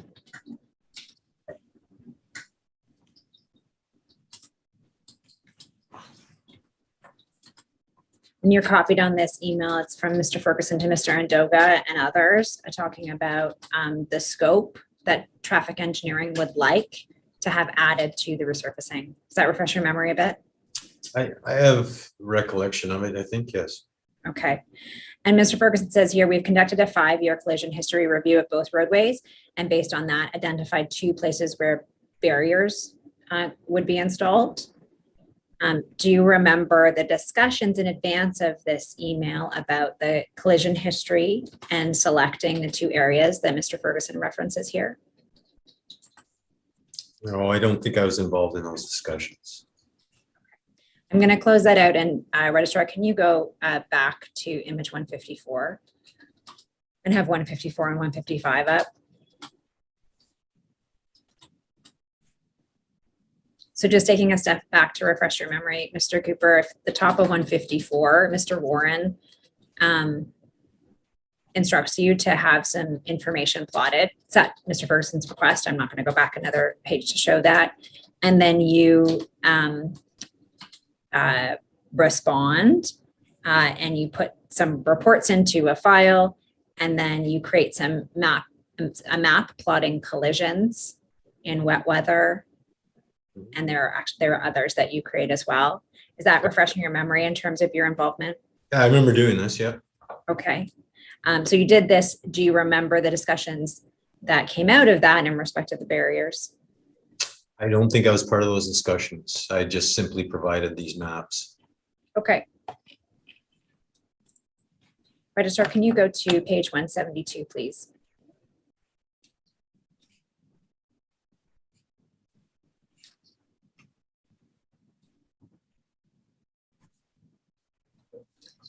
And if you can pull up 507, please.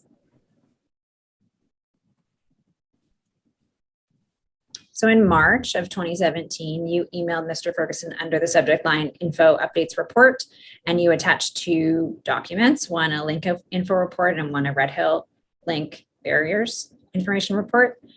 And I'm going to bring those up in turn.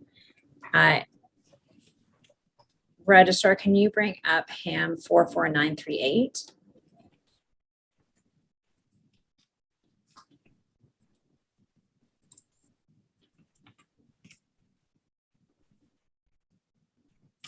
So this is an info report. I'm showing you first the email where you say there's some comments and items in red that need clarification.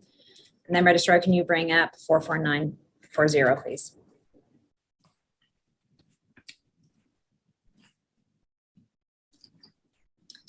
So you'll see this is your draft and there's some red. Registrar, can you bring up the next image?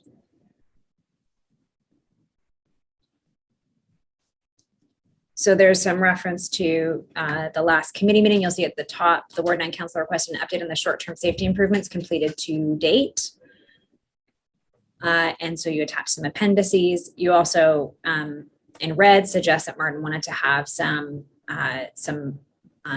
traffic volumes.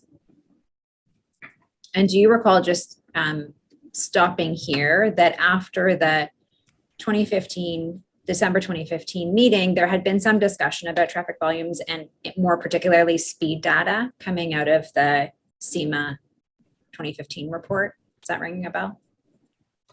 I remember there's some controversy about the high speeds. Is that what you're referring to? Yeah. Yeah, I remember that. And do you recall that it eventually got dropped after some discussion with the councillor? It got what? I'm sorry? Dropped or it got resolved? I don't remember that, but yes. Okay. No, I do want your recollection. You don't remember either way? I remember there being an issue and with the data, and they were concerned about the high speeds, and I remember it was resolved. I just don't remember what it was. But I do have a vague recollection of it, yes. Okay. Registrar, could you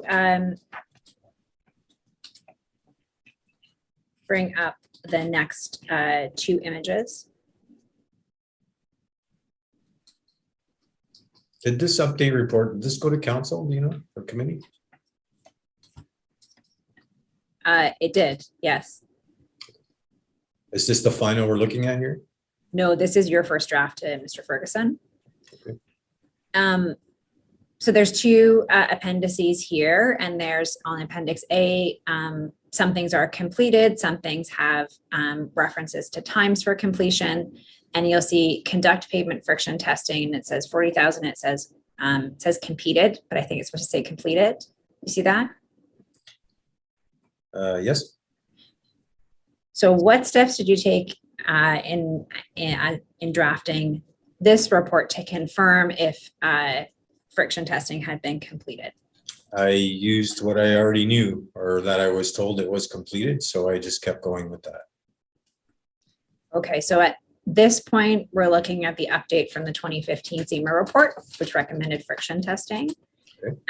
Did you take any particular steps to confirm if friction testing had been completed after the 2015 report? Other than asking David, no. Do you recall asking David as you're drafting this report? So I do not recall when I asked David. I asked him if it was completed, and I was told yes, and I went with that. I don't know which report it preceded. Okay.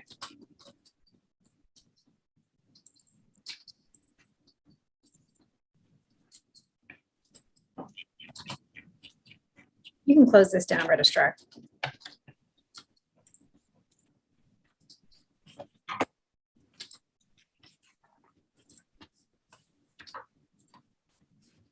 I'm about to move on to another section. It is 3:13. So I'd suggest we take a very slightly early 15-minute break now.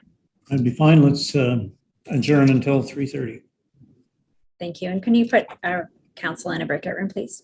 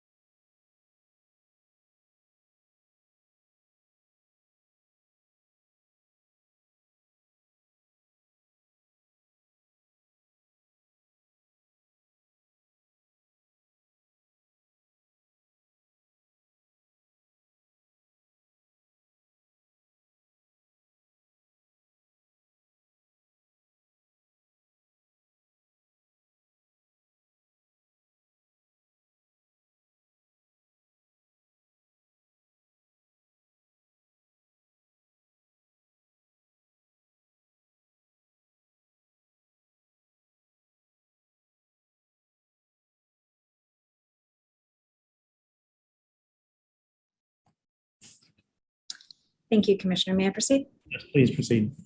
Thank you.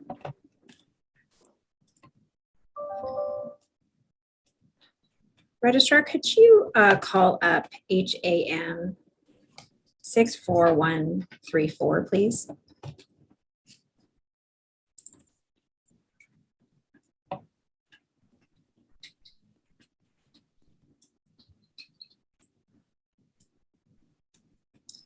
Thank you. And could you call out the first paragraph of this?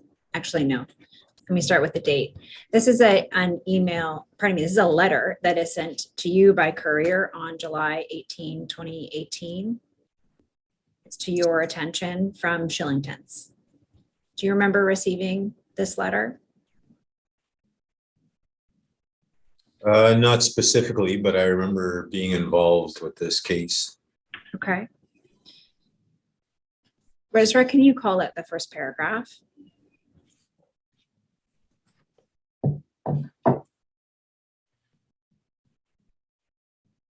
So this is 2018. It says, we confirm you will be the city's witness in respect of litigation involving an accident which occurred on May 7, 2014 on the link. And then it references a short summary of the accident itself. And it says here, you'll be the city's witness. Did you understand that you would be the city's representative in examinations for discovery? Yes. Okay. Can you close that down, Registrar? And if you can pull up the last three paragraphs, please.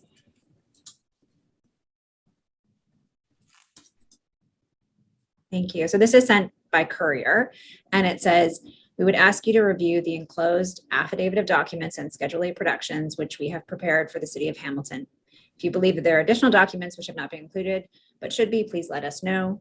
And then it says the examinations for discovery have not yet been scheduled, and we will review the potential discovery dates with you once they've been narrowed down. And then the letter says, if you have any questions or concerns with respect to the productions, please let us know. So I'm going to close that. And if you go to the second image, please register. And you'll see it's from Colleen Crawford, and it has enclosures. Do you recall receiving not only this letter, but also the affidavit of documents and the Schedule A productions being the underlying documents that were referenced in the affidavit? I don't remember the letter, but I remember receiving the documents, yes. Okay.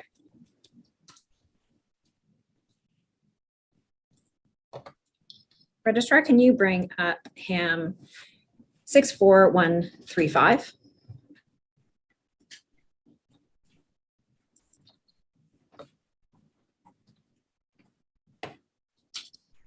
And can you bring up image 1 and image 2, please? Thank you. So this is an unsworn affidavit of documents. And this, we understand, is the affidavit that was attached to or enclosed with the letter that Ms. Crawford sent to you. And you'll see that it says that you are a project manager. And then the second paragraph, the bottom of image 1, says you've conducted a diligent search of the corporation's records and made inquiries. And this affidavit disclosed to the full extent of my knowledge, information, belief, all documents relevant to the matter at issue.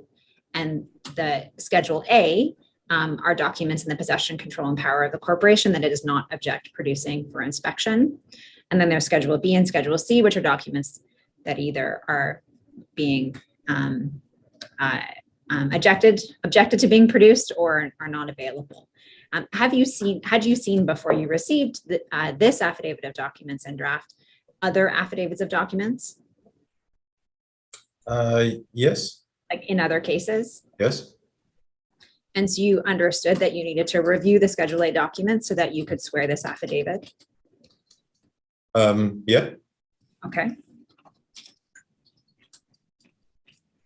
You can go register to page image 3 and image 4.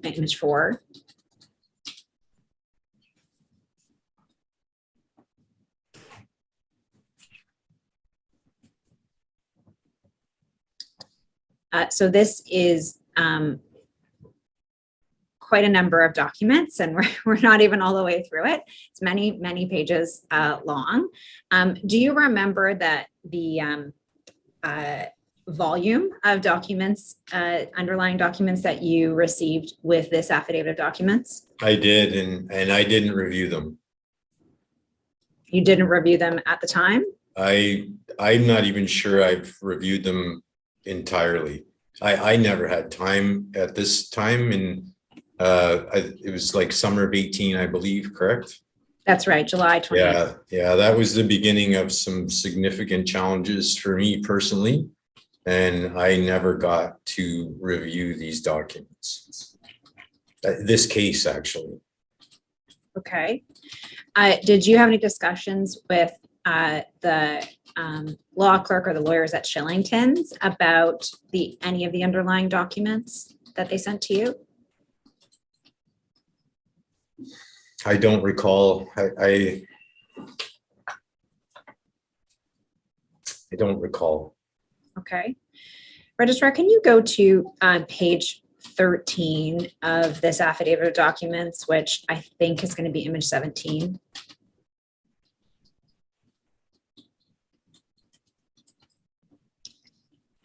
Well, no, I've got that wrong. Let me see if I can find the right image. It's page 13.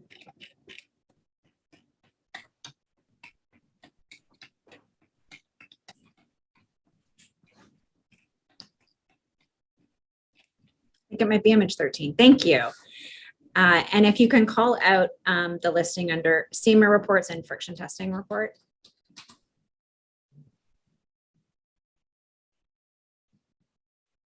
So there's two link median safety study reports here from 2015. And then there's a friction testing report, and it says Tradewind Scientific Friction Testing Survey Summary Report, Lincoln Alexander, Med Hill Parkway, Hamilton, dated November 2013. And so sitting here today, is it your evidence that you did not review this document within the Schedule A productions provided to you? That is correct. And did you take note in the index that this document existed? No, I did not review this document. Okay. Again, I had other things I needed to focus on.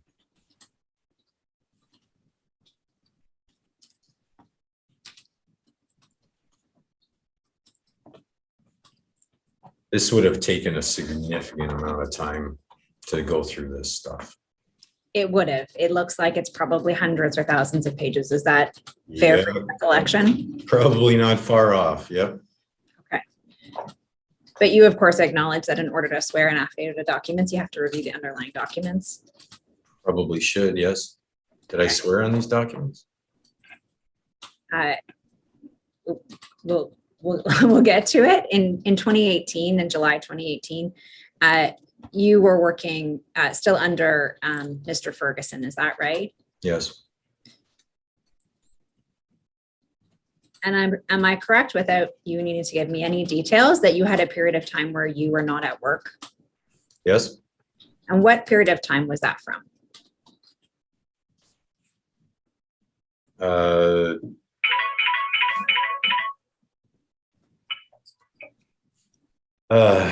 December 2018 till I believe April 2019. Okay, thank you. So between July 2018 and December 2018, you didn't review this affidavit of documents at all? I don't believe I did. Okay. Registrar, can you put this, take this down and go to HAM 64171? But before you do that, I understand that this is not yet an exhibit, and I'd ask that it be made the next exhibit, exhibit 70 by my count.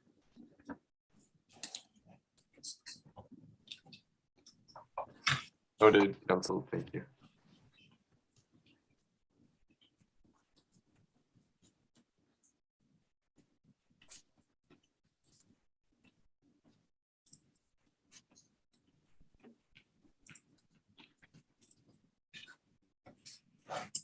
Sorry, Council, can I just ask you to repeat that doc ID for me? Yes, it is 64135. Oh, no, sorry, that's the document that I want marked. Is that what you mean, Registrar? No, sorry, the next document. Oh, sure. 64171.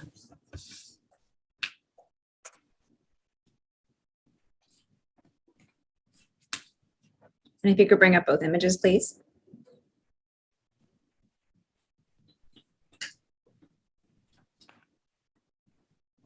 And you'll see at the bottom, this is September of 2018. And it's an email from Ms. Crawford to you, bottom of the image, image 1 and up to image 2. And Ms. Crawford says, we understand the issue of whether the city is going to install median barriers went to council. Can you please send me a copy of the report to council along with all attachments, including the SEMA report, minute meetings, recommendations, and report. We'll also need any records with respect to the recommendations that were made, work orders, etc. And you respond in image 1. And you say, will do, can we skip the work orders until they are needed? It's a lot of work. And then she says, we can skip the work orders for now. I want to see the recommendations first. By this point, September of 2018, you had not reviewed any part of the index or the underlying affidavit of documents, Schedule A protections. I don't believe so, no.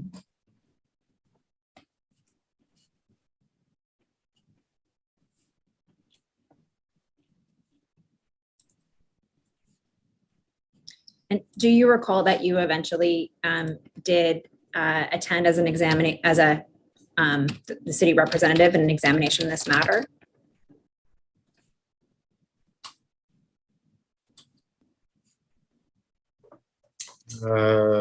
Vaguely. It was 2021. Same answer. Okay. My memory is not quite what it used to be, so.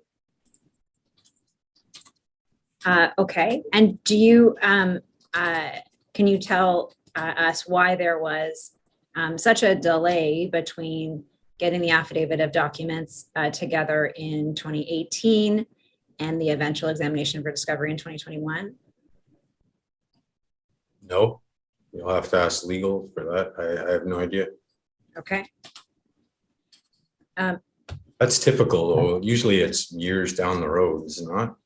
Sure. That's been your experience? Yeah, these things go on forever.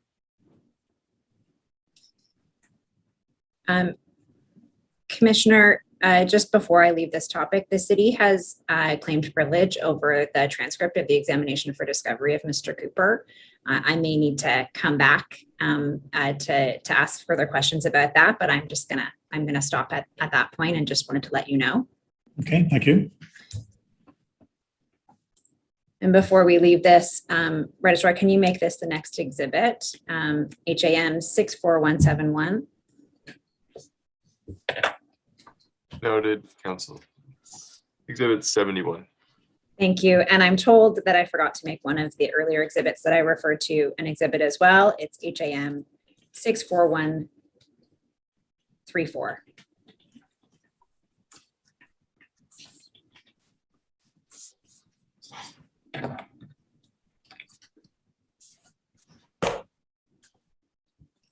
Okay, thank you. So HAM 64134 will be exhibit 72.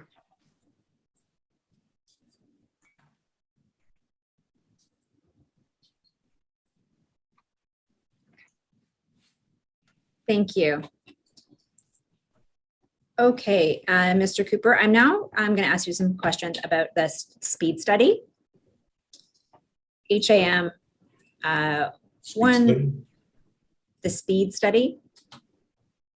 Can you enlighten me? I'm not sure what you're referring to. For sure. I'm going to bring up a document, which I hope will help you. HAM 12308.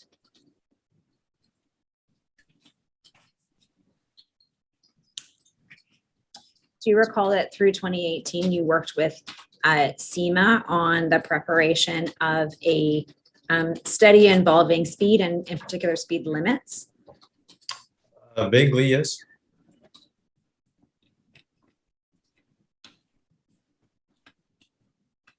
Can you go to image 35, please?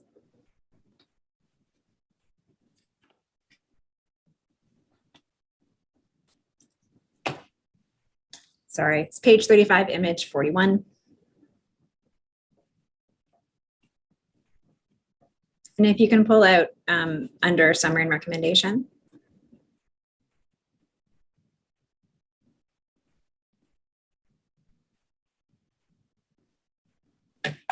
So I'm not going to take you through this whole document, but it says here, the purpose of this assignment was to conduct a detailed review of the operating speed along the link and the Red Hill and to recommend a safe posted speed consistent with drivers' expectations.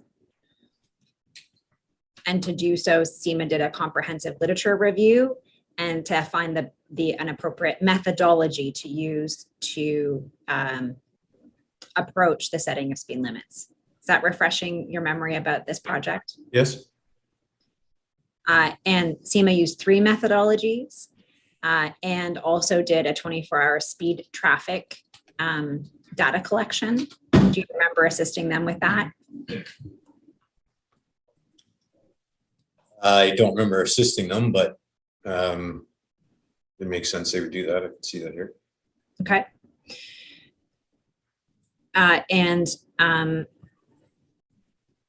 The observations that they come up with are one, that their proposed speed limit from TAC, the road risk method, is 110 kilometers on both highways. And then if you want to close that down, registrar, and go to the next image.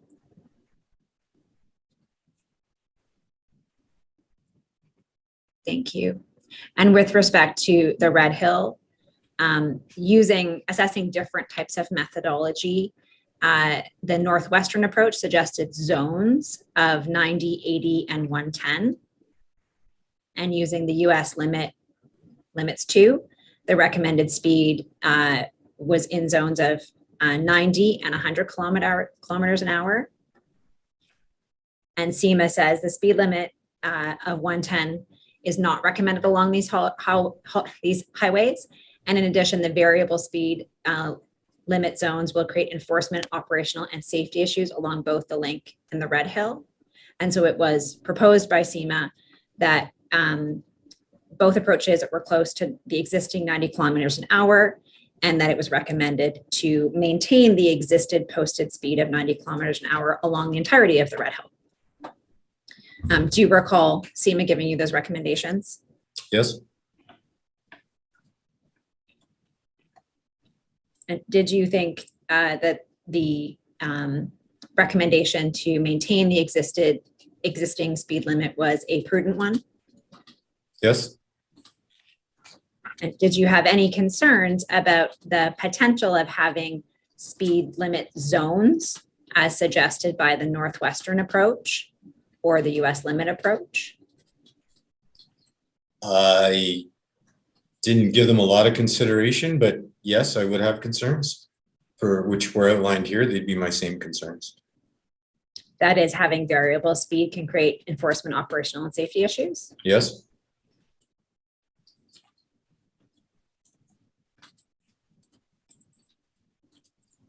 And just taking a step back from this, am I correct that engaging in this speed study was in part in response to a councillor's motion to ask about whether 90 kilometers an hour was an appropriate speed? I don't know what the impetus was, quite frankly. I can't recall. Did you have any views about whether it would be appropriate to lower the speed limit to 80 kilometers an hour on the Red Hill? What is my view on it? Yeah. At this time, I didn't suggest it. I didn't agree with it. My fear was it would create without significant police enforcement, it would has the potential to create a greater speed differential between those who are driving the road comfortable and those who are abiding by the speed limit. we already saw that speeds were well above 90, and to lower it to 80, that would create a greater differential, therefore creating a potential for another safety issue. Okay. And certainly the need for greater enforcement to try to maintain that speed limit. Is that also fair? Yeah, I mean, they're hammering it every day, all day. And that's the only way to get drivers to abide by the speed limit. Okay. So it seems. Did you prepare a draft report consistent with the SEMA recommendation to maintain the 90-kilometer speed limit on the Red Hill? Honestly, Ms. Lawrence, from October through to probably a good 8 months past that, I have very little recollection of anything. I was not invested in anything relating to work. I'm sorry. That's fair. Thank you. During the time when you were not at work, did you come to learn that City Council had in fact reduced the speed limit to 80 kilometers an hour? I did, yes. Did you learn that from media sources or some other source? I believe it was through the media. Okay. And you weren't involved in any of the discussions or recommendations for that City Council decision? No, I was not.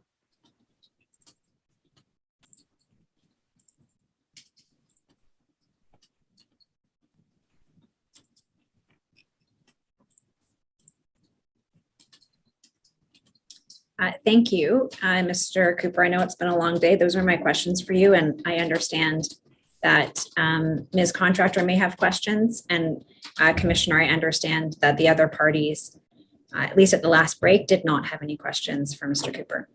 Okay, why don't we just review with the other parties first, and then we'll give the podium to Ms. Contractor. So who appears on behalf of Golder? It's me. We do not have any questions. Thank you.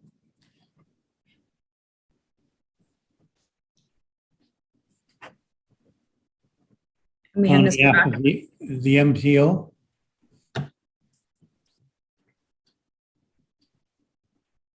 I don't have any questions, Mr. Commissioner. Thank you. And on behalf of Dufferin? Mr. Commissioner, there's something wrong with my video feed. I can't activate it. No problem. So long. Oh, there you go. Oh, Do I take it you have no questions? I have no questions. Okay, thank you. Ms. Contractor, please proceed with your questions. Thank you, Mr. Commissioner. And good afternoon, Mr. Cooper. I have a few questions for you, but I expect we'll finish by 4:30. And in your experience working with consultants, is there a difference in the use of could consider and should consider in their reports? Yes, should is a little more firm, and could is optional. And did you understand that to be the case in 2013? Yes. What was your expectation regarding how consultants would assign timelines to a particular countermeasure? I'm not sure what you mean, what my expectation was. Sure. Was it your expectations that a consultant would recommend a shorter timeline for more significant or urgent safety issues or investigations, and a longer timeline for investigations or safety issues that were not as urgent? Yes. And in your experience, is it common for city staff to provide feedback to consultants? Yes, we would. I think you described it as a collaborative process. Yes, that's what I would think. And is it your expectation that any feedback provided to the consultant would be accepted by the consultant if they agreed, and not accepted if they did not agree? Yes, I wouldn't expect any reputable consultant to change their recommendation. Did you view SEMA as a reputable consultant? I do. Okay, Mr. Registrar, if you could please go to CIN 8082.0001 at image 4. So in the 2013 SEMA report, SEMA provided some guidance to improve the Red Hill and included certain recommendations for the timeline of implementation. And we see here that they had short-term, medium-term, and long-term recommendations, and short-term is defined as 0 to 5 years. What did you understand that to mean? That we could implement whatever measures they're recommending in the short term within 0 to 5 years. And if we could please, Mr. Registrar, go to image 50.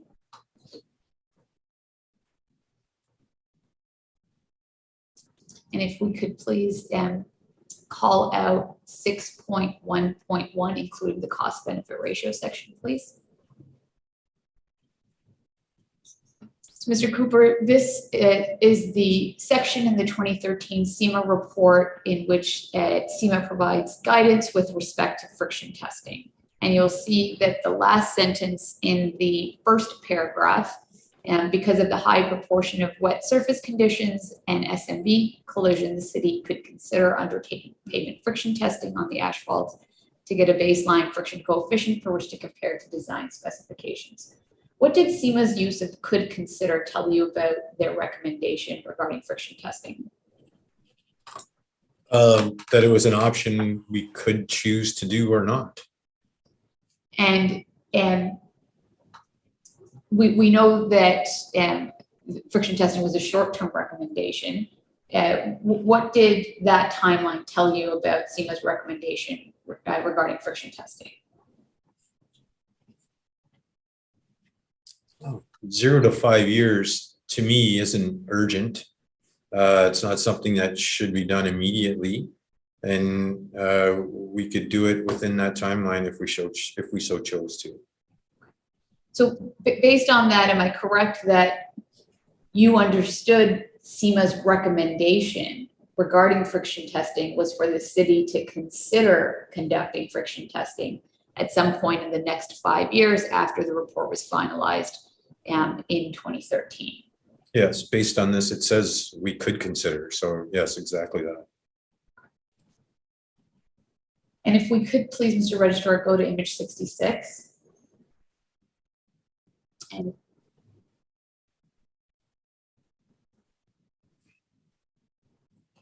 oh gosh, sorry.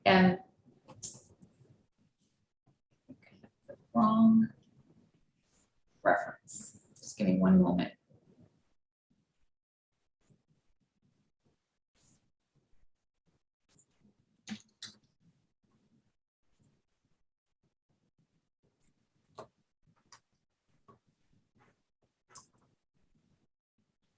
We could please go to page 46 of the report. And I apologize, I don't have the image reference, but 46 of the report.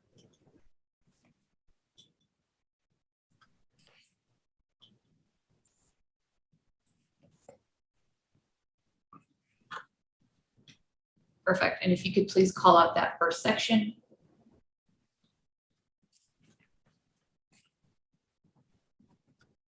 And this is the section in which SEMA provides its guidance with respect to high friction pavement, installing high friction pavement for ramp 6 specifically.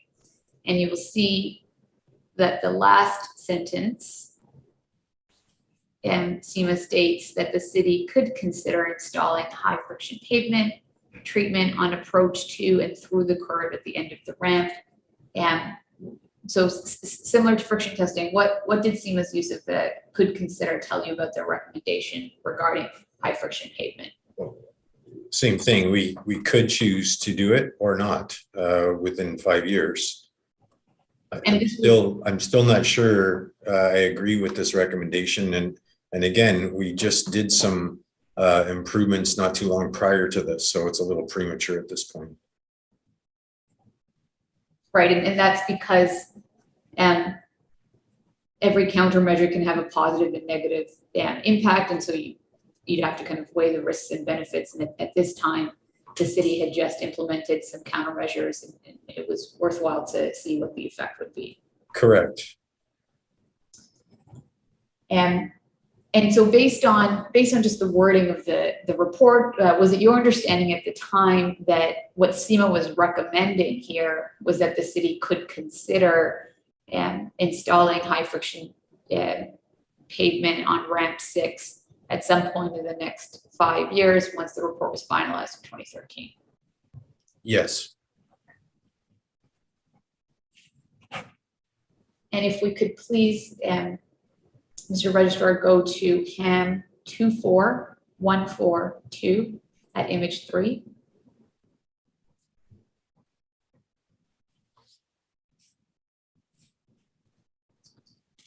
And this is a report, it's a draft report that Mr. Ferguson sends to Mr. Moore and Mr. Field in March 2015.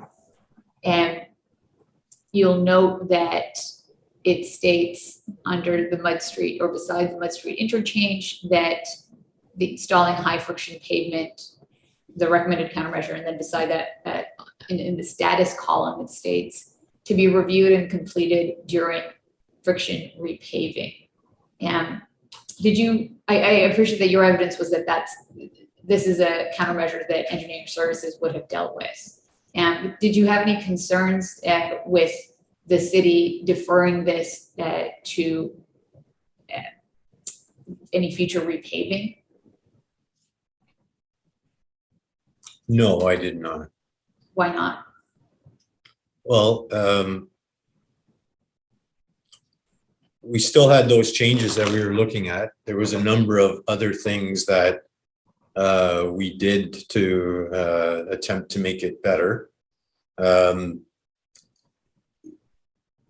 Financially or budget-wise, it made sense to wait. And again, high friction asphalt or a treatment on that could potentially make it worse. Drivers could realize that and go faster around the curve, and therefore creating maybe even more serious collisions. So I'm still not convinced that this is an approach that we should use. I think there's other treatments that we could do that would be more effective or just as effective. Thank you. So you agreed with me that what SEMA was recommending ultimately in the 2015 report is that the city could consider implementing it at some point in the next 5 years. And this draft is from March 2015, and it appears that the city had considered it and determined that it would be reviewed and completed during a future repaving. So in your view, was that consistent with the recommendation in the 2015 SEMA report? To do it during repaving? To consider, to decide to review and complete this countermeasure during a future repaving? Yes. And Commission Counsel asked you about your direction to Mr. Appleby to keep the original date of the October date on the SEMA report once you were able to confirm the changes that SEMA made after the committee meeting. And your evidence was that there were no meaningful or material changes, and that in hindsight you probably should have changed the date, but that there was no material changes. In making the decision to keep the October date, Mr. Cooper, did you intend to mislead anyone about when the report was finalized? No, of course not. It was a busy time. We were a busy group. We did a lot of work, and it was maybe I should have took a little more time and thought about it. It was an off the cuff, okay, just get it done, and then we're done with it. Thank you. And Commission Counsel also took you to your first draft of the 2013 staff report. That was the 10-page report, and asked why you did not include the collision data that was referenced in the SEMA report in your draft report. And as I understand it, your evidence was that this was your first staff report for which a consultant was engaged. In 2013? Yeah. Yes. And was it your expectation that your first draft of the staff report that you prepared in 2013 would be reviewed and revised as it went up the chain of command? Yes, and I wanted to include what I thought needed to be included, realizing that there would be edits all the way up. You didn't intend that to be the final version? No, it was highly unlikely that would be the final version. And Mr. Registrar, if you could please pull up HAM 43023 at image 4 and CIM 10146.0001 at image 55.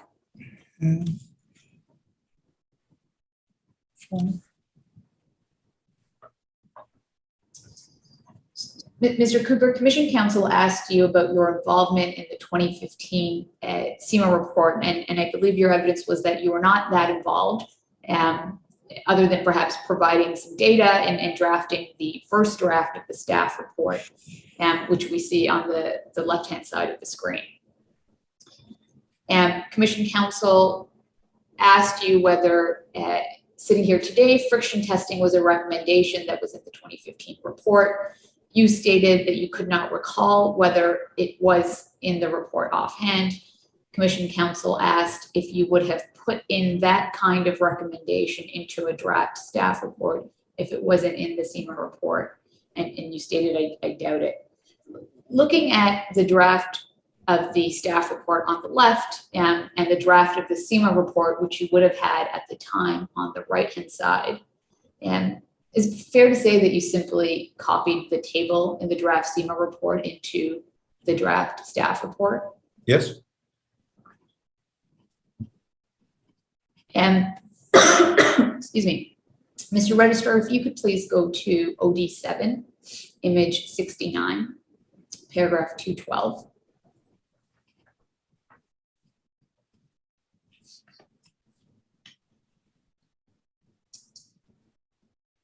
So this was the email from Shillington's that Commission Counsel took you to, and she took you to a subsequent email from Mr. Ferguson in which he requested that you gather the documents responsive to this email.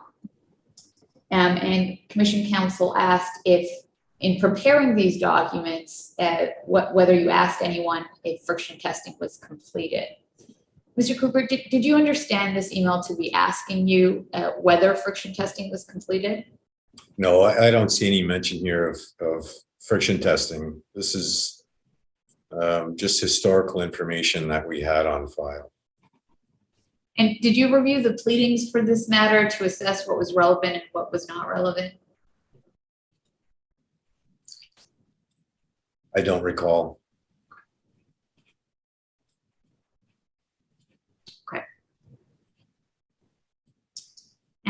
And if we go to HAM 64134, please, Mr. Registrar.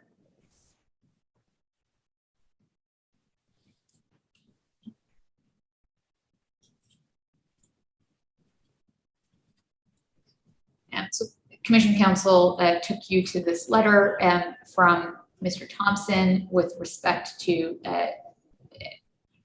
or covering, I think it was a covering letter providing a voluminous affidavit of documents.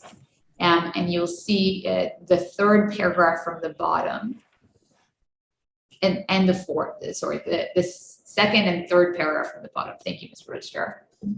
And you'll note it states, we'd ask you to review the enclosed affidavit of documents and Schedule A productions, which we've prepared for the City of Hamilton. And then the bottom paragraph, that the examinations for discovery have not yet been scheduled, and we will review the potential discovery dates with you once they've been narrowed down. And at this time, when you received this letter in July 2018, Did you have an expectation as to whether the examinations would be scheduled in the near future? No, history told me it's usually quite some time before examination of discovery takes place. And was it your intention to review the affidavit of documents or the documents closer to the examination before you swore the affidavit? Yeah, eventually I would have had to get to them. Thank you, Mr. Cooper. Those are my questions. Just a second. Anything?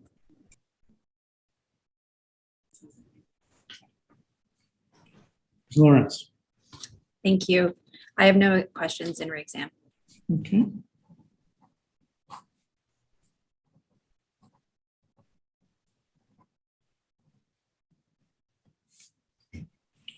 Mr. Cooper, it's been a long day. I'm sure longer for you. Thank you very much for attending at the inquiry. You're excused. Thank you. If there's nothing further that we have to address this evening, then I think we stand adjourned until 9:30 tomorrow morning. Thank you, council. Have a good evening. Thank you.